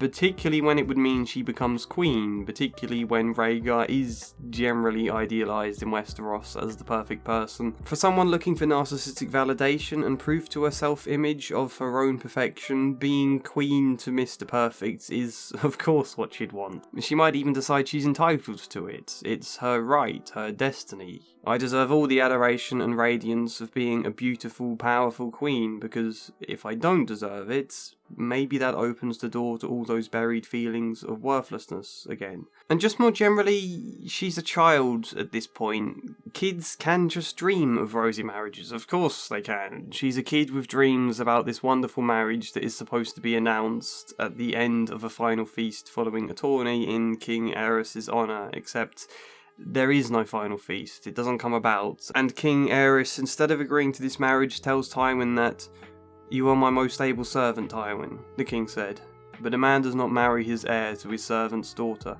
Essentially, that Tywin and therefore Cersei are having ideas above their station, which is fittingly part of the reasoning Cersei gives for killing her friend Melara, but we'll come to that later. The point is, marrying Rhaegar was supposed to bring her everything she'd ever wanted. Adoration, love, perfection, and the throne. Her very first point of view chapter begins very aptly. She dreamt that she sat on the Iron Throne, high above them all.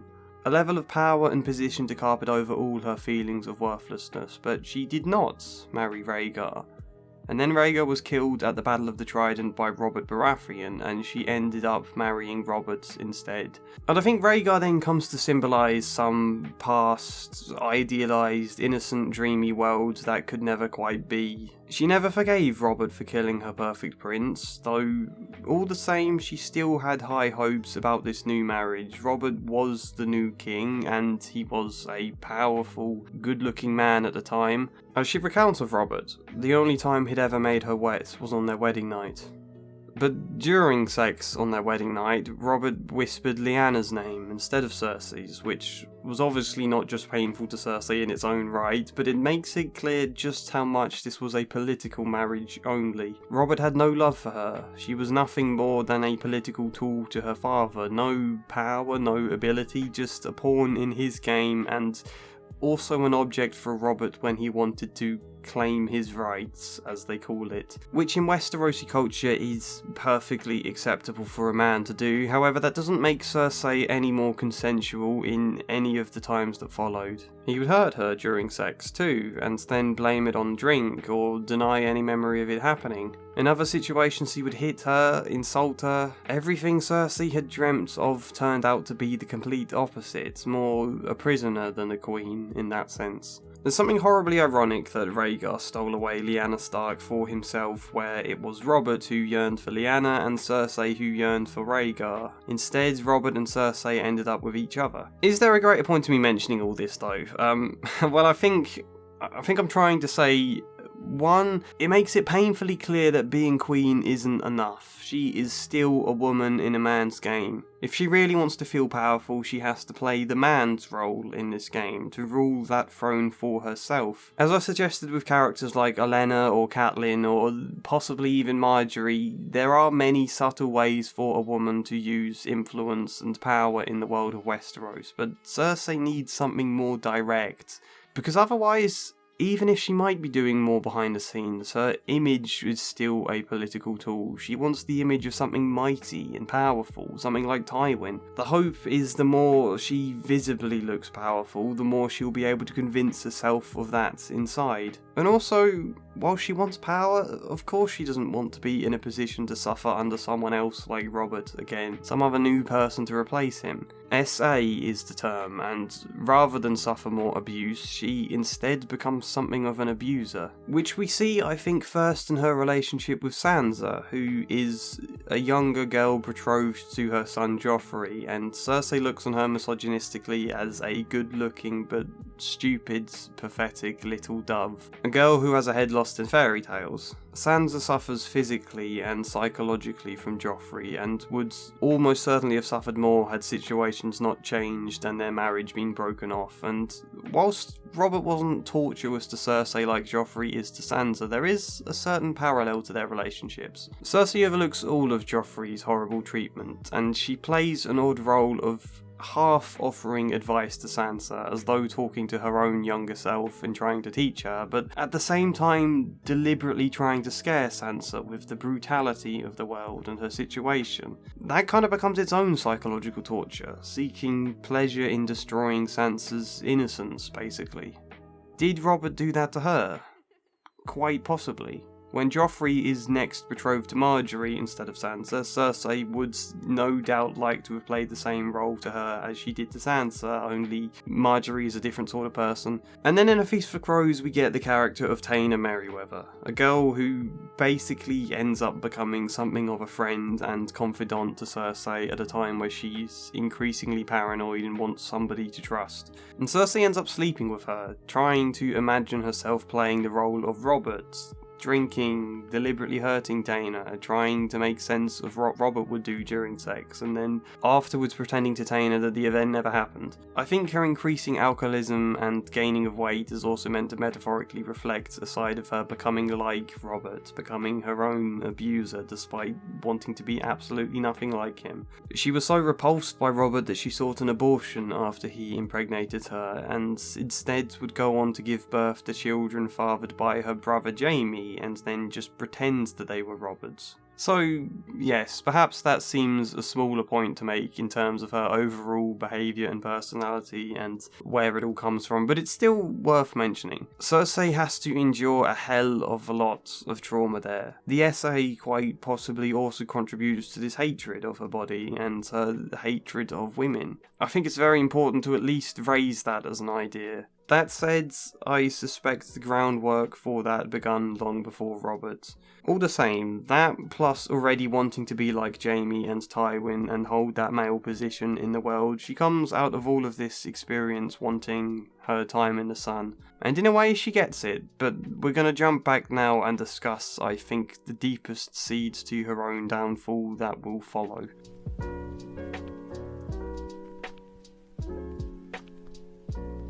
So when Cersei was 10, the very same day her betrothal to Prince Rhaegar was supposed to be announced at this final feast, Cersei found the confidence and courage to visit a fortune teller named Maggy the Frog and, ask her fortunes. And from what we know of the story since, Maggy's predictions seem pretty accurate. She tells Cersei that she will not marry Prince Rhaegar, but will marry the king, who turns out to be Robert Baratheon.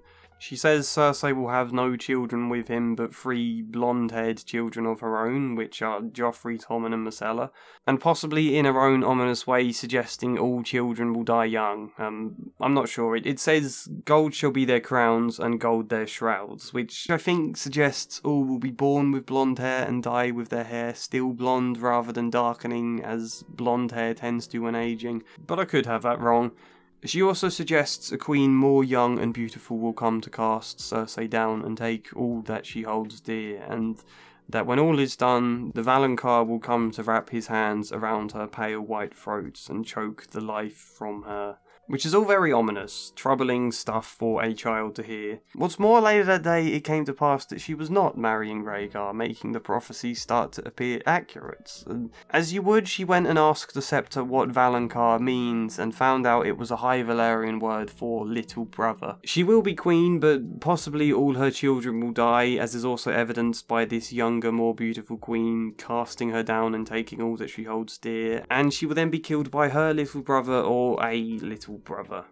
There is one other important aspect to this prophecy before we get to discussing how it shapes Cersei. It's that her friend Melara comes along for this fortune telling. And when she asks of her future, principally will she marry Jaime Lannister, who Melara seems to swoon over, Maggy the Frog tells her, "Not Jaime, nor any other man," said Maggy. "Worms will have your maidenhead. Your death is here tonight, little one. Can you smell her breath?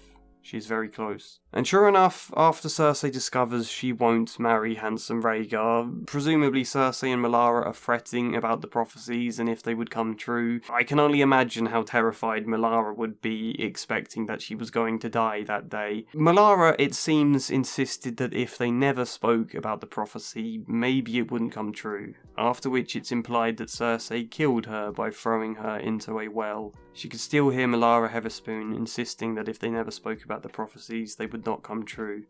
She was not so silent in the world, though. She screamed and shouted. Which, of course, confirmed that aspect of the prophecy.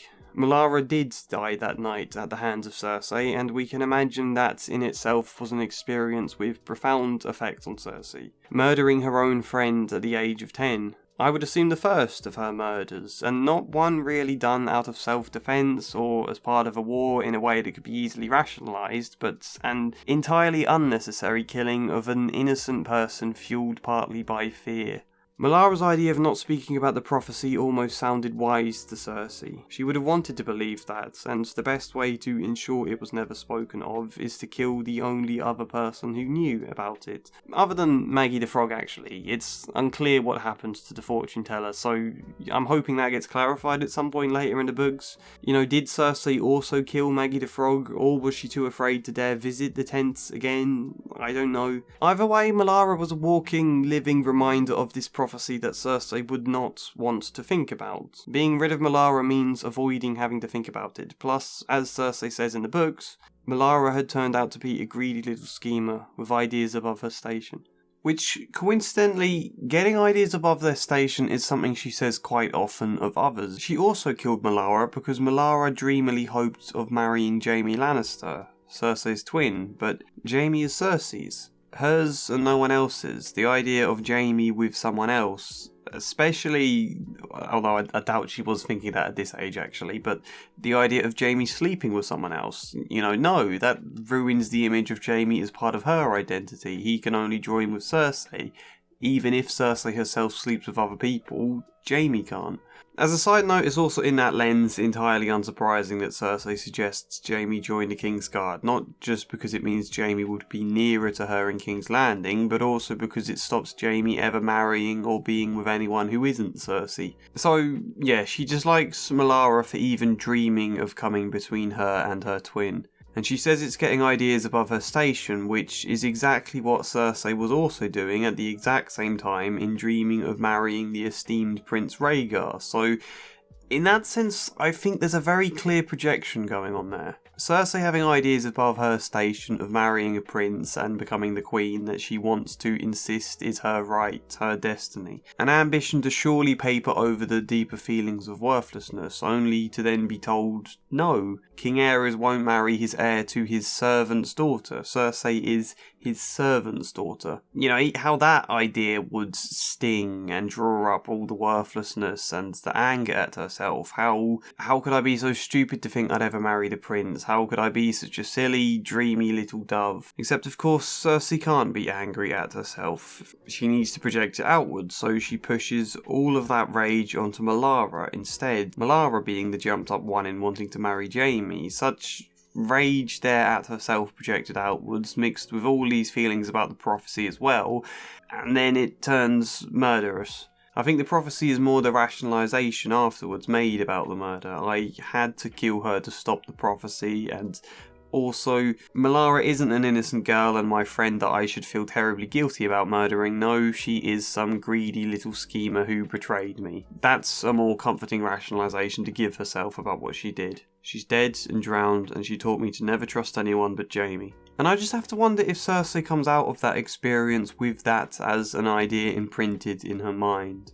People who betray her need to be killed. She talks of Sansa betraying her, as though Cersei had been nothing but goods to the girl she tormented. I think she even talks of Tommen in that light about betrayal, although I can't find a quote, so I might just be getting that confused with the show. But this is getting a bit all over the place and stretched, so let's pull it back to some more grounded key points. 1. The idea of the Valonqar little brother who will murder her, of course, dials Cersei's hatred of Tyrion up to 100. You know, she already hated Tyrion, let's not forget that. Tyrion who killed her mother in her eyes. Tyrion who is this visibly grotesque being. I've already mentioned about splitting, you know, people being all good or all bad, particularly those first key relationships in your early years. Jaime is all good, so Tyrion gets lumped with the all bad. Cersei buries all her rivalrous feelings with Jaime and twists them into an idea of joint identity, but she has to dump the rivalry somewhere, so it's on to Tyrion who she hates.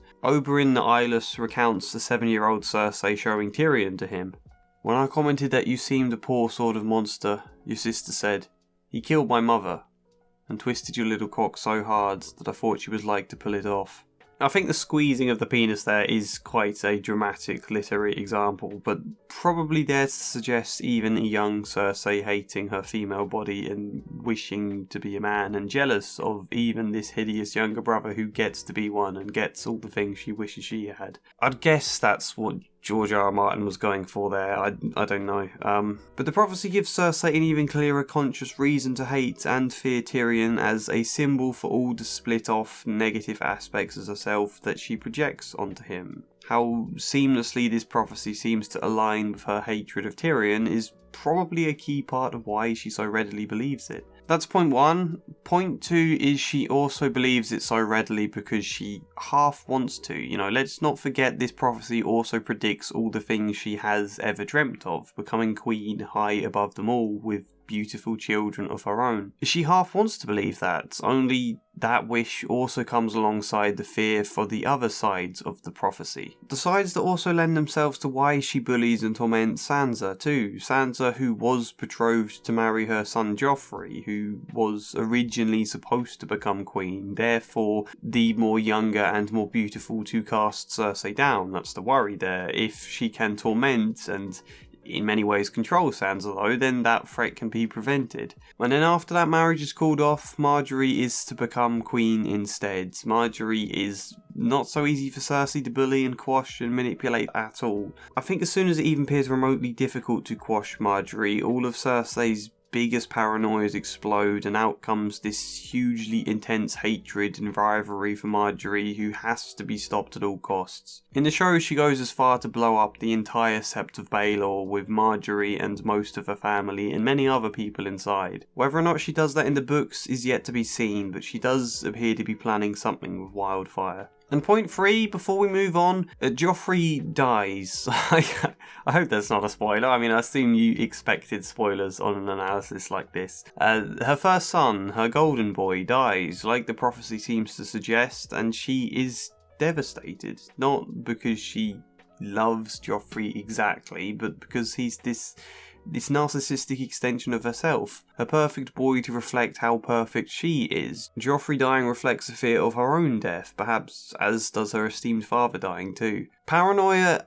absolutely takes over at this point, and principally the paranoia is aimed at Tyrion. Tyrion haunts her as this very visceral symbol of all those fears and rejected negative parts of herself, so much so he haunts the nightmare that she has at the beginning of her first POV chapter. She dreams she sits on the Iron Throne high above them all and everybody kneels to her, only then the dwarf appeared, as if from nowhere, pointing at her and howling with laughter. The lords and ladies began to chuckle too, hiding their smiles behind their hands. Only then did the queen realise she was naked.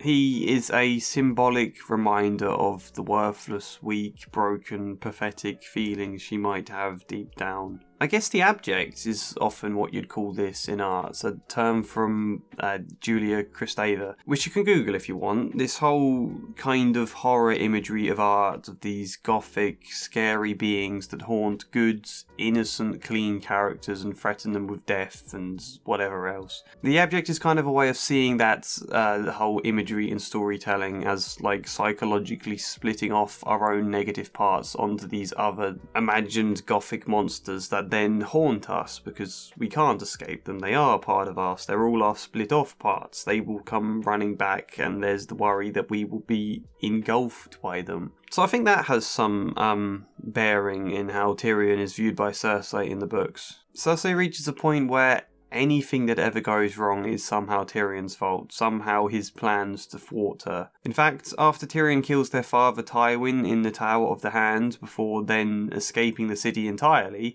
Cersei is so fearful that Tyrion might still be hiding somewhere in some secret passage in that tower that she burns the entire thing to the ground. Enough of that though, this is already getting longer than any of the other videos and there's still much more to discuss. For example, her children.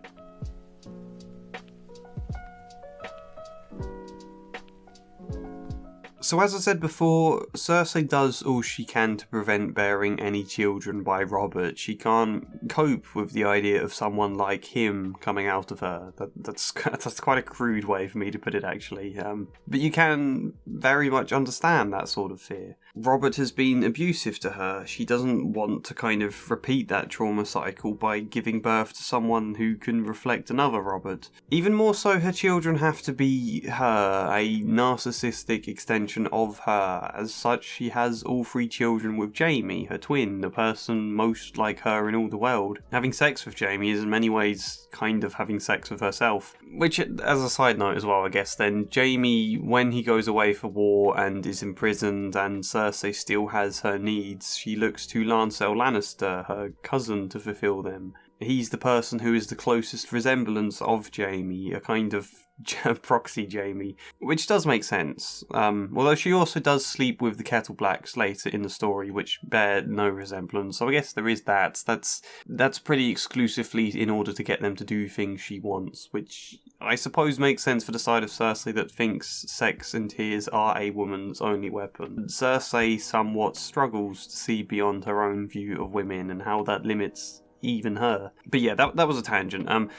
She and Jaime have their first child, Joffrey, claimed son of King Robert Baratheon, therefore making Joffrey claimed future heir to the throne. He is 100% Cersei's golden child. If we talk about this all good, all bad approach to people, Joffrey is the all good. It doesn't matter what he does, he is never wrong or bad or anything other than her perfect, wonderful boy. She has to see him as perfect because he is this extension of her, and she has to see herself as perfect. Which again, that's a very straightforward way of wording it. It's not exclusively that, but it's worth saying. And that is, in many ways, everything that goes wrong for Joffrey, I think. How much she pushes the idea of perfection onto him all naturally inflates Joffrey's own ego, makes him feel superior to everything, and he turns out not the nicest person, to put it very lightly. I don't wish to say that's all Cersei's fault, but it is a shame that Cersei struggles to see beyond her own narcissistic desires for her son. She just can't help push this idea of how great a king he's going to be. You know,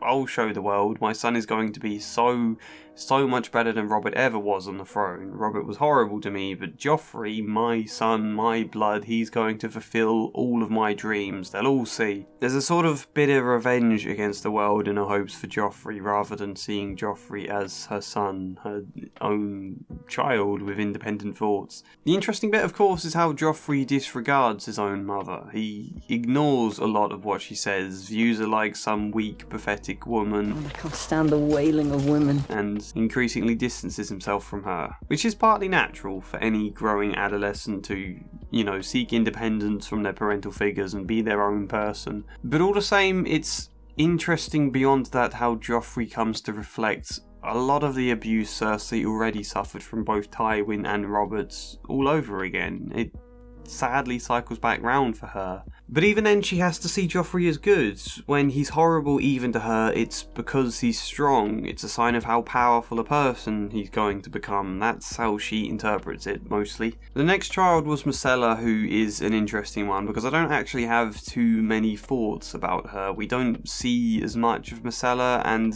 I've only read the books once. If there's any nuance to their dynamics of Cersei's feelings about Myrcella that you could add in the comments, it would be greatly appreciated, because I'm not really sure here. My instinct is to see her as a little bit ignored and disregarded for being a woman. That's why we don't get much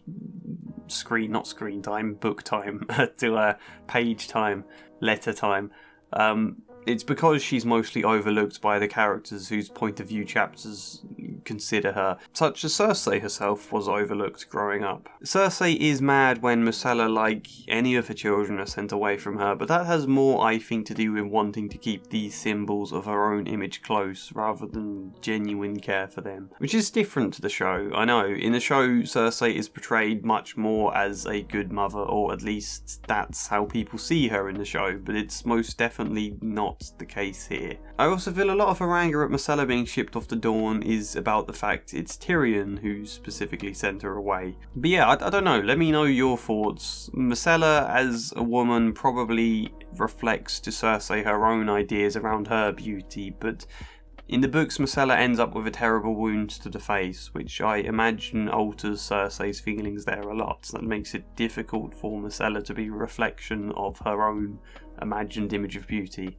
especially when Tyrion also has a terrible wound to the face. There's a parallel there, perhaps. Anyway, their third child is Tommen, who you could probably see as what tends to be called the scapegoat. He's the all-bad one to split off those feelings onto. Everything he does is wrong, he's never as good as perfect Joffrey. An idea that's then made doubly so when Joffrey dies and results in even more idealisation of him, even more reason to compare Tommen to him. Tommen just never quite amounts to that. The world is full of horrors, Tommen, Jaime said. You can fight them, or laugh at them, or look without seeing. Go away inside. Tommen considered that. I used to go away inside sometimes, he confessed. When Joffrey... Cersei stood over them, the wind whipping the skirts around her legs. Your brother's name was Joffrey. He would never have shamed me so. I never meant to. I was frightened, mother. It was only that your lord father smelled so bad. Do you think he smelled any sweeter to me? I have a nose too. She caught his ear and pulled him to his feet. Lord Tyrell has a nose. Did you see him retching in the Holy Sept? Did you see Lady Marjorie bawling like a baby? I wouldn't be surprised if everything Cersei describes of Lord Tywin's cold stare that could see inside and spots all of her worthlessness. I wouldn't be surprised if Tommen would describe something similar of Cersei's stare towards him. Joffrey would never have shamed me so, is an interesting phrase. Everything Tommen does isn't an independent person, it's a reflection of Cersei, either to shame her or to make her proud. That's what her children exist for in her mind. And Tommen is often a vessel for her own feelings of shame. What she likes about Tommen, I think, is that she can easily control him. Despite endless examples of Joffrey talking back to and belittling Cersei, the one time Tommen does it, she sees it as disrespectful and disobedient and punishes Tommen by forcing him to whip Pate, the whipping boy. And if Tommen refuses to whip him, Qyburn is to cut out Pate's tongue right in front of Tommen, which is just horribly cruel. That's what happens the one time he talks back, but when Tommen doesn't and he just goes along with what his mum says, she thinks Tommen did as he was bid. His meekness troubled her. A king had to be strong. Joffrey would have argued. He was never easy to cow. Tommen can't win in that way. Although the thing is, as much as Cersei thinks she can control Tommen, all her controlling nature is doing nothing but pushing him away. You know, the second he starts to be taken in by Marjorie and the Tyrell family, Cersei is insistent that they're schemingly manipulating Tommen and pulling him away from her. But in the books they might not be at all. I mean, they probably are to some extent, but everything we see of this is from Cersei's viewpoint. It might just be Tommen much prefers the Tyrells to his own family and his own mum, and who could blame him? You know, it's not surprising he's distancing himself from Cersei in place of them. It might just be he's seeking independence and space away from a mother who's horrible to him. But the point I'm making here is that there comes a time when all children seek independence from their mothers. It's always going to be a very hard thing for a mother or any parental figure in general to experience. It's a very hard thing for them to navigate, but when these children are supposed to be narcissistic extensions of you in your mind, plus you have this prophecy stuck in your head about them and then yourself being killed, I think losing any control whatsoever over her children feeds this fear of her own death, hence such paranoia. Joffrey very literally dies, Myrcella is sent to the other side of the continent and then gets scarred, killing her beauty probably in Cersei's mind, and Tommen is being taken in by House Tyrell. In a way, all of these might feel like deaths to Cersei, and all of them might reflect her own fears around death. These symbols of who I am are dying or being lost. What does that say about me? And personally, Valonqar means little brother, but not necessarily Cersei's little brother. It doesn't have to mean Tyrion or even Jaime. I like the idea that it might mean Tommen who kills her, being the little brother of Joffrey. I don't think it will. I don't think that's Tommen's character, and I think that would change some things in a bad way in the books, but it would be an interesting twist, I think. Valonqar could mean a lot of people though. It's only her who insists it must mean Tyrion.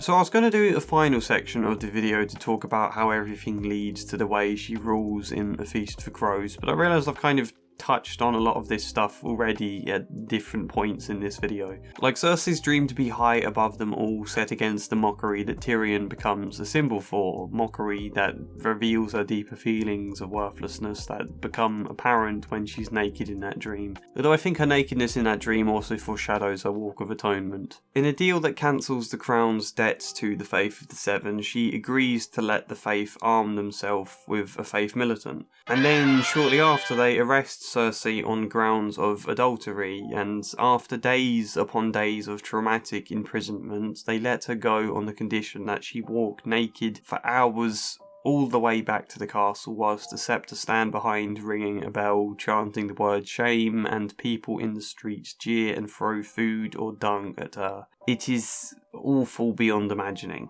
I suspect it feeds all of the self-hatred and shame Cersei already feels about her body and being a woman, and only makes it all worse. It also forces her to face some of her guilts and shames in a way that is too overwhelming to be at all helpful, I think. She ends up hallucinating as she walks and seeing the faces of her father and Ned Stark and Joffrey glaring at her from the crowds. I think she comes out of this experience understandably a bit defeated and broken, but we'll have to see what happens next in the book. Everything points to a very extreme revenge that she might try to exact, which I suppose would mirror what I said of the defeated Tyrion after the Battle of Blackwater, getting pushed so far that it all flips round into feelings of revenge in my video on Tyrion. I've discussed already how she's slowly becoming a bit like Robert. I've mentioned how, Cersei isn't an unintelligent person. She can be quite shrewd and savvy. The problem is, A, she was never given any proper political training from her father, or anyone else really. So that leaves a lot of gaps.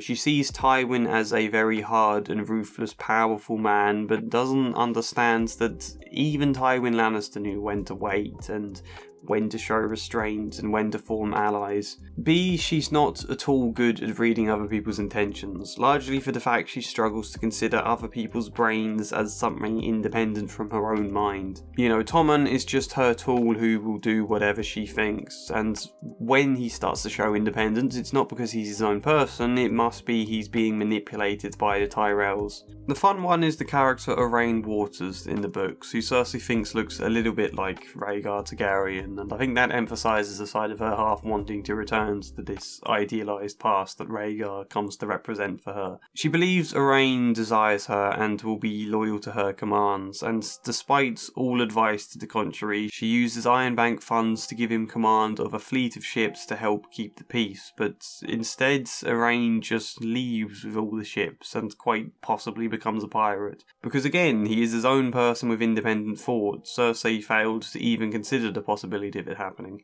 Either people are nothing but her tools who will think as she wants them to think, or they have out of nowhere suddenly betrayed her and now she wants them immediately destroyed. People are either under her thumb or need to be instantly removed. There's no grey middle ground where people can slowly transition between the two, or even be neither of those extremes. And Jaime is of course the other example, a man that was under her total control and identity at the beginning of the books. When he started to find some independence to question her or refuse her wishes, she kind of turned away a bit. Decided no, he's not me, he's gone, he's a different person now. Everything Cersei does in A Feast for Crows works as a tragedy. She moves from one political blunder to the next, and yet there is something very sad about her downfall. How you can see her destroy herself with her own paranoid fears, her own limited view of herself and of others. How terribly lonely she is underneath everything. And yet she's also incredibly cruel, and she spirals King's Landing into chaos and then eventually gets herself imprisoned by the Faith of the Seven, for which she suffers the Walk of Atonement. I don't expect Cersei to survive much longer in the books, even if she does defeat the Faith of the Seven with some kind of wildfire plot that would most likely fan the fury of the common people and the general chaos that's befallen King's Landing. Varys himself is very keen to ensure the chaos continues. She is gradually coming to reflect someone very similar to the Mad King Aerys, even down to a Rossart-like helper at the side in Qyburn. Who again, Qyburn, she fails to consider he might jump ship at any moment. He legitimately might. I always felt that about in the show when he was at her side at all times, just wondering why the hell is he still here when everything's increasingly going wrong? What are his motivations? The longest of the Lannister videos, the one where it suddenly struck me to start crediting the artists as best I could. I wish I'd done that before, but even then sometimes it's so hard when they're on bloody Pinterest is where you're finding them and nobody sources anything on there, and I have a multitude of reasons why I hate Pinterest, but I won't labour them now. I think there's only one point I want to really add here, and it's about her position as a woman in Westeros, because I think based on some of the comments I remember getting at the time, it must sound like I'm saying Cersei is wrong to blame her struggles on being a woman. Like I gave examples of Daenerys and Catelyn and Marjorie, I think slowly Sansa as people able to start exerting authority despite being women. therefore Cersei can't blame all of it on that. And I think that's kind of true, but it's obviously more nuanced than that. Like, I don't think I was saying that in the original video, but either way, it's worth emphasising that it's more nuanced than that. So, yeah, in a lot of ways, Cersei is absolutely correct. It is because she's a woman, and not just for how her father treated her as a result of that. The fact he specifically saw her as more of a pawn than he even saw Jaime or Tyrion. The fact she didn't get a political education because of it. You know, Jaime and Tyrion both understood how councils work. We shouldn't forget that. Cersei becoming regent and having place on the council, that's pretty much the first time she's ever done it. That is daunting as hell. How do you exert control of the council whilst also allowing the space for other people's ideas? I think most of Pycelle's criticisms and suggestions to Cersei are good ones, worth listening to, but too much of that is also a threat to her authority. It would be all too easy for the rest of the council to conclude she is a typical woman, she doesn't know how to lead, we should undermine or work around her. But yeah, obviously this is not just a point about her father and her relationships growing up and the kind of understanding that all gave her to do with gender, power, identity, because culturally, whatever we might say about Daenerys and Catelyn and Marjorie and Olenna and everyone else, they still contend with the same issues. Would anyone have listened to Daenerys if she didn't have dragons?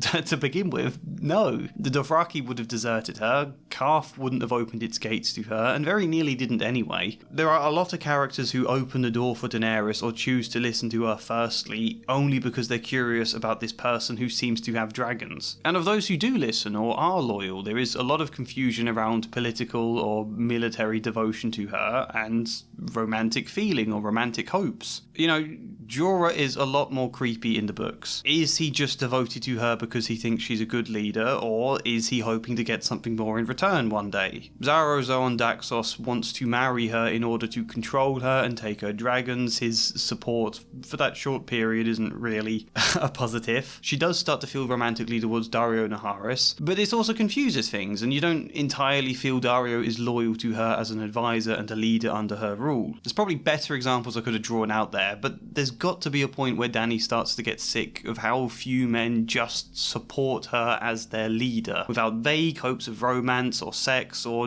ending up idealising her into someone superhuman. Catelyn is quite a savvy political figure. Whatever might be said about the obvious mistakes she makes, she is a savvy political figure. However, the power she is afforded still depends principally on the fact she is Ned's wife and the Northerners respect Ned. And she is Rob's mother at a time he wants her support, and even then, this is all still very much a soft power role. Whilst there is a lot she can do, she does very quickly feel her authority start to diminish the moment Rob starts seeking to carve out his own figure independent from her. So her power does still depend kind of on the approval of the men around her. And even then, there's kind of a ceiling to it. I think Jenna Lannister, a character I should talk about more in this video. She's a woman who is quite powerful, but there's a definite ceiling to her power. And then Marjorie and Olenna, both fascinating, intelligent, great political figures. We don't actually know for certain what Marjorie is in the books because we don't actually get much insight into her, but I think we can infer she is very politically astute. And both figures who do nonetheless also depend on the men around them. Marjorie has to go to great lengths manipulating Joffrey and then Tommen, earning their approval, wording things in a way they will like, being careful how much to do and when. Always with the awareness power can be taken away the second Joffrey disapproves or loses his temper, for example. Again, we don't see much of that firsthand with Marjorie in the books like you do in the show, but I think we can loosely infer a lot of this going on. It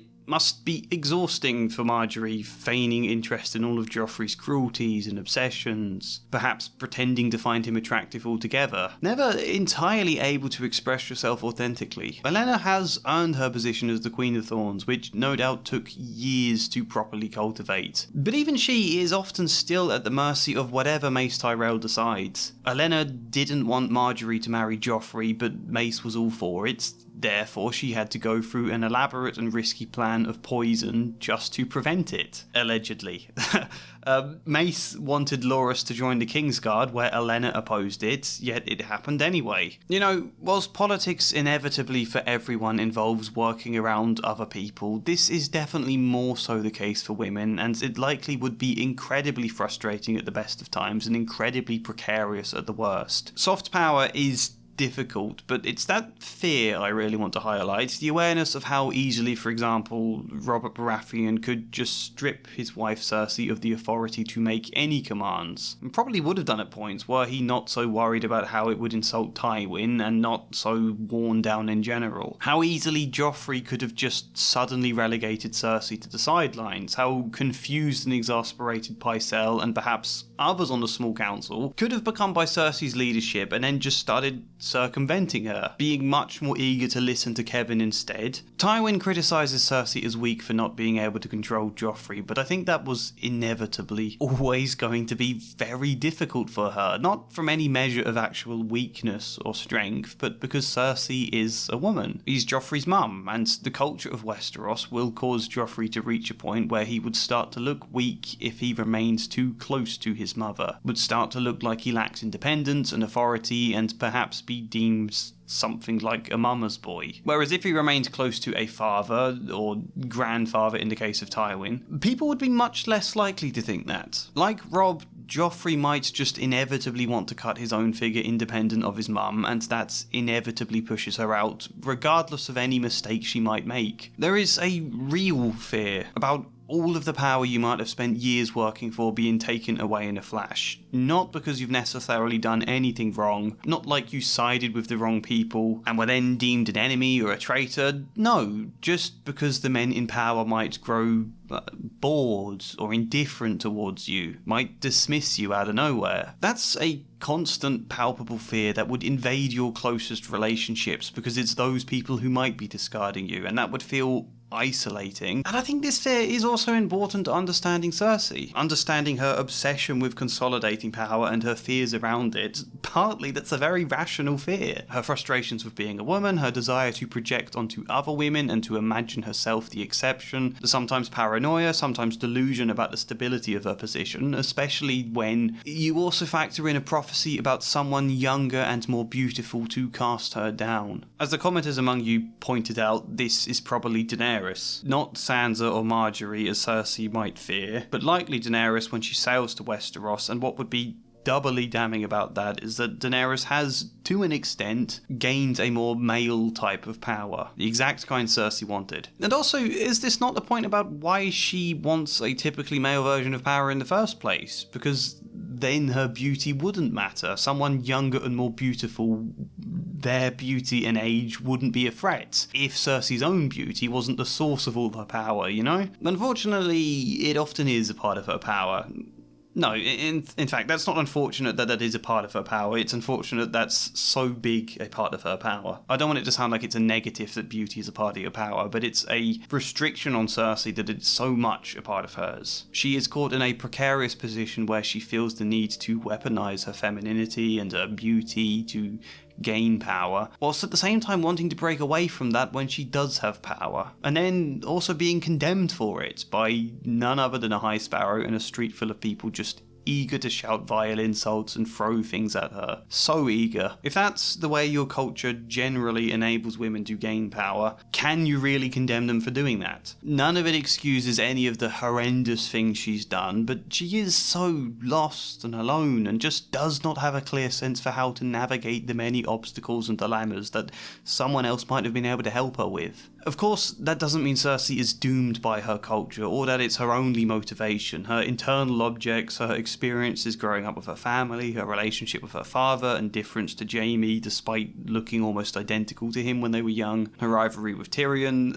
these all play a huge hand in exacerbating the worst of these feelings, and Cersei's reactions against them. But I don't want it to sound like culture isn't important. That's really the main thing I want to add to this video. Now I'm going to read a few comments that I think highlight some extra points well, but first, did you notice the Heinz Beans can in this video. I'm going to try and find it again myself, but I can't remember where it was. It was an old joke from back during the days of lockdown when I had a Discord server for this channel. I used to edit a can of beans into one shot of not every video I put out, but some of them. And I'd get comments asking exactly that, and I point blank refused to explain because it amused me not to. Beans?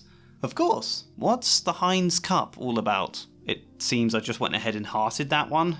It's quite nice actually how very few comments there are about this. It means not many of you noticed at all. I wanted it to be especially hard to spot, and I think I'm going to start doing something like this again in other videos. Maybe Heinz beans still, maybe something else. I think it would be fun to start that again. And in terms of Discord, yes, I do plan to restart that soon, so keep an eye out for that if you're interested. There will be an update at some point. Otherwise, some proper comments to discuss, starting with the one I wrote and pinned on the original video. It's a minor point, and most of you won't care, but when discussing Joffrey, I used the phrase, "I don't wish to say this is all Cersei's fault," which kind of implies that it is. I didn't intend to give that impression. It's never about fault or blame. It would be a painfully simplistic and often harmful way of looking at anyone's difficulties to just brand someone at fault for it. It's always about understanding the dynamics, which are never just one way.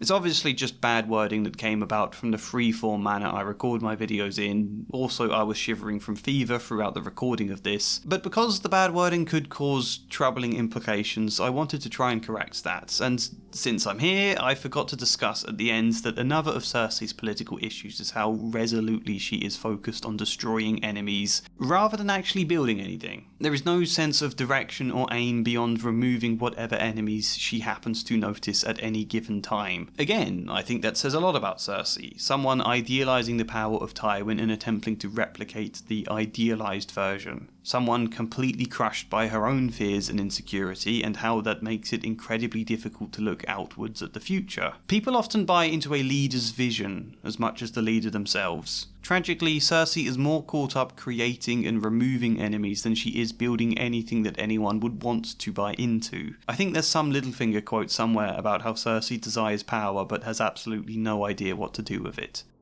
Yeah, I don't think I need to add anything to that comment, it's just worth reading out. Here are some other comments from other people.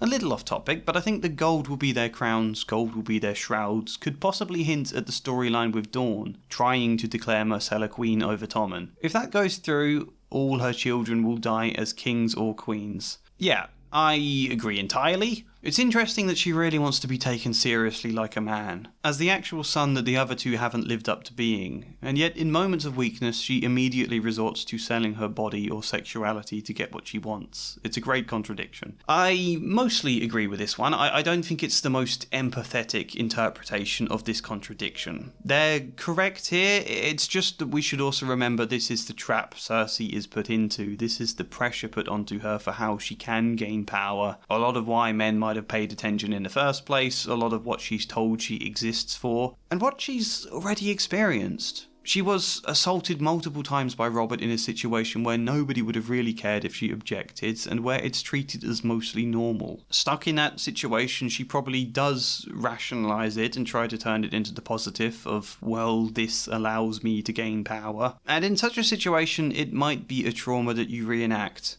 You say that this isn't about trans identities, but in our world, Cersei would 100% be a TERF. Her entire idea of gender and womanhood is that women are just naturally inferior at anything, and everyone would choose to be a man. To think that someone born as a man would only choose to be a woman for an ulterior motive because of some perversion is not a far leap from that ideology. Cersei is literally the J.K. Rowling of Westeros. I won't say this comment doesn't amuse me, and I think it is probably true that Cersei would be transphobic and that the reasons stated here would definitely play a part. It's perhaps a little bit crude and unfair comparing her to J.K. Rowling here, but I'm discussing this point now largely because I have been making videos about the Harry Potter books recently. Videos that I think are fair and nuanced criticisms, considering both the positives and the negatives, and trying to do so in a constructive lens in a video that's mostly about writing. However, one of the glaring points I did want to highlight in those videos is how negative a view the Harry Potter books do have have of women. How consistently femininity is mocked, ridiculed with a level of bitterness, how women are treated as hysterical, laughable, often not deserving of empathy, and despite perhaps maybe one or two exceptions, the women who are portrayed positively are when they're behaving in more traditionally masculine ways, being like men. So whilst it's a bit crude, it's not entirely an inaccurate comparison here. I think that does, to a much lesser extent, align with Cersei's views towards gender as a whole. It's an interesting interpretation that's at least worth mentioning here. It amuses and troubles me how many people see Cersei as a feminist icon. Cersei only wants equality to women named Cersei Lannister. Is a comment worth highlighting when we remember how the show did portray Cersei. At what point does casting her in a more sympathetic light accidentally flip into presenting her as someone empowering? Because again, we can both empathise with someone's feelings and also criticise their actions at the same time. Here is a great, very personal comment that does both. I really do think that some of Cersei's characterisation is based on some of the real-world misogyny in some ways, and how it manifests in some women/girls in an extreme way. I myself spent my early years in a very religious community that used words like servant, subordinate, underling, weak, sneaky, etc. to describe girls and women. So I mean, of course many of them said they wanted to be boys. Why would a person want to be those negative things? That type of environment of course would promote some feelings of internalised misogyny. On the flip side, it's also interesting how the narrative seems to note that Cersei seems to attribute all of her problems rooted in this misogyny instead of owning up to her own missteps. Perhaps this is Martin's way of showing how, yes, there are misogynistic or unfair systems in society, but also people can get lost in their own victimhood mentality in a way that makes them lose objectivity. Perhaps I'm overthinking it. No, I don't think that's overthinking it. I think it's a great comment, a great point to end on here. Is there anything else to say? Perhaps, but I'll save that point for the conclusion now.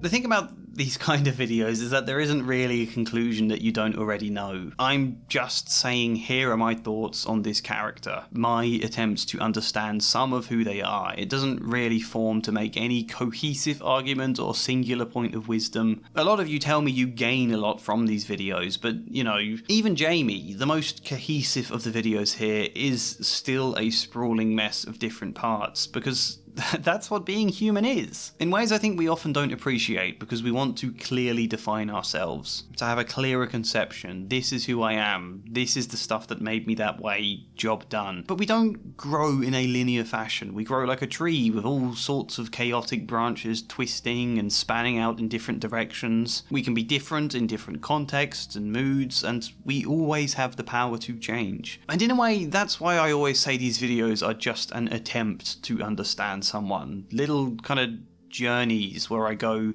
here is my thought process, where I deliberately leave things a little bit rambling and encourage you to add your own thoughts or disagree with me in the comments, because it's never truly about the answer, and I definitely never get everything absolutely correct. It's about the attempt, which is exactly what I'd say of therapy itself. The desire is you go to a therapist and you explain your story and they go, okay, here is the answer, here is why you are this way, now you know, now you're much more aware and you can change, well done. But it doesn't work like that. Self-knowledge is not self-awareness, and self-awareness is not actualization. They're important, but it's not the same thing. When you go to therapy, the therapist, I mean, this will be different depending on the type of therapy, but your traditional psychodynamic or psychotherapy, and I think most actually would apply to this in some degrees, they take you on a journey in the same kind of way. They begin an attempt to understand with you, to wonder about things, to be curious and empathetic and often playful in ways that help you engage, and often playful in ways that help engage you to also wonder about yourself, about your feelings and thoughts, and to do so on a deeper level than you ordinarily would. They too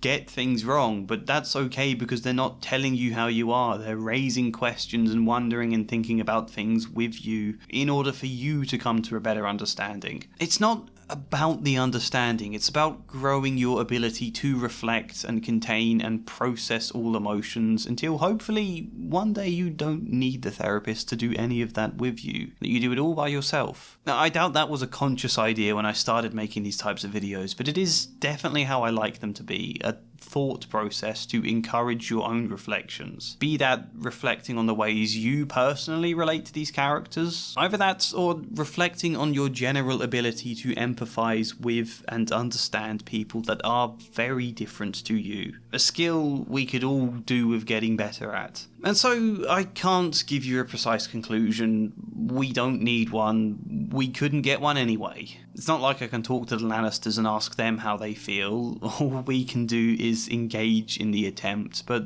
in a lot of situations, that can be enough. Why did I want to go over these videos again? Well, I won't pretend my motives were entirely pure. I've been moving house at the moment. I'm still in the process. I wanted something I could make quickly that would also hopefully do well for views, well enough to cover the potential lost earnings from not having the time to make any fresh videos right now, and also to test the waters again on how well A Song of Ice and Fire videos would still do for me in the algorithm. That is all true. I thought just watch one of the original videos on the Lannisters I did per day, jot down quick thoughts, record, edit the audio with a beautiful Dave's walks in the background. Please check out his channel if you like it. The link is in the description for a video where he walks around Nevergissy. Unfortunately, I underestimated how long this video would take, but either way, yes, that was a big part of my intention in making this. But even so, I've been thinking of doing something like this for a while, precisely because I thought I would hate these videos. I have a tendency to be quite critical on myself. I think you know that. I thought I'd listen back and decide these were terrible videos and that I'd want to amend so many things about them. And granted, there are faults I haven't even resolved in many cases, but they're still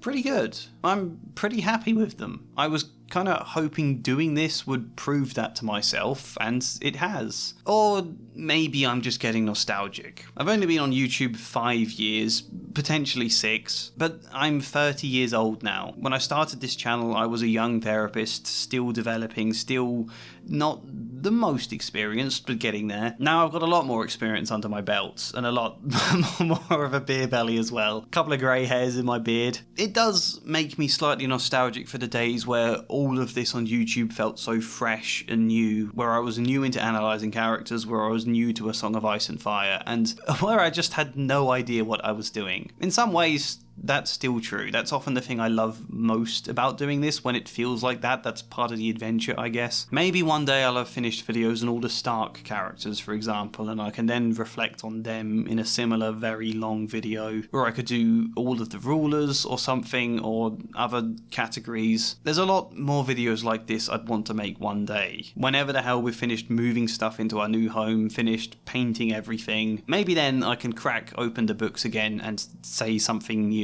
Until then, I really hope you enjoyed this video. Like it if you did. Please do give it a share, any of you who operate in Game of Thrones or A Song of Ice and Fire circles, because the better this does, the more able I am to make more videos like this. Maybe subscribe, or if you really fancy it, support me on Patreon or buy me a coffee. Yep, otherwise, hopefully see you next time. And as ever, a special thank you goes to Flying Spider, Luke Hoare, Michael Gallagher, Ben Marie, Thafy, Chad Bramwell and Joshua C. Follier. Thank you.